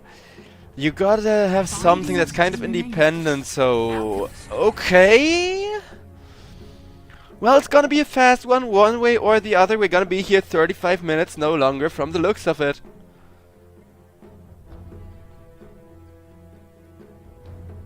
Also, interesting question there with like the new 10 Gyrocopter seconds ultimate. remaining. Is he better as a support or a core? 5 I mean, it still seconds kind of remaining. depends on SIBE team, actually. Doom offlane, Keeper of the Light mid, Alchemist 1, Gyrocopter 1, Choose your hero. Alchemist mid, Doom offlane with a Keeper of the Light support, but nope, it's gonna be the Keeper of the Light mid laning and Rain Prince taking the Gyrocopter in a support position. So yeah, Chat pointed out the new Gyrocopter ultimate, it's really powerful, and was asking whether that makes him better as a core or a support hero, which is quite a hard question. Because honestly, I personally think he's a mid laner again. Like, that's the main change it does. You can play Gyrocopter mid and not be punished for it as much, with the ultimate being improved. So yeah, that's what I think about Gyrocopter. Like, he can play literally 1, 2, 4 and 5 perfectly as a hero. The only role he can't really take is that offlane. And there is still, you know, if you have a tank, there is still a possibility to play a Gyrocopter offlane. If you go for like an ogre support or something ridiculously tanky like that.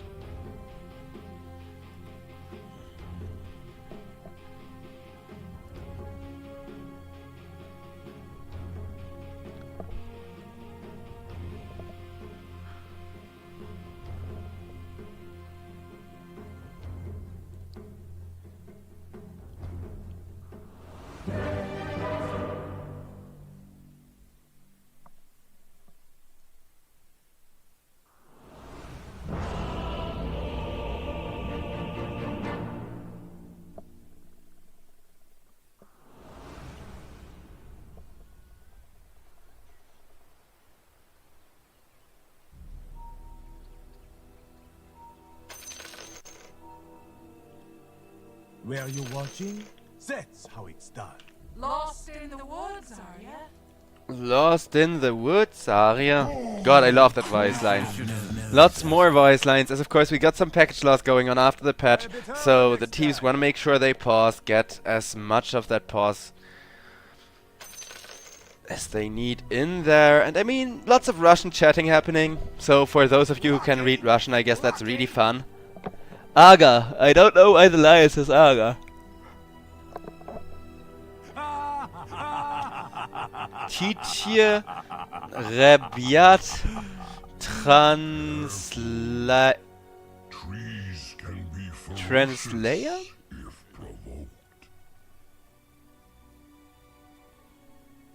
I don't speak Cyrillic well enough.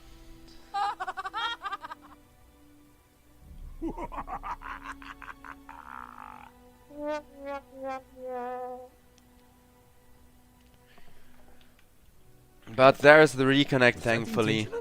So that one we're gonna be very happy about.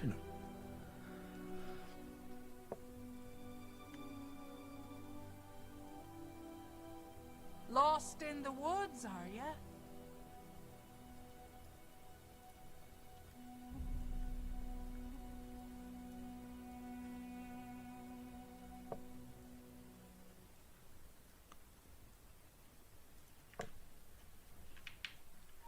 Yay, more waiting. As time is just passing.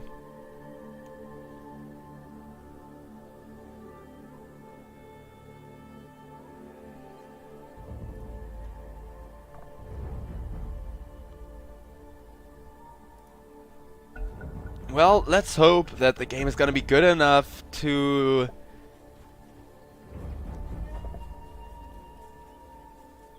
Where you watching? get ourselves a bit of a reward for that long ass pause. The first series today has been really insanely good, so I hope this one is gonna come anywhere close to that.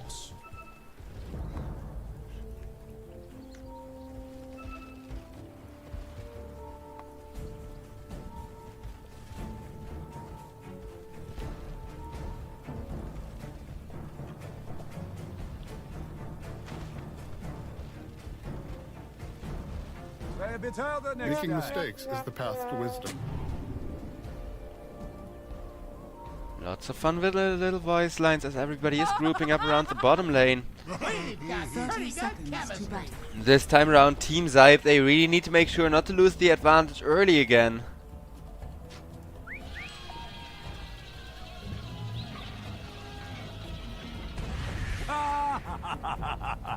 I'm really freaking out.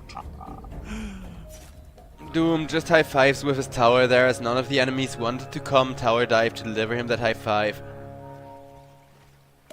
The battle begins. As it's gonna be a stun onto the Alchemist. Alchemist actually in a lot of trouble as the rune has been snatched up by Yellow Submarine, and Yellow Submarine with that leech seed they want to go for a first blood attempt. They don't quite get the damage! Alchemist lives with like 5 HP, but Grimstroke, he's like, don't worry guys, I have the skill shot. Nothing from. And look at that triple tip. This is the type of, you know, positive reinforcement that we need. Lion joins the tip there for some reason, like, his teammates just tip him to say, well, we weren't scared of getting the first blood there.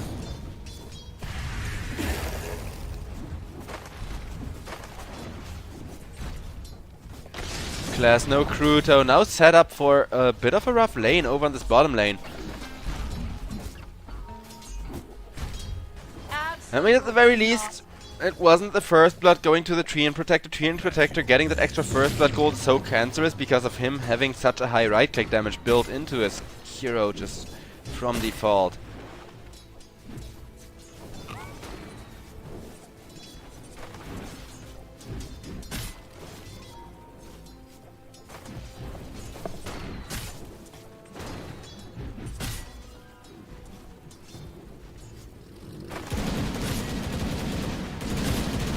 Gyrocopter trying his best to harass a little, though Grimstroke not really the most susceptible to harass in the lane. He's actually really good at that game of trading harass with his own Stroke of Fate. And while absolute massive on that Centaur War Runner of his, yeah, he's gonna be struggling against the Gyrocopter harass. It's gonna take Gyro a few levels to really deal with the high amount of health pool that Centaur War Runner has going on.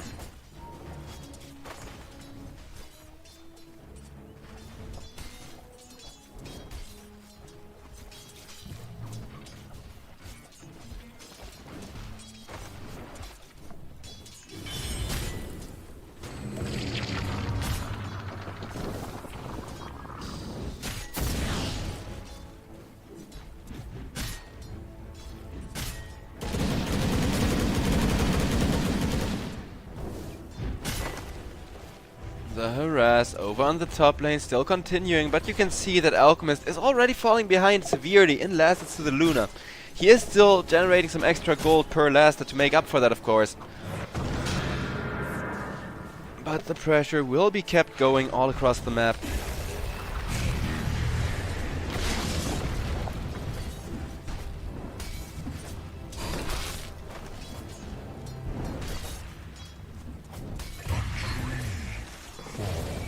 Ultimate sacrifice.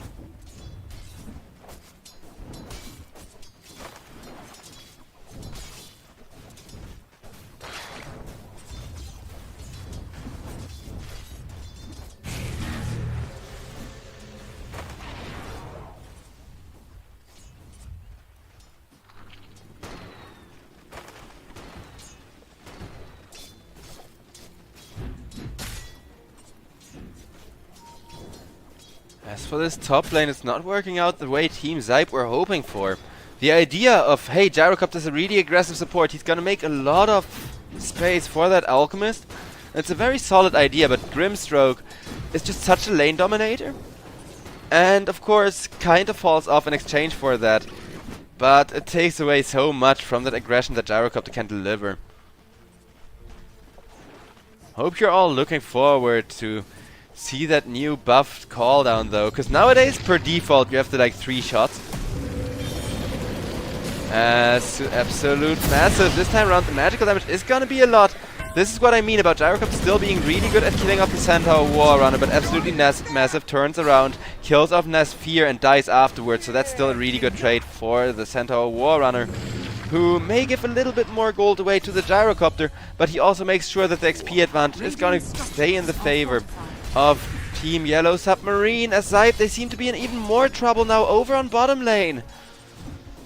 This is not quite the aggressive start to the laning stage that SIBE were hoping for, but Klasno Kruto, at least with a Helm of Iron Will, he is going to live, as that Helm is just really good for brawling early. Centaur War Runner though, yeah, now that Gyrocopter has his level 3, I don't think they're gonna let up running at the Centaur. He doesn't have a missile to secure the kill. But SIBE are at least stabilizing the top lane big time.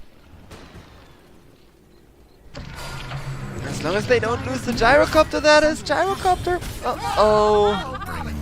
Where do these old fools even come from? Yeah, now that XP lead is just going to punish them so hard. Because Centaur War Runner, as you can see, he's like 1.5 levels ahead of the Alchemist. And just standing here in his face looking really proud. Klasno Kruto will get the Treant Protector though. That is some more of that aggression that they're really looking for on the side of SIBE. Because you do need to make a lot of space for this Alchemist before he comes online. But Klasno Kruto with a quick TP from the Pangolier will be killed off. For that, Pangolier doesn't get the bottle refill. Lion makes sure to steal away the bounty rune.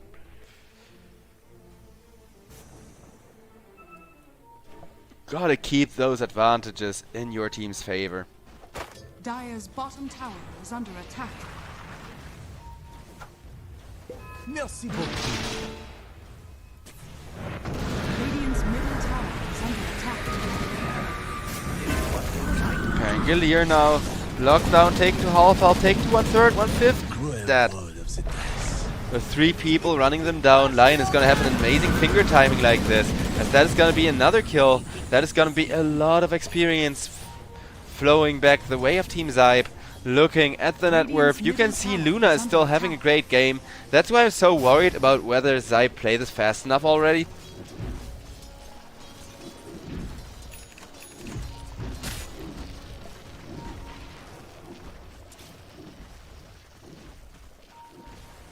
Radiant are scanning. Centaur Warrunner gets missiled. Misses the stun on the Alchemist, who will perfectly follow up stun. Absolutely massive. Corrosive Haste does reduce his armor by a ton, but Centaur already got the Vanguard, so armor isn't really his concern. Gyrocopter steals the Wisdom Rune, dies for it, but that's gonna mean both Wisdom Runes going the way of Team SIBE, and there, look at that XP swing that the first 2 Wisdom Runes of the game provide. Dire structures are fortified. Team SIBE, though, they're gonna lose class no Cruto to Erase, taking the double kill over on bottom lane, as Luna is still just farming up and having a grand old time over on this bot. Going 0-0-3, not the best perfect like carry stats, I know, but 3 assists is still a decent amount to stay in charge of the game, to actually make sure that Luna gets that ultimate before people can really gank her. No, this game Eclipse isn't that great. There's 2 tanky heroes who can kind of soak it up for the rest of their teammates. As Alchemist now finally got his own ultimate, he's no longer getting bullied out of lane for the rest of this game. That much is guaranteed.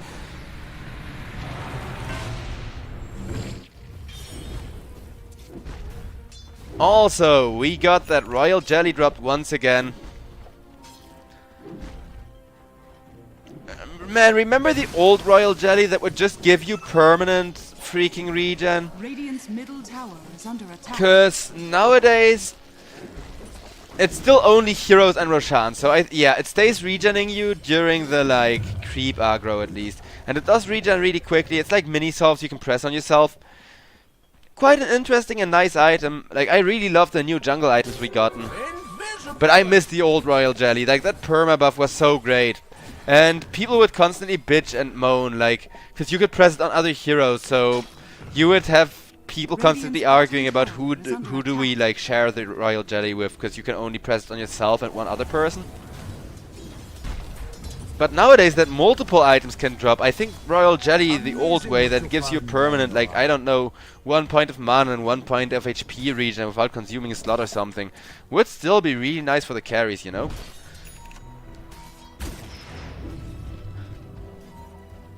Because yeah, nowadays you could hypothetically take as many Royal Jellies as you want on either team, or well, as many as Dota offers you anyways.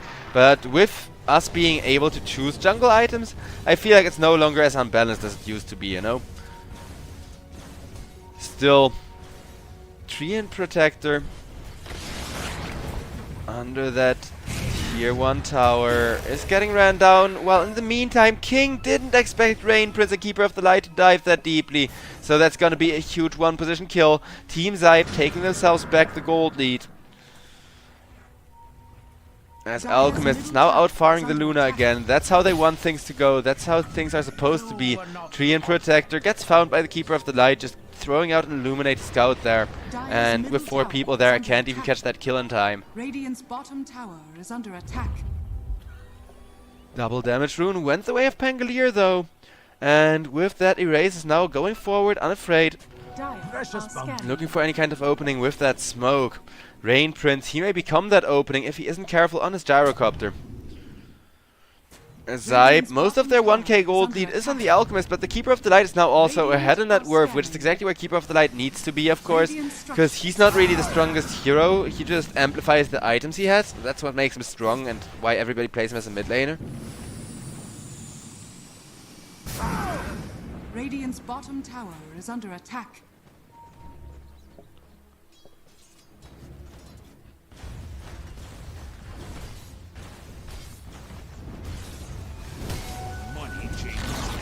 Dire's top tower is under attack. Radiant's middle tower is under attack. Double damage. And yeah, for those who missed the patch notes, Mana Drain from Lion now deals 100% of the stolen mana as damage. Dire's top tower. So not only are you a mini Pugna almost in those team fights, but after this laning stage, I think he's still gonna keep skilling the Mana Drain some more, because usually we see people skill 2 points of it and then kind of ignore it. But here I think the Mana Drain gives magic immunity, could actually prove to be quite good.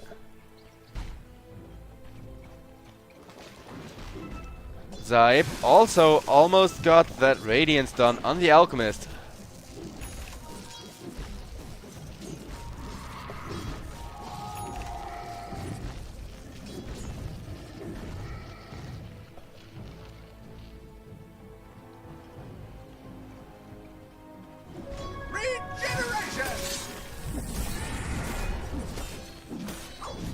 Dire's top tower is under attack.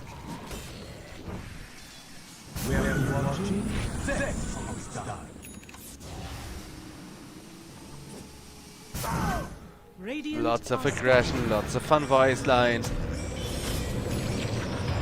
Yes, they will catch it. Wait to make sure they all jump at the same time too. They waited for the Grimstroke, kind of delaying the jump there, just to make sure that you wouldn't give away that, hey, we're ganking you before that extra damage from the Stroke of Fate comes in. Though it's just a level 1 Stroke of Fate. I guess it was still worth it there, because now they get this really clean reinitiation of the Rolling Thunder. There is the Doom to try and counter the Pangolier, but it's still gonna be a Keeper of the Light killed while the Doom has been used without granting a kill. Though Alchemist comes forward, revealing the Radiance, and look at that damage over time coming out, getting at least the 1 kill on Absolutely Massive, but Absolutely Massive was supposed to be their tank to soak up all this damage. So Rune now has to run for his life, will be not quite chased up on the tower and S-Fear. Okay, he decides I'll take a few tower shots instead of stunning myself. Definitely the right move. With that stun, I think they would have turned around on the Sphere, killed off the Alchemist instead. Treant Protector will get killed off by Lion with the finger, despite having a decent health total. The first finger of the game, of course, really hurts, and Lion turning around on the Pangolier is gonna be locked in place. What a player! Lion is gonna get out of there with just a sliver of health, as Yellow Submarine already starting to lose control of this game, exactly the way SIBE planned, because of course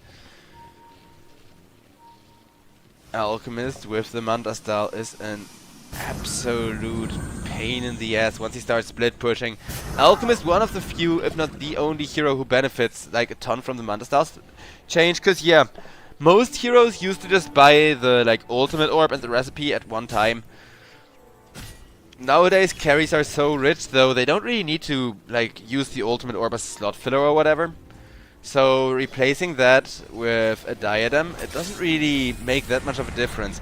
For Alchemist though, instead of being more annoying to have to go for 2 kind of expensive items, instead of one really expensive and one like nice and cheap item you can use to spend all of your gold right before you die, he makes money fast, so for him this is actually a really good change.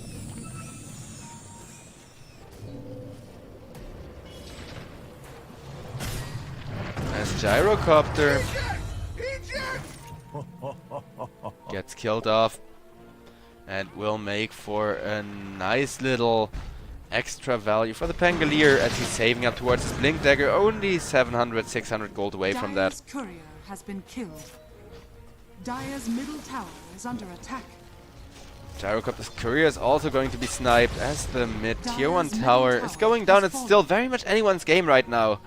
Because Yellow Submarine, they may be favored with 3k already being printed by this Alchemist draft, but them having the superior map control, so as long as Yellow Submarine do manage to maintain 1 tower being up, the win rate is gonna stay like this. Like, the gold will always just straight go down for the side of SIBE, because they have an Alchemist printing so much of it. But all they need to do on the Radiant side is objective gaming, and knowing that SIBE team looking for initiation, they will find the Grimstroke, a Doom on the Pangolier as well, the Lion Finger on the Pango. Pango just trying to live long enough so Lion doesn't get the finger kill, and indeed he didn't. Better than nothing, I guess. Gotta get every little bit of value, right? Fate. Also, yes, chat, it is a best of 3. As all series are, it's right there in the title, because people keep asking stupid questions. Like my two favorite stupid questions are, is it live? And is it best of 3, when Twitch has pretty strict rules about reruns nowadays? Like, you can't just rerun stuff and not have like a rerun via the Twitch feature showing up. So if that little live thingy is in the corner and it doesn't say rerun, in addition to that, it's just live. As for the Treant Protector, yeah, Alchemist just does that. He wasn't even showing, they weren't even sure if he was still there, but in case he ticks out. They were waiting around and it will be paying off for them. While Pangolier now also caught, stunned up with the Alchemist. Nasfear, he is hitting those timings. 3 kills already as he is looking to escalate harder.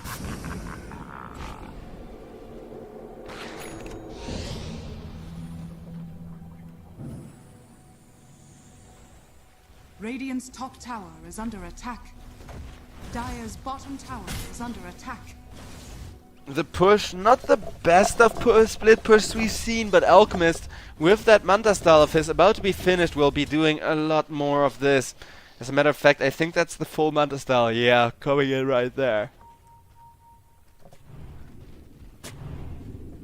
So far, Manta style is like the only item I disagree with, other than the Royal Jelly being changed to no longer be permanent, just as the patch would allow for people to get permanent regen instead. Keeper of the Light, though, will be ran down with the Grimstroke ultimate, making sure he cannot cast.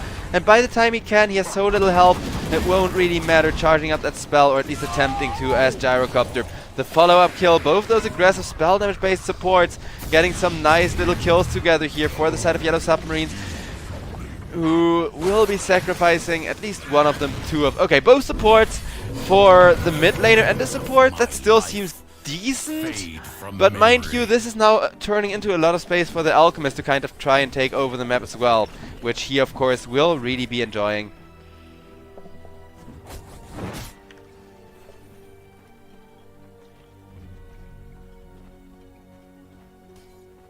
Blessings upon a loyal warrior. Dire's middle tower is under attack. that.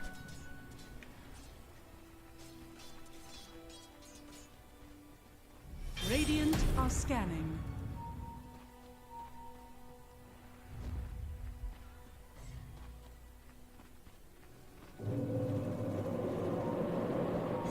Deadly sweet.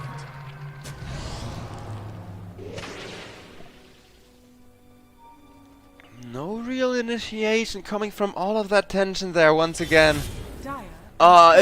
It's like so many moments this game where I have to hold my breath hoping for everybody to initiate, and then they just part ways without a kill happening. It's noticeable that SIBE are actually trying to control the tempo from Yellow Submarines a lot more, making sure to, in example, stay on top of King's Luna so it's not a repeat of that free Terrorblade game he had last time. Stuff like that. King also not really joining the smoke there, but Luna, she has such a big target on her back that I think if people catch Luna farming, they will all run after him anyways. But there, now he gets that smoke shared with him.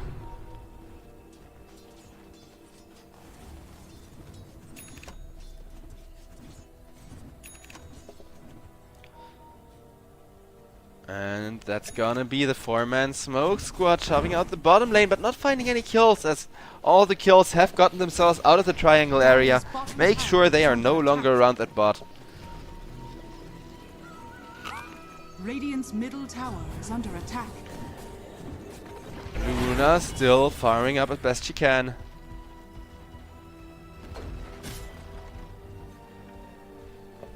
Dire's bottom tower is under attack.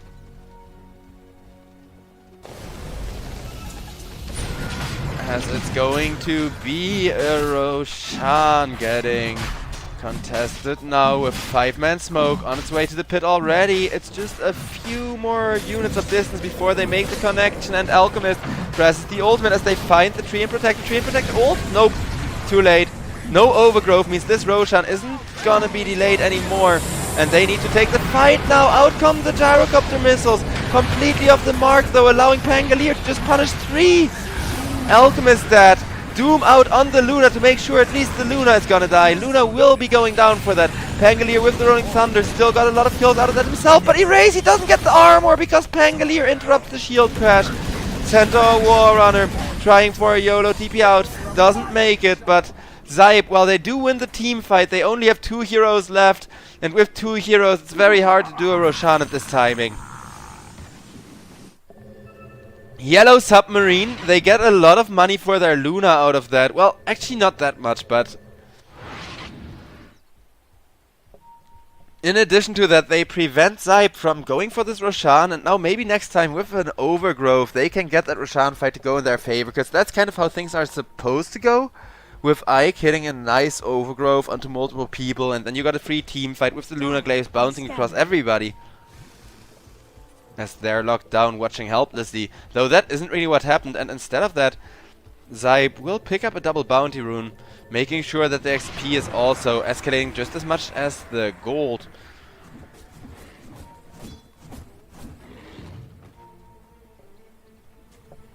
Luna opting for that new butterfly, which, for those of you who missed it, butterfly has been changed around a bit, and the new butterfly, it's kinda people still like building it, but nowadays it's actually a momentum based item, so you actually just build it when you know you're ahead and the enemy can't pick up the MKB yet.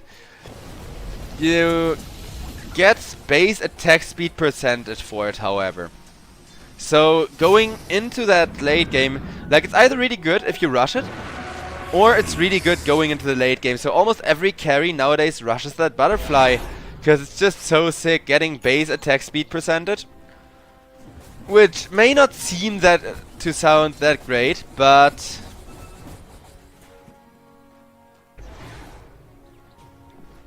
and yeah, that does mean that of course you only gain your agility attribute amplified, but that's kind of the idea, and that's kind of what makes it so good on all those agility carries, kind of giving them a way to actually tear through those really tanky strength frontliners. Speaking of tanky strength frontliners, Alchemist with the ultimate available to him, and it's gonna smoke up, it's gonna jump the Pangolier. Pangolier though jukes out of there, will be knocked from the high ground by the Keeper of the Light though, and gets fingered to the face.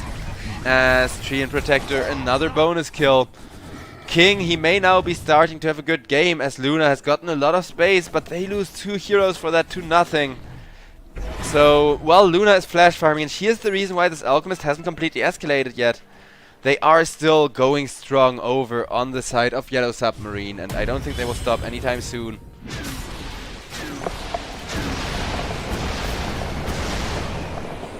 Centaur Warrunner being ran down, but he is not gonna die to that missile just yet. So I gotta stop my cat from attacking me for not playing with her here. But I gotta work. Cat, I can't play with you. I can pet you, give you some attention, but I can't play with you. I gotta work. Well, Luna is looking to pick up some crits. SIBE, as far as the win rate goes, they've just barely gotten above 50% chance to win this. So SIBE's team, they're still not winning this as quickly as I thought they would with a draft like this, and the comeback possibility for the Luna very much will stay present throughout this game.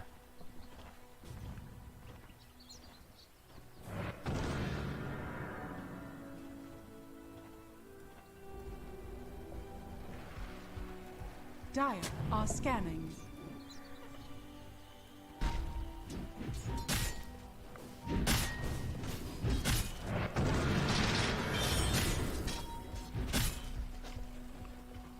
Where's my pension?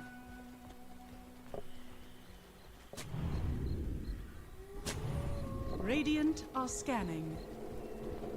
Radiant's middle tower is under attack.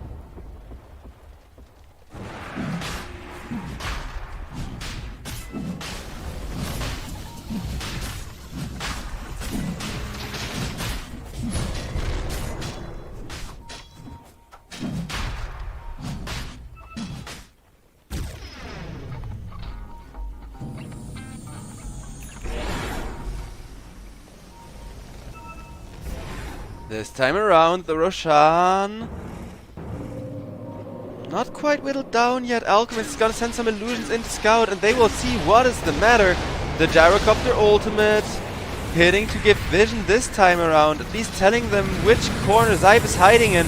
And in that corner, Ike is going to get killed off. This time around, they know they need the Overgrowth for this Roshan fight, so they will make sure the Treant Protector comes on in. Pangolier forced to get out of there, but SIBE do manage to wrap around still, as Yellow Submarine looking for the Luna ultimate onto Doom. Doom trying to get an ultimate of his own going.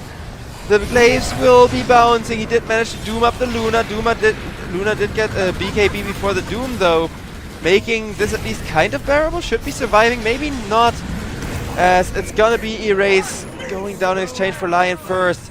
But while Luna manages to survive the Doom, King, what can he really do in this fight for his team?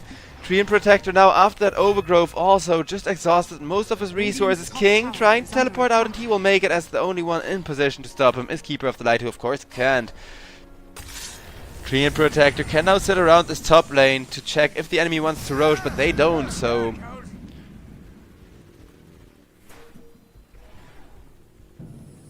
Dire's middle tower is under attack. SIBE, they know this. They are very wary of the Treant Protector. If it wasn't for this Treant Protector, they would have already gotten Alchemist into the Roshan pit with this next ultimate after that last fight. But he instead chooses to press an ultimate to farm the jungle with, as now Gyrocopter got a ward there that gives vision on the Treant Protector.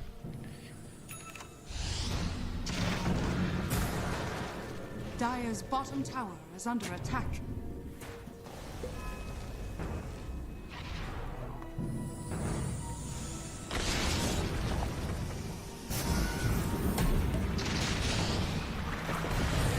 Centaur Warrunner about to be caught as Alchemist forced to stand away from his teammates with that Grimstroke ultimate. Treant Protector, however, will be the first one dying as Pangolier, still rolling for his life, will make it away from Klasno Kruto as Klasno Kruto walks straight into the Luna, goes for a Doom, but the Luna already got the Glaives and the BKB out. Just walks away like it's nothing. Can't press the rest of her items though, and that means while the Luna is doomed, absolutely massive, is gonna die, and Erase will do so eventually as well. Man, these Dooms on the Luna, they are winning fight after fight, because Luna, she is keeping up with an Alchemist without even having a built-in Money Printer. This Luna is absolutely terrifying, and King, he carried the last one. I wouldn't put it past him to carry this one as well, but...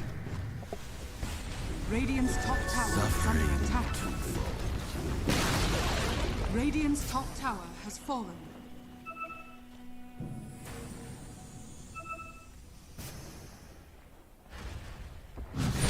It looks like it's gonna be the Roshan getting taken down with a lot of pressure.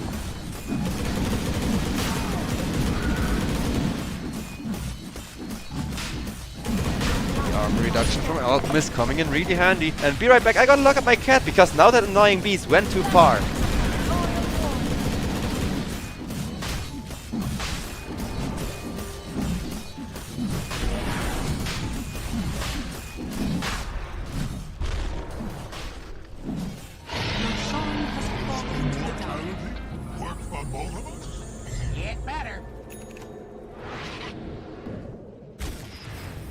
Whatever you do, chat, if you get like a baby cat offered, make sure you have a cage for her you can actually lock the things up in.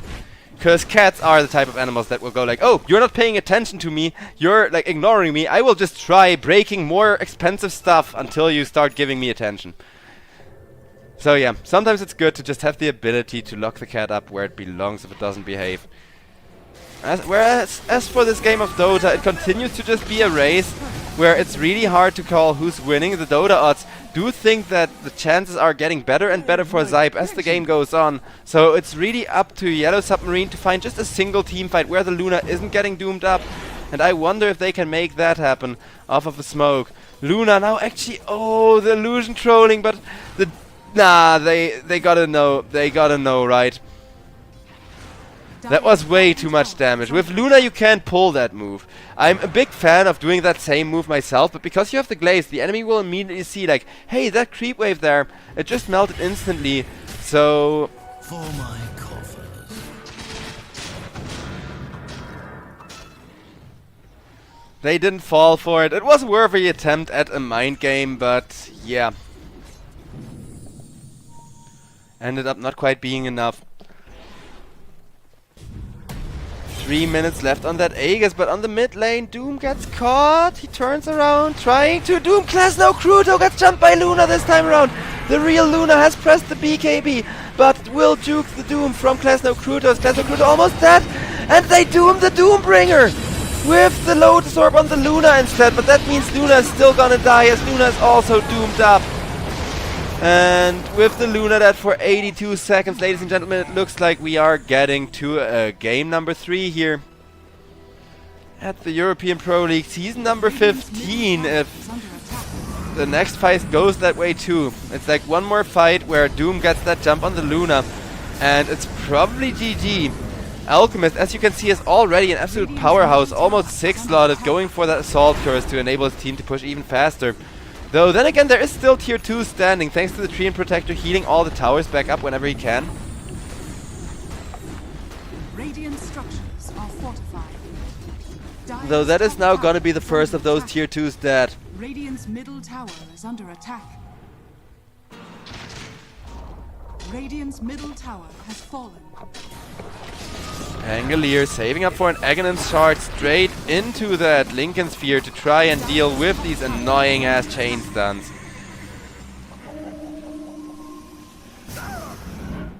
17,000 gold lead, and now we're getting to the point where it's not just the gold Alchemist is printing anymore. Now this is starting to look like a real lead for the Alchemist team.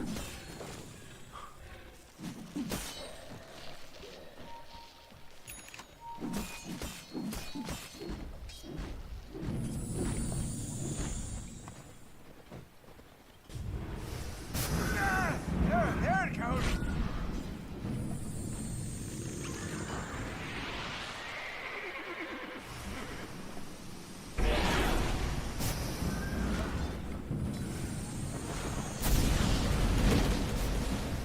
Bottom lane.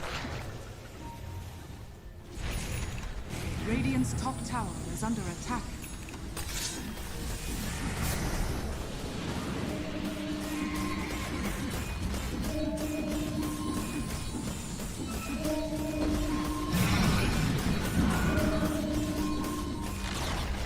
Radiant's top tower. That's gonna be the next tier 2 tower. One more tier 2 left to go. A free Tormentor to boast. Make it a 20k gold lead. As Alchemist is now looking to go for that overwhelming Blink Dagger. And what does the win rate say? 20% chance of making a comeback at this point. Yeah, I about agree with Dota here.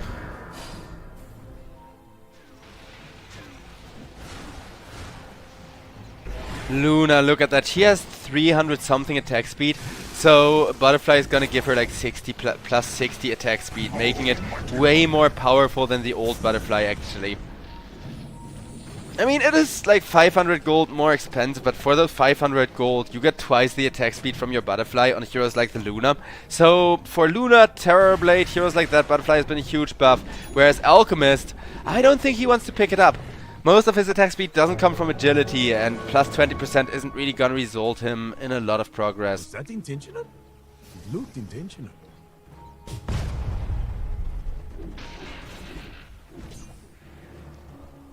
Four-man smoke coming in while the Luna is left to defend, but she can catch up with her team as King is gonna micro his illusions down the mid lane while joining the team himself. Radiant are scanning. And a scan does reveal the positioning from Yellow Submarine, but Yellow Submarine with that ward, they actually know what they're jumping into this time, and more importantly, where the Doombringer is hiding, because Doom is the only thing that they really struggle against, and catching out the Gyrocopter will take that huge ultimate off the map, whereas Treant Protector will get killed off for that. Luna has a Satanic, is not doomed yet! The Luna isn't doomed! She's not gonna get doomed either!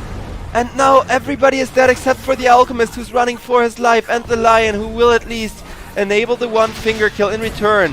This Lion, he has freaking 6 finger kills, but he's still just getting obliterated by Erase. It doesn't matter if you're a good Lion, if your Alchemist is getting caught by the Luna. And Luna, she is at that point where she can just easily 1v1 the Alchemist at any given time with how freaking fat she is.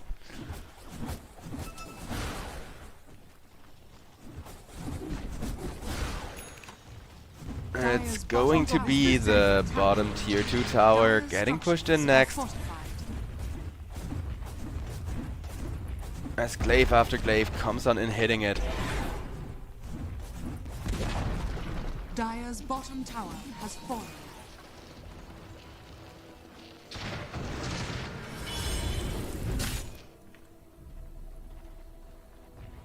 Dire's bottom tower is under attack.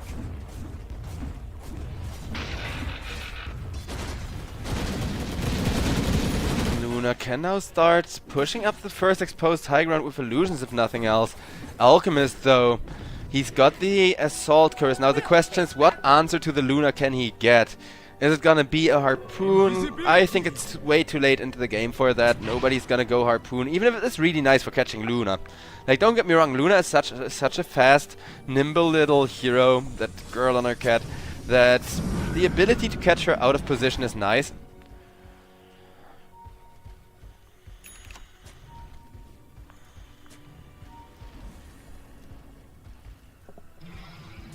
Dire's middle tower is under attack.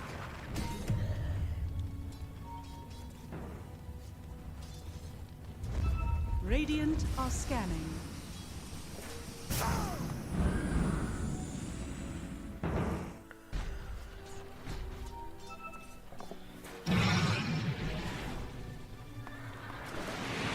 Keeper of the Light finds such a nice ultimate as Alchemist blinks forward, but with the Lotus Orb, Alchemist's stun gets counted. Still, Fiend Protector has been caught out, and that means he's gonna be forced to buy back. Lion wants to make sure Luna goes down to the Doom. Instead, Lion is just gonna die. Doom, however, makes it impossible for Luna to get out in time, even with the TP attempted. That's gonna be 90 seconds, no Luna for just your support. As on the other side of that fight, Erase still doing his best to hold on. He wants to survive, he doesn't want to give up that gem, but he still will. That's gonna be back to 20k gold lead. Ike on the tree and Protector was still juking around and trying to escape to make more space, but he too will go down. And Yellow Submarine now looking into a really hard, you know, push, aggression. There is 2 minutes till that Roshan respawns, so at least as far as the Roshan timing goes, Yellow Submarines still get let off the hook, but is that gonna be enough to make a comeback here? Because honestly, I'm kind of starting to doubt it.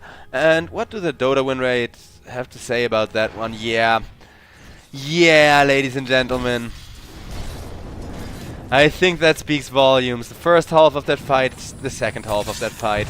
Radiant's top tower is under attack. As now the tier 3 tower getting besieged by the Alchemist with the AC for even faster push.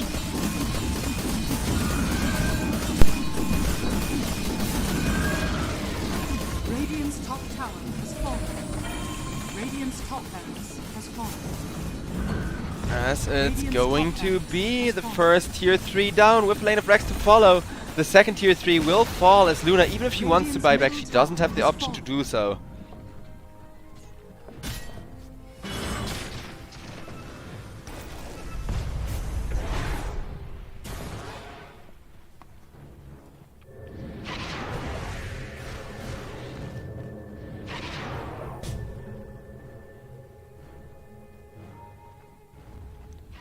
Over on bottom lane, Luna knows full well without her team can't fight, and Luna wants to save for that new and improved refresher orb. Radiant's middle barracks are under attack. All the while the Luna illusions are just trying to be annoying, but in comes the Doom! He will find the Doom on the Luna. Luna no buyback. If she dies, this is gonna be huge. The BKB from the Luna is active, but she doesn't even get that many glaives flying. Gyrocopter will finally be killed with a Skrill shot from the Grimstroke, but Centaur Warrunner locked down in the Keeper of the Light ultimate. And this time around they may not find such a good angle for the Will-O-Wisp, but the follow-up initiation into that is just way freaking better. And once again, Yellow Submarine running for their lives. 22k gold lead for the side of SIBE. And SIBE's Alchemist is about to be 6-slotted, but he can still eat Aghanim Scepters for him and his whole team. Which I think people underrate, like pro players just underestimate how powerful the Aghanim's play is.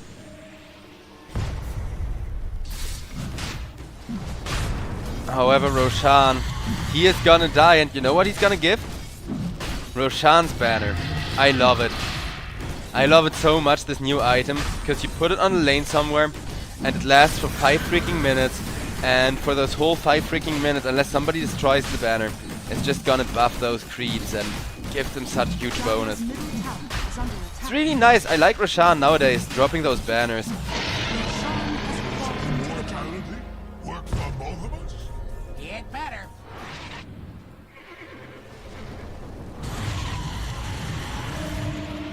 One little change is And a nice teleport out in time from the side of Yellow Submarines after trying to rat a bit, but they do find where that Roshan's banner is.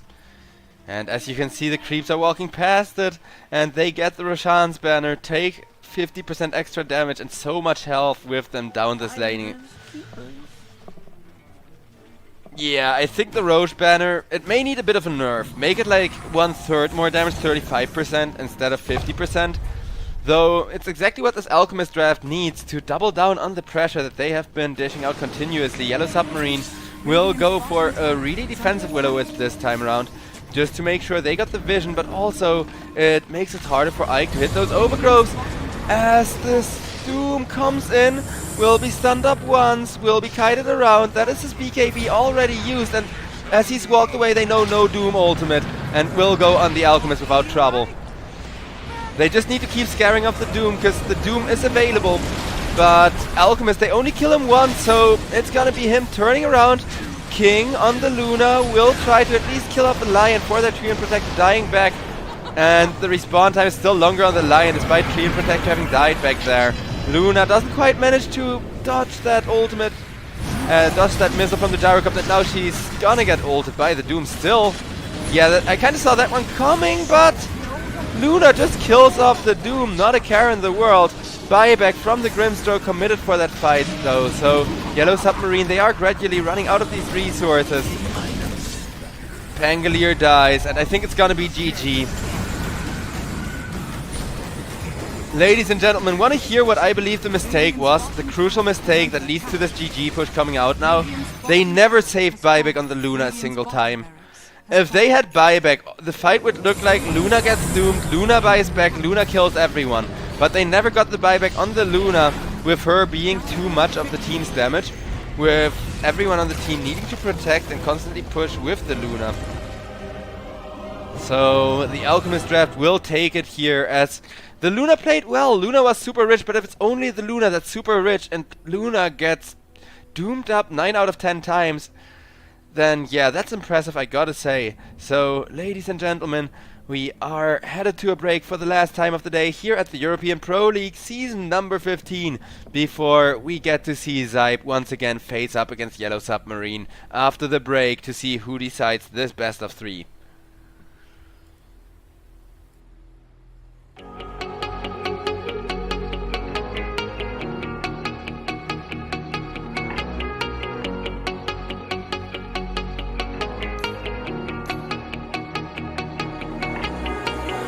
When I'm lonely in the dark, I know you are with me, yeah.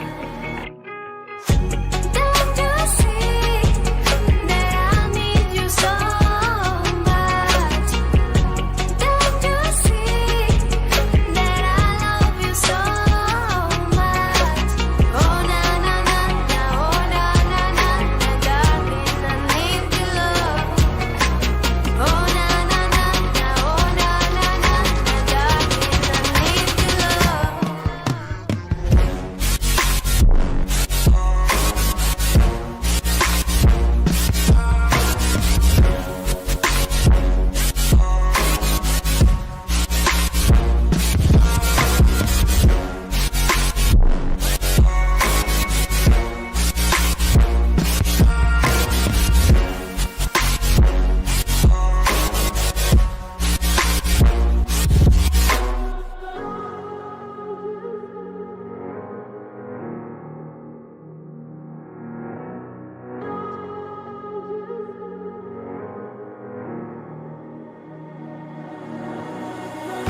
When I'm lonely in the dark,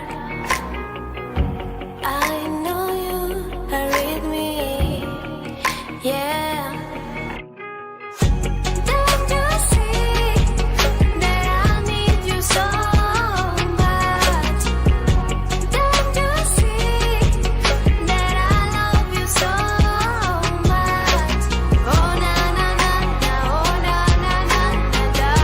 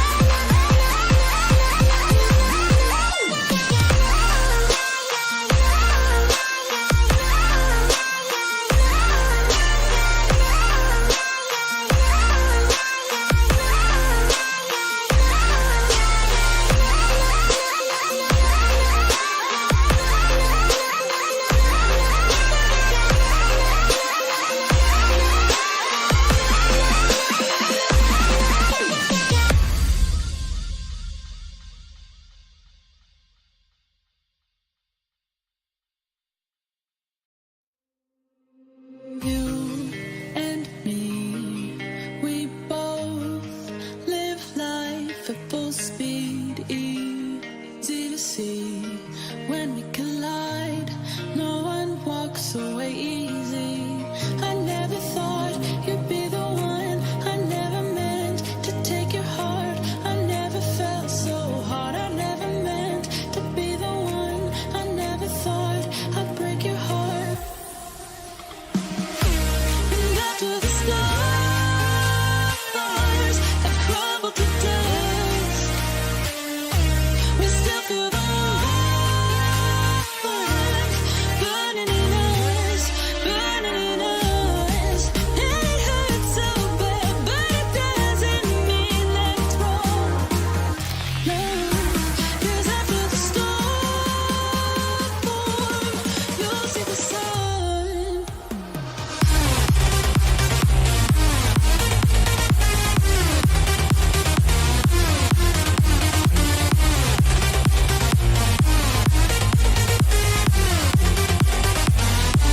And after the storm,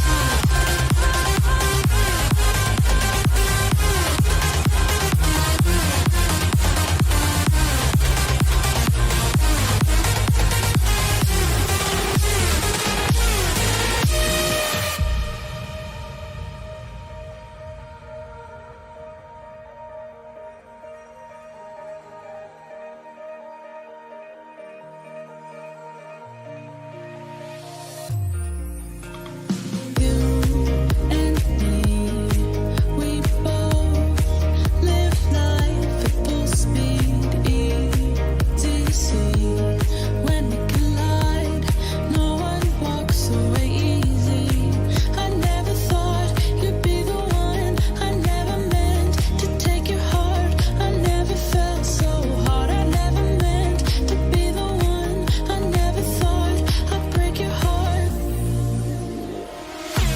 And after the stars have crumbled to dust, we still feel the warmth burning in us, burning in us. It hurts so bad, but it doesn't mean that it's wrong. No, 'cause after the storm, you'll see the sun.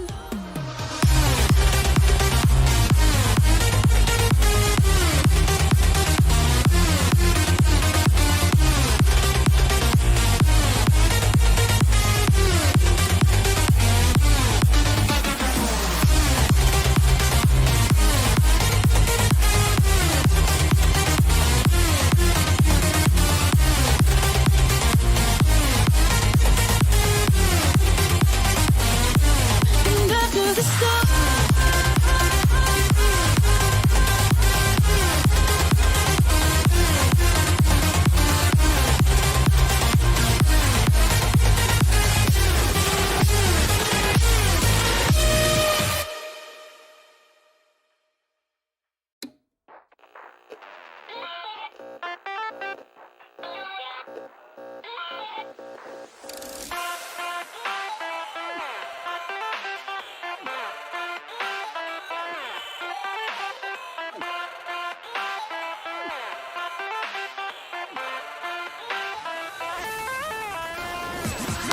Eyes blue as the ocean, you're as blue as the open sky. All these blues I don't know why. I was really hoping why don't you and I don't together like we can change the weather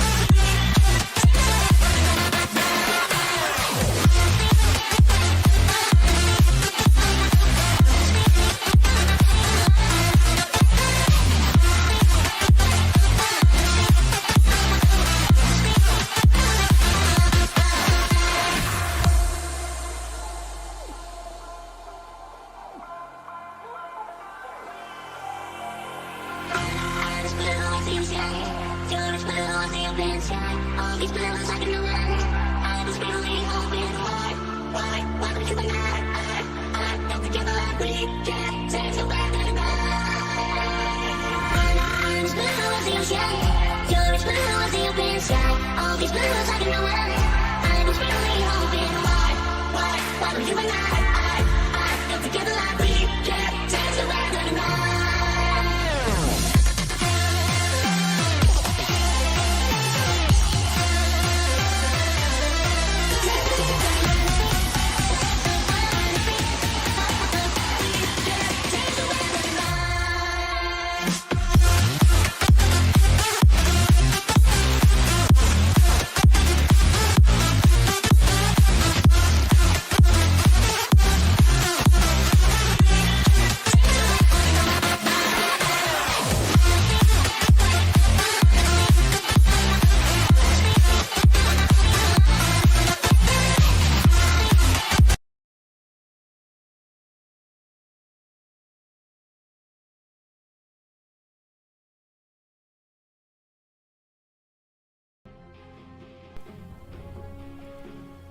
Alright, ladies and gentlemen, and with that, for the final time today, this time around for real, I promise. Because it's only those two best of threes, but two best of threes both going to a game number 3 should already tell you just how closely the teams here at this European Pro League are matched. Because we've made season 15, and I gotta say, especially the last 2 seasons, or like last 3 seasons, it has been an improvement from tournament to tournament. And yeah, I'm really proud of that. Admin is the one who needs to be really proud of that, so shoutouts to Jeeper Creeper, the only one who's running this whole show and making everything work for us. Cause yeah, we keep getting more reputable teams and we keep getting closer skill matchups as well, so having 2 groups this time around is actually really fun. So some of these old rivalries, teams that really hate one another, where it's like, yeah, European Pro League, you know, it's just a league, it's not like a major, we don't need to bring our A game. And then you put certain teams against one another, like Bait and KZ. That's a match that a lot of people are looking forward to, that sadly got rescheduled to the 22nd. So keep that in mind, because Bait against KZ, you could like have money on the line for the winner, where you know the winner has to pay, like, I don't know, has to pay chat or something, and they would still try it their all, because Bait are gonna be like, no way we're gonna lose against KZ, and KZ are gonna be like, no way we're gonna lose against Bait. Whereas this matchup we have for this final game of the day, Yellow Submarine against SIBE team, it's down to a lot more of the technique, it's down to a lot more of those small interactions favoring one team or the other. And then it really just boils down to who has been counterpicked by whom, because the Luna, like every fight that Doom didn't get the ultimate onto the Luna, they won the fight easily with the Luna, right, in that last match. The Luna was so overpowered, but when she's doomed, she just couldn't do anything. At some point she did still kill the Doom, but then she just barely didn't have a buyback, and that's gotta suck.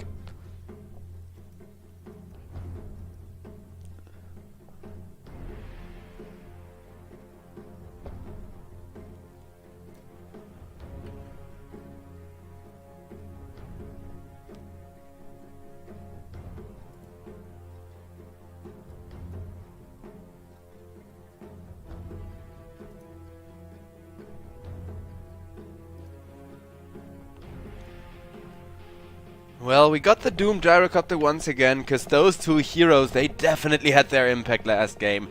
I'm not so sure what I think of the new Gyrocopter. I think for the support, his ultimate hasn't really changed that much, other than giving a lot of vision. So yeah, it's nice that your ultimate gives vision in twice as big of an area, but it already takes up most of the screen anyways. So you want to know what I really think about the Gyrocopter update? I think he's now viable as a mid laner. I think Gyrocopter can be played as mid again, because you get a really fast level 6, and with the level 6 you actually have the kill potential. And I think a lot of pro players are misreading it by playing it as a support. But of course it's not bad as a support either. But I do think to really benefit off of the main potential that Gyrocopter has for your draft, you have to pick Gyrocopter like this first pick, and then don't even know where you put the Gyrocopter yourself. Be like, this can be our mid laner if it is a good mid matchup. Because against the Kunkka, if it's a Kunkka mid, then I think you can make the Gyrocopter mid. I'm not even joking about that. Gyrocopter with the new ultimate, it's so good against the Ram, it's so good on the mid lane, you come online incredibly fast, you can still go full right click build, and it's not gonna matter too much as long as you buy a shard. I think it's really amazing. Also, you know what else I think is really amazing? To just talk about the pet for a second here. The new ban wave, like they're banning Smurfs, account sharers and stuff, and they're really strict about certain things. Like a little bit too strict maybe about the whole account sharing thing. 10 seconds. Cause I'll be honest with you guys, in like LANs and stuff like that, a lot of the times it's easier to like share the account. So I'm really happy I didn't get a lump of coal this year, because it means that Dota doesn't suspect me to be a Smurf, despite sometimes logging in from new locations when I'm doing LANs and stuff like that. Dire team pick. Snapfire and Lifestealer now coming out. The Snapfire, of course, mostly to hit into the Phoenix egg, but also just likes to be a little bit scary on her own, you know, with those ultimates when they come online, especially against heroes like that. Like, well, like everybody with the Kunkka buff, because of course you take the damage delayed, so you can wait till the original run buff is over, then throw a Snapfire ultimate, and while that delayed damage is ticking, there's more damage over time ticking.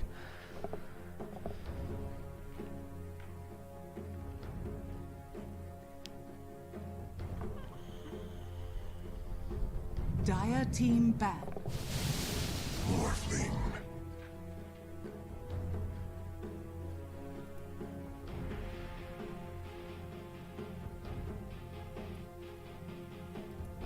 As the Morphling gets picked up by yellow Submarine. Is this Morphling gonna suffer a similar fate to the Luna? It wouldn't surprise me too much, actually. Like, Morphling against Doom suffers from all the same problems as the Morphling against Luna does, except... as the Luna against Doom does, except that Morphling also, if he's gonna get stuck morphing, that can be double disastrous if you catch him out while he's morphing agility and then just let him tick out to the Doom damage alone.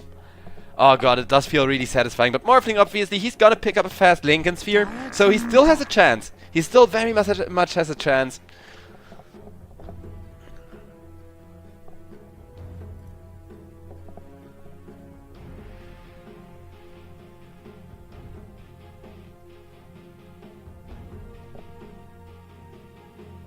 Seconds remaining. 5 seconds remaining.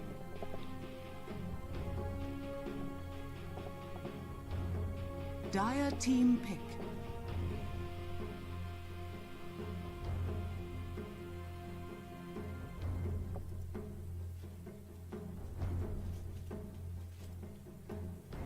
That's with the Dazzle band out. I agree with the Dazzle. Lina, I think people are mostly scared of her because they haven't really figured out how to counter her yet. That's why she's such a staple band that we've seen her banned off.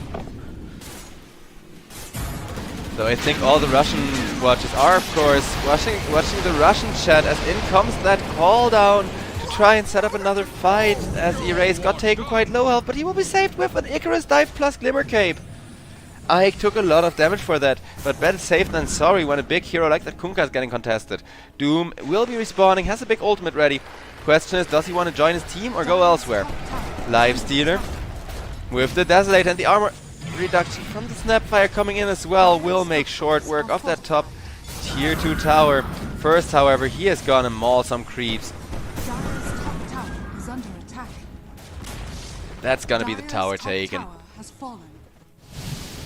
Morphling still just waiting for the late game while using his Manta style sometimes to push, but not really all that actively.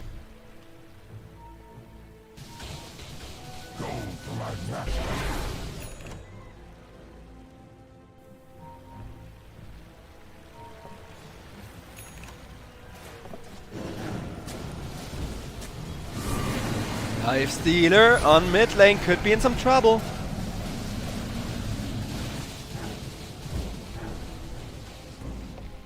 But it looks like, despite everything, Nesfear is going to be okay.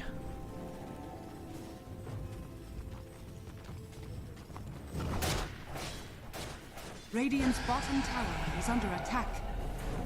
Haste! Gold for my chest.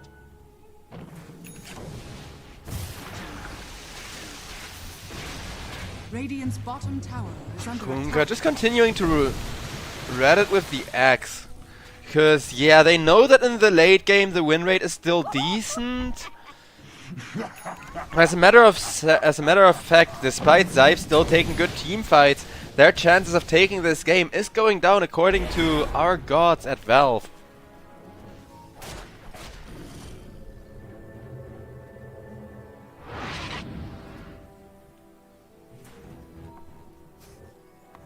On bottom lane, everybody in a good position.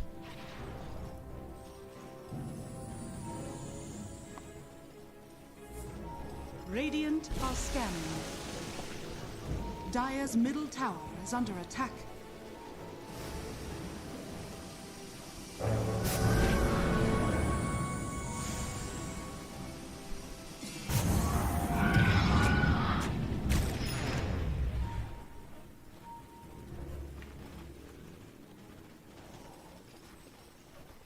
Dire are scanning. 5-man smoke, all the abilities ready, the Doom is there! They will just jump the Phoenix though, try to bait out that axe in the hope that Lifestealer can then kill it, but instead the Phoenix is just going to die without pressing that ultimate. It's only a Phoenix for a 5-man smoke, but instead of going for the objective now, they want to go for another 5-man smoke to try and catch more heroes out. Dire's middle tower is under attack. While Lifestealer is like, I got a Desolator, I deal tower damage, let me show you how it's done. Just walks up to the tower, hits it a bunch. Forced to press the rage there. Though, while Lifestealer is pushing mid, he is gonna get some backup in. And they are gonna try to catch Absolute Massive, but Absolute Massive also able to get out of there. As on top, Erase gets ran after by the Doombringer, but will manage to teleport out, giving that little Admiral's Bow. As Fear, now left alone, will have to run for his life, but will be fine despite everything. Oh yeah, also Keeper of the Light, for those that didn't notice, he has TP boots, so he's all over the place. Even though I don't really keep my camera on him a lot. Bounty. Cause yeah, if we were following Riaf with my camera constantly, you all would get motion sickness with how often he teleports bottom, then top, then bottom again. See what I mean? Riaf is just gonna make sure to keep all the lanes pushed out as best he can on this Keeper of the Light of his. He doesn't quite get the catch onto Absolute Massive, and I'm not sure if he really wants to go for more here. Riaf makes sure to back himself up, but the Morphling has been doomed! Oh my god, well, Keeper of the Light is distracting like 3 people by forcing them to dodge and do the little dance. Lifestealer, he found the biggest kill across the map, is now Absolute Massive, is being ran after with that Gyrocopter missile and a little bit of taunt from the Keeper of the Light just to make sure you can kill these people. But that's no Viper, no Morphling, so Class no Cruto, he is unafraid to die for the first time this game. It has been a very rough game, but he has a BKB, he has a lot of resources left in the tank, and he is keeping that creep purge just to annoy people with. Phoenix will get slowed up as well. Dire's middle tower is under attack. Also, Purge can be cast on invulnerable units. I'm not sure if that includes, like, the Dark Willow with her Bedlam. Because I know for a fact that you can use it with the Naga Siren. You can purge the enemy, like, you can purge your own team's Naga Siren off of enemies. So, that's really funny. They just for, like, a couple of seconds, just for, like, you know, right after the purge until the song reapplies, become freed from the song for a second. And if they're dumb enough to still have BKB queue that they died for, they die for it. That was an interaction I saw once where, you know, everybody was just Naga stunned, out comes a single purge, and out comes a BKB because of that, leaving one person to just die against the Naga. This game around, I think he's more so using it for his own team to try and keep his Lifestealer as well as himself alive. But if it can target the Dark Willow while she is in her Dark Realm, that would be pretty powerful to just purge off the Dark Realm buff.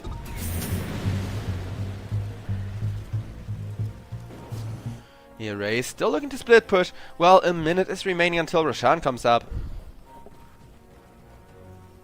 Dire are scanning.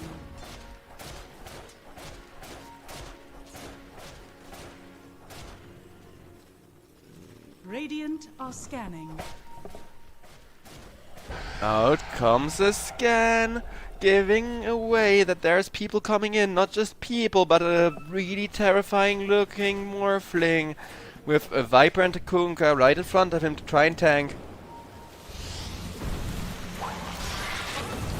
As Kunkka will take the first initiation thanks to that cookie, and will take a bit of poke from the Gyrocopter as well. The Gyrocopter takes that harass damage right back from the Blade Mail, and it looks like everybody from Yellow Submarine now got a really good Roshan respawn timer for them. Roche respawns straight into their faces as SIBE don't really know what to do about the situation just yet. Okay, they're gonna load up their fast bump into the Doom as they have a suspicion this Roche is already being contested. Little do they know it's not.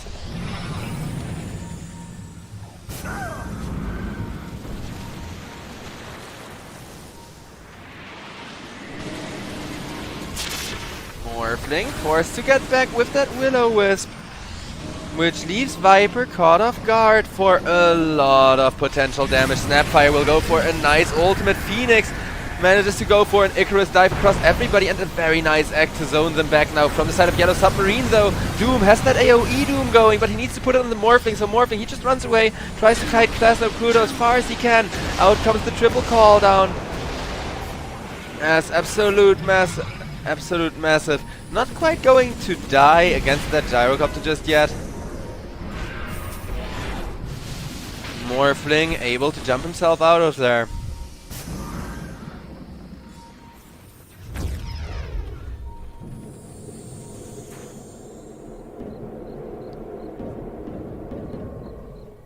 And yeah, everybody does manage to teleport on out of there. Also, the new cooldown, the new cooldown talent, for those of you who haven't read the patch notes, it's that you get a global cooldown with like a really short timer. I think 30 seconds cooldown on global cooldown. So at level 25, Gyrocopter actually becomes really powerful. That's why I believe he's still a mid laner more so than a support. Because yeah, if you actually get the level 25 before everybody else across the map, then that ultimate talent is so strong. The real Kunkka will be caught there with a Hex, with a homing missile. As now Viper has to come into everybody standing ready for him. Doom has the BKB already active. Now the BKB is gonna wear out. Doom needs to be careful as he only has 2 seconds till that ultimate is up and ready. Doombringer has an ultimate ready, doesn't even need to use it as Phoenix will just take out to the damage over time. Doom goes for the self. Doom has to chase the Morphling now, isn't quite able to. As Dark Willow will just be knocked around a bunch and she will be killed off instead. As they managed to get the reset on the side of SIBE, they didn't even lose a single target there either. Morphling, yeah, he managed to get out. And look at that damage Morphling dealt during the team fight as well. Morphling is finally starting to look online and be terrifying, but at this point he has to deal with so much. Roshan will go the way of SIBE, and now SIBE gotta try to end that bottom tier 2 tower that's still standing. Like, even if they push high ground, the tier 2 can be a bigger issue, cause the comeback possibility for Yellow Submarine, it's not going to go down that much just because they're up against Megas or anything like that.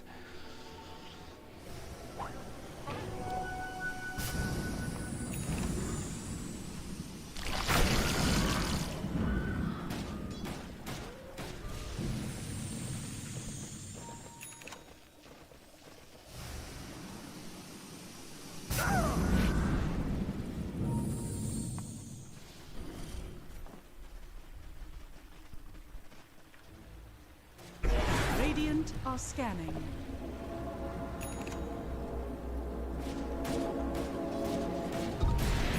Morphling catches the Snapfire. Snapfire though, a really hard target to go for, especially if there's Elias right next to her, so Morphling still has to back himself off.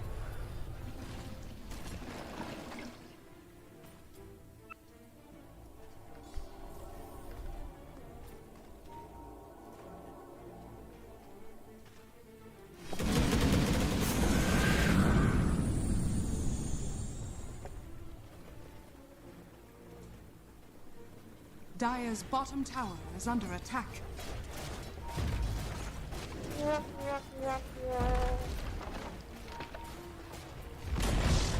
Dire's bottom tower. That's gonna be the final tier 2 falling. They were forced to take their time even with that Aegis, but they do get what they came for and still have 3 minutes left on the Aegis to try and go for more. Gyrocopter throws a defensive call down just to make sure nobody's gonna respond to this Tormentor steal. As Keeper of the Light, he gets that recall. A bit of supportiveness for the Keeper of the Light, why not? He's got TP boots that he's absolutely abusing the cooldown of, so you may as well abuse that TP boots cooldown from the Keeper of the Light for everybody and not just yourself.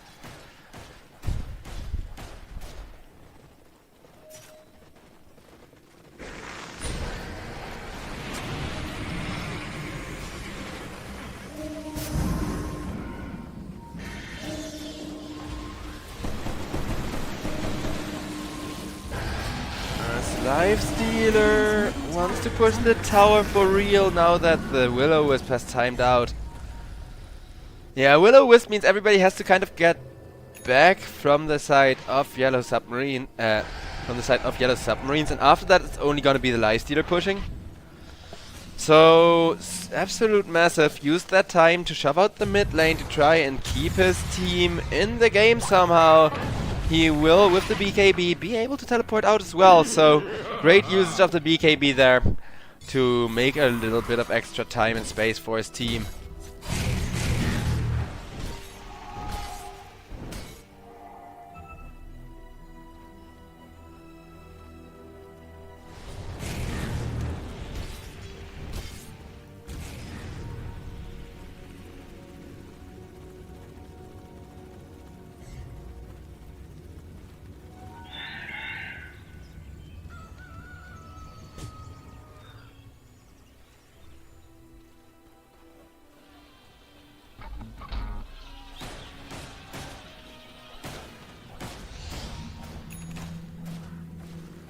Gyrocopter trying to set up from the sidelines. Whereas Lifestealer, he doesn't have a care in the world. He walks up the tower with the Rage pressed. He says, my Rage for your fortification. Guess which has the shorter cooldown? Well, with the Keeper of the Light sitting behind him, it should be pretty obvious. It's that Rage which is already, once again, up and available. Lifestealer wants to run down the Viper. Everybody gets away from him, so instead he's just gonna hit the Rex like 2 times and walk away.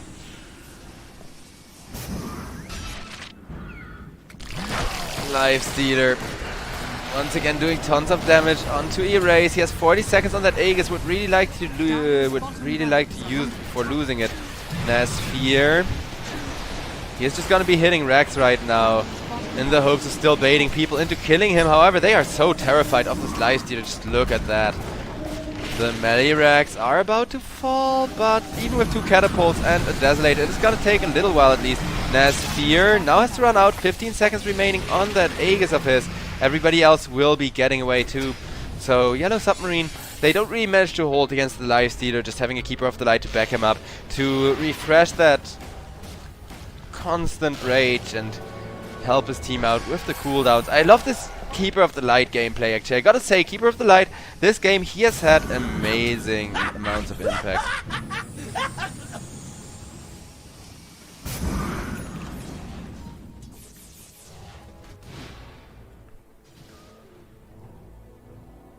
Yellow Submarine looking to take control of their triangle if nothing else.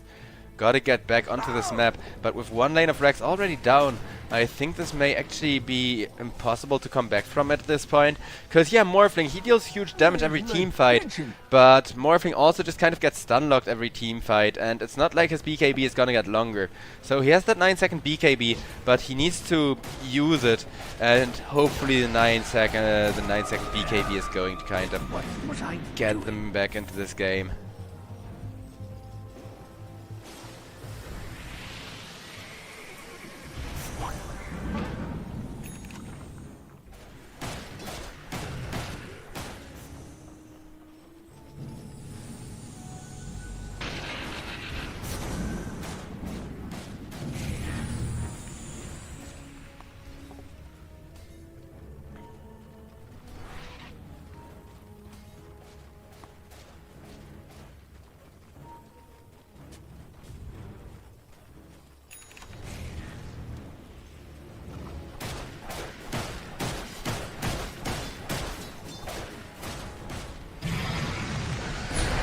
Lifestealer with the Rage. Repeat of what happened at the bottom lane. This time around without an Aegis. They have to be a little bit more careful. Though Nesphere also got 4000 health to work with. Zoning, Keeper of the Light, Will-O-Wisp. SIBE, if only they could see what's going on, because Morphling, he's actually saving for what I think is gonna be his buyback before that Sheep Stick, and then he's gonna get a Sheep Stick after that.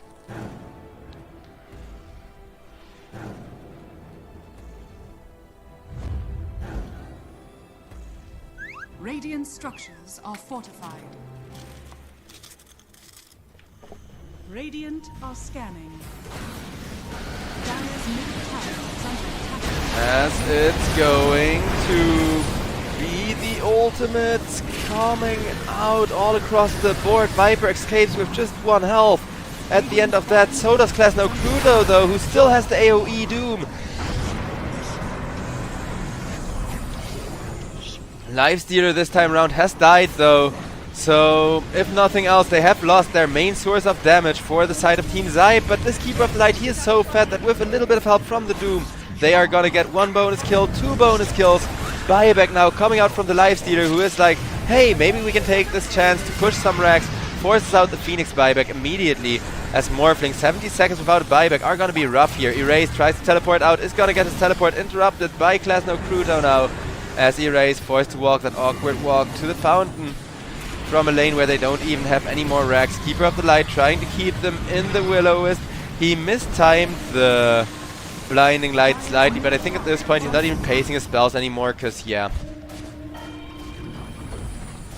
Look at that Chakra Magic spam. Structures are fortified. Octarine Core plus Chakra Magic is some good stuff. Dire's middle tower has fallen. As it's going to be another lane of racks torn apart with the stacked up armor reduction. Phoenix jumps forward, trying to just delay them a little bit with all of his attack speed slow. Instead he's gonna die for that. 92 seconds, no Phoenix. 16 seconds till they may be able to defend that, if Erase manages to live for 16 seconds that is. Erase with the BKB, he's trying his all, but he will get stunned before the Morphling is back. 8 seconds till they had a chance at a comeback, but 3 versus 5 against a team this fat I think is impossible. They may not call it yet, ladies and gentlemen, but this is really looking like a GG. As Yellow Submarine, they bring in their Morphling. They're gonna give it their all right now. This is gonna be that timing they want to win the game, but King, nope. He's already dead. Being out of position against this Nesphere Lifestealer is just a death sentence. Keeper of the Light doing so much work still with that Will-O-Wisp. It's gonna be a full-blown team wipe. Dark Willow buying back, Morphling will buy back. But SIBE, they are sitting here like, let's end this now, using up all of their buybacks and starting to hit tier 4s with 4 catapults and a Desolator and that armor reduction from the Snapfire. Even the cooldowns to just keep people locked in the base are coming down.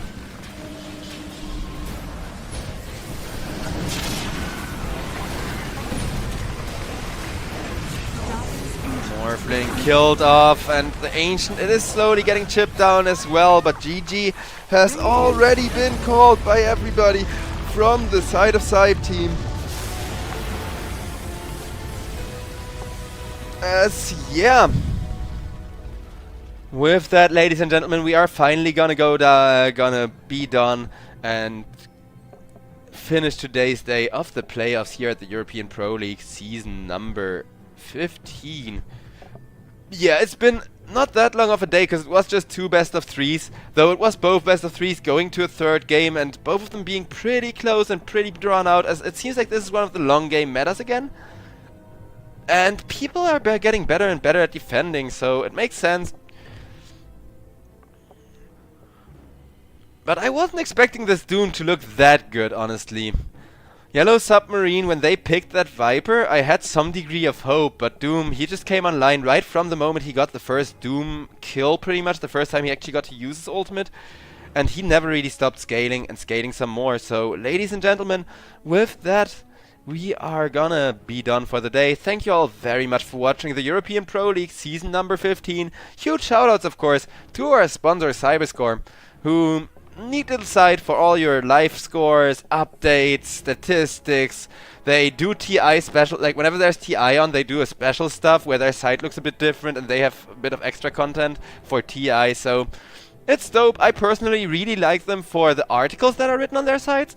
Most of them are in Russian and I have to use a translator to read them, but the advantage of SIBE is they are the first guys I've actually seen in my long time as an esports caster who do video games journalism that's actually exciting to read, but still doesn't get the stuff about Dota wrong.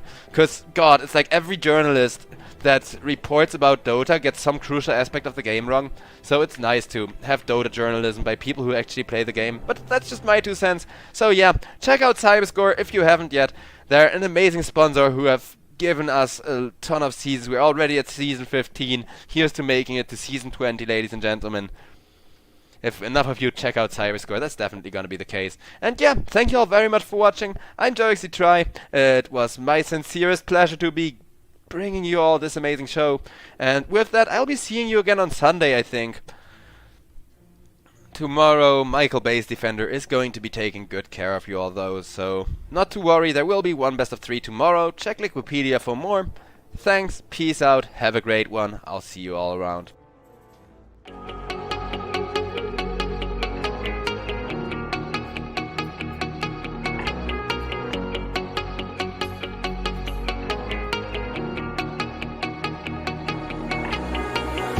When I'm lonely in the dark, I know you are with me, yeah. Don't you see that I need you so much? Don't you see that I love you so much? Oh na na na na, oh na na na na, darling, I need your love. Oh na na na na, oh na na na na, darling, I need your love.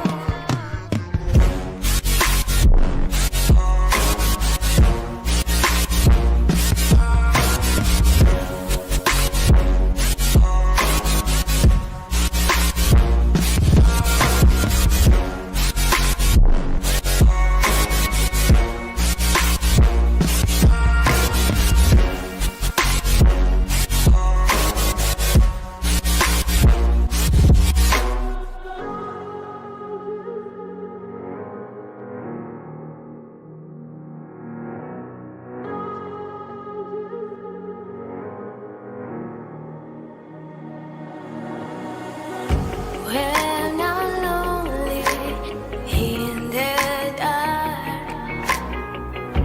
I know you are with me, yeah. Don't you see that I need you so much? Don't you see that I love you so much? Oh na na na na, oh na na na na, darling, I need your love.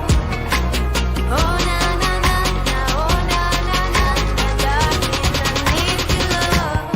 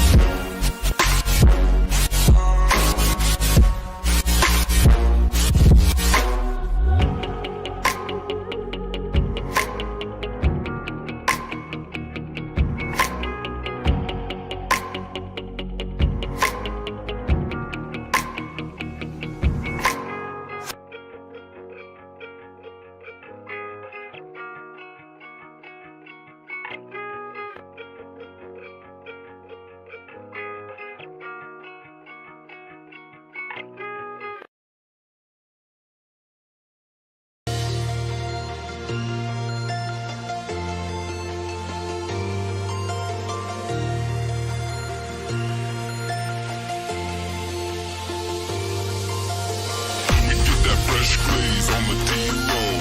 Pulling up, smoking haze through the back door. We get that fresh glaze on the D-roll.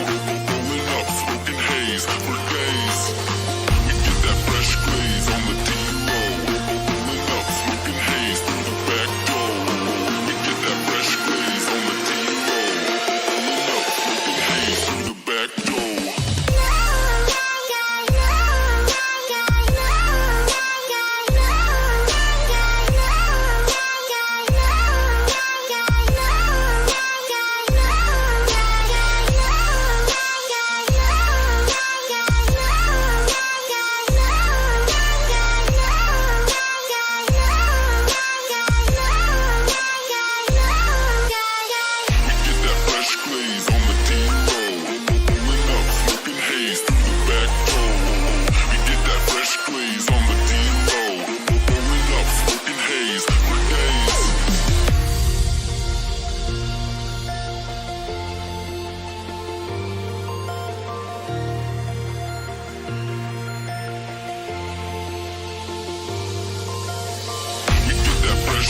glaze on the D-roll. Pulling up, smoking haze through the back door. We get that fresh glaze on the D-roll. Pulling up, smoking haze for days. We get that fresh glaze on the D-roll. Pulling up, smoking haze through the back door. We get that fresh glaze on the D-roll. Pulling up, smoking haze through the back door.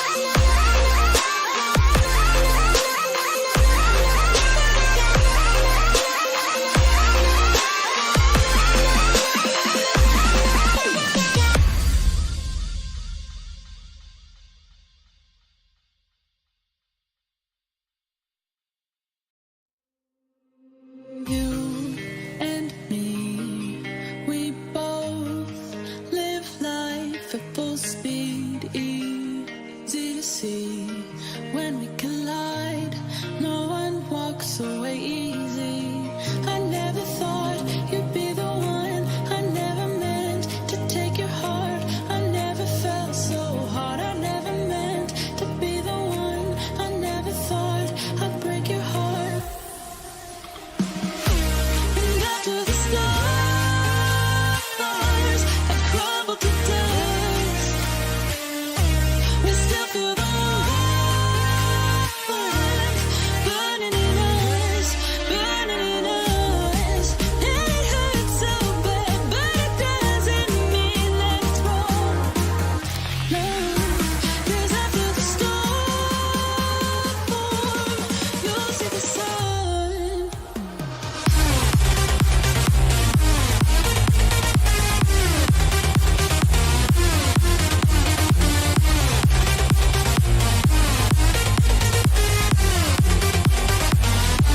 And after the storm,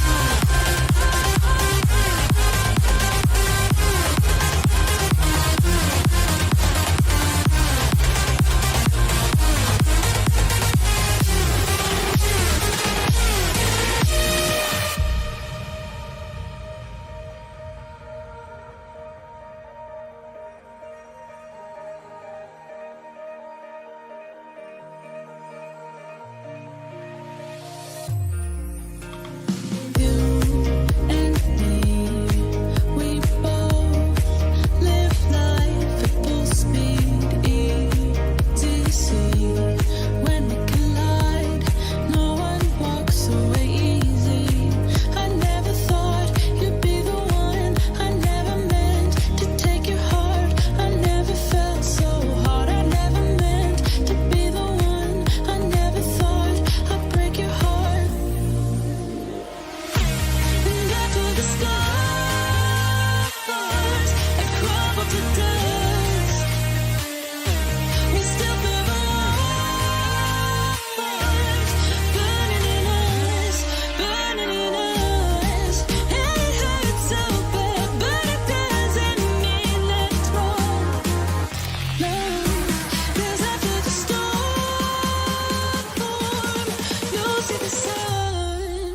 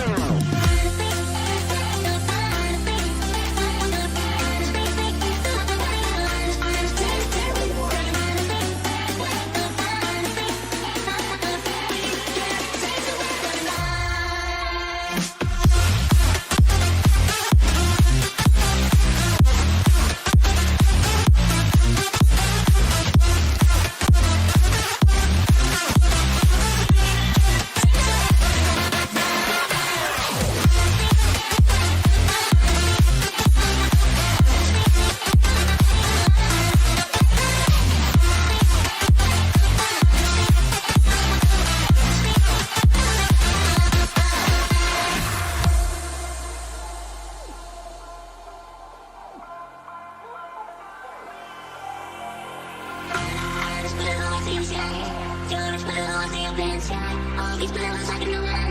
I was really hoping hard. Why would you be mad? I don't together like we can. Take the way that I'm as blue as the ocean. You're as blue as the open sky. All these blues I can run. I was really hoping hard.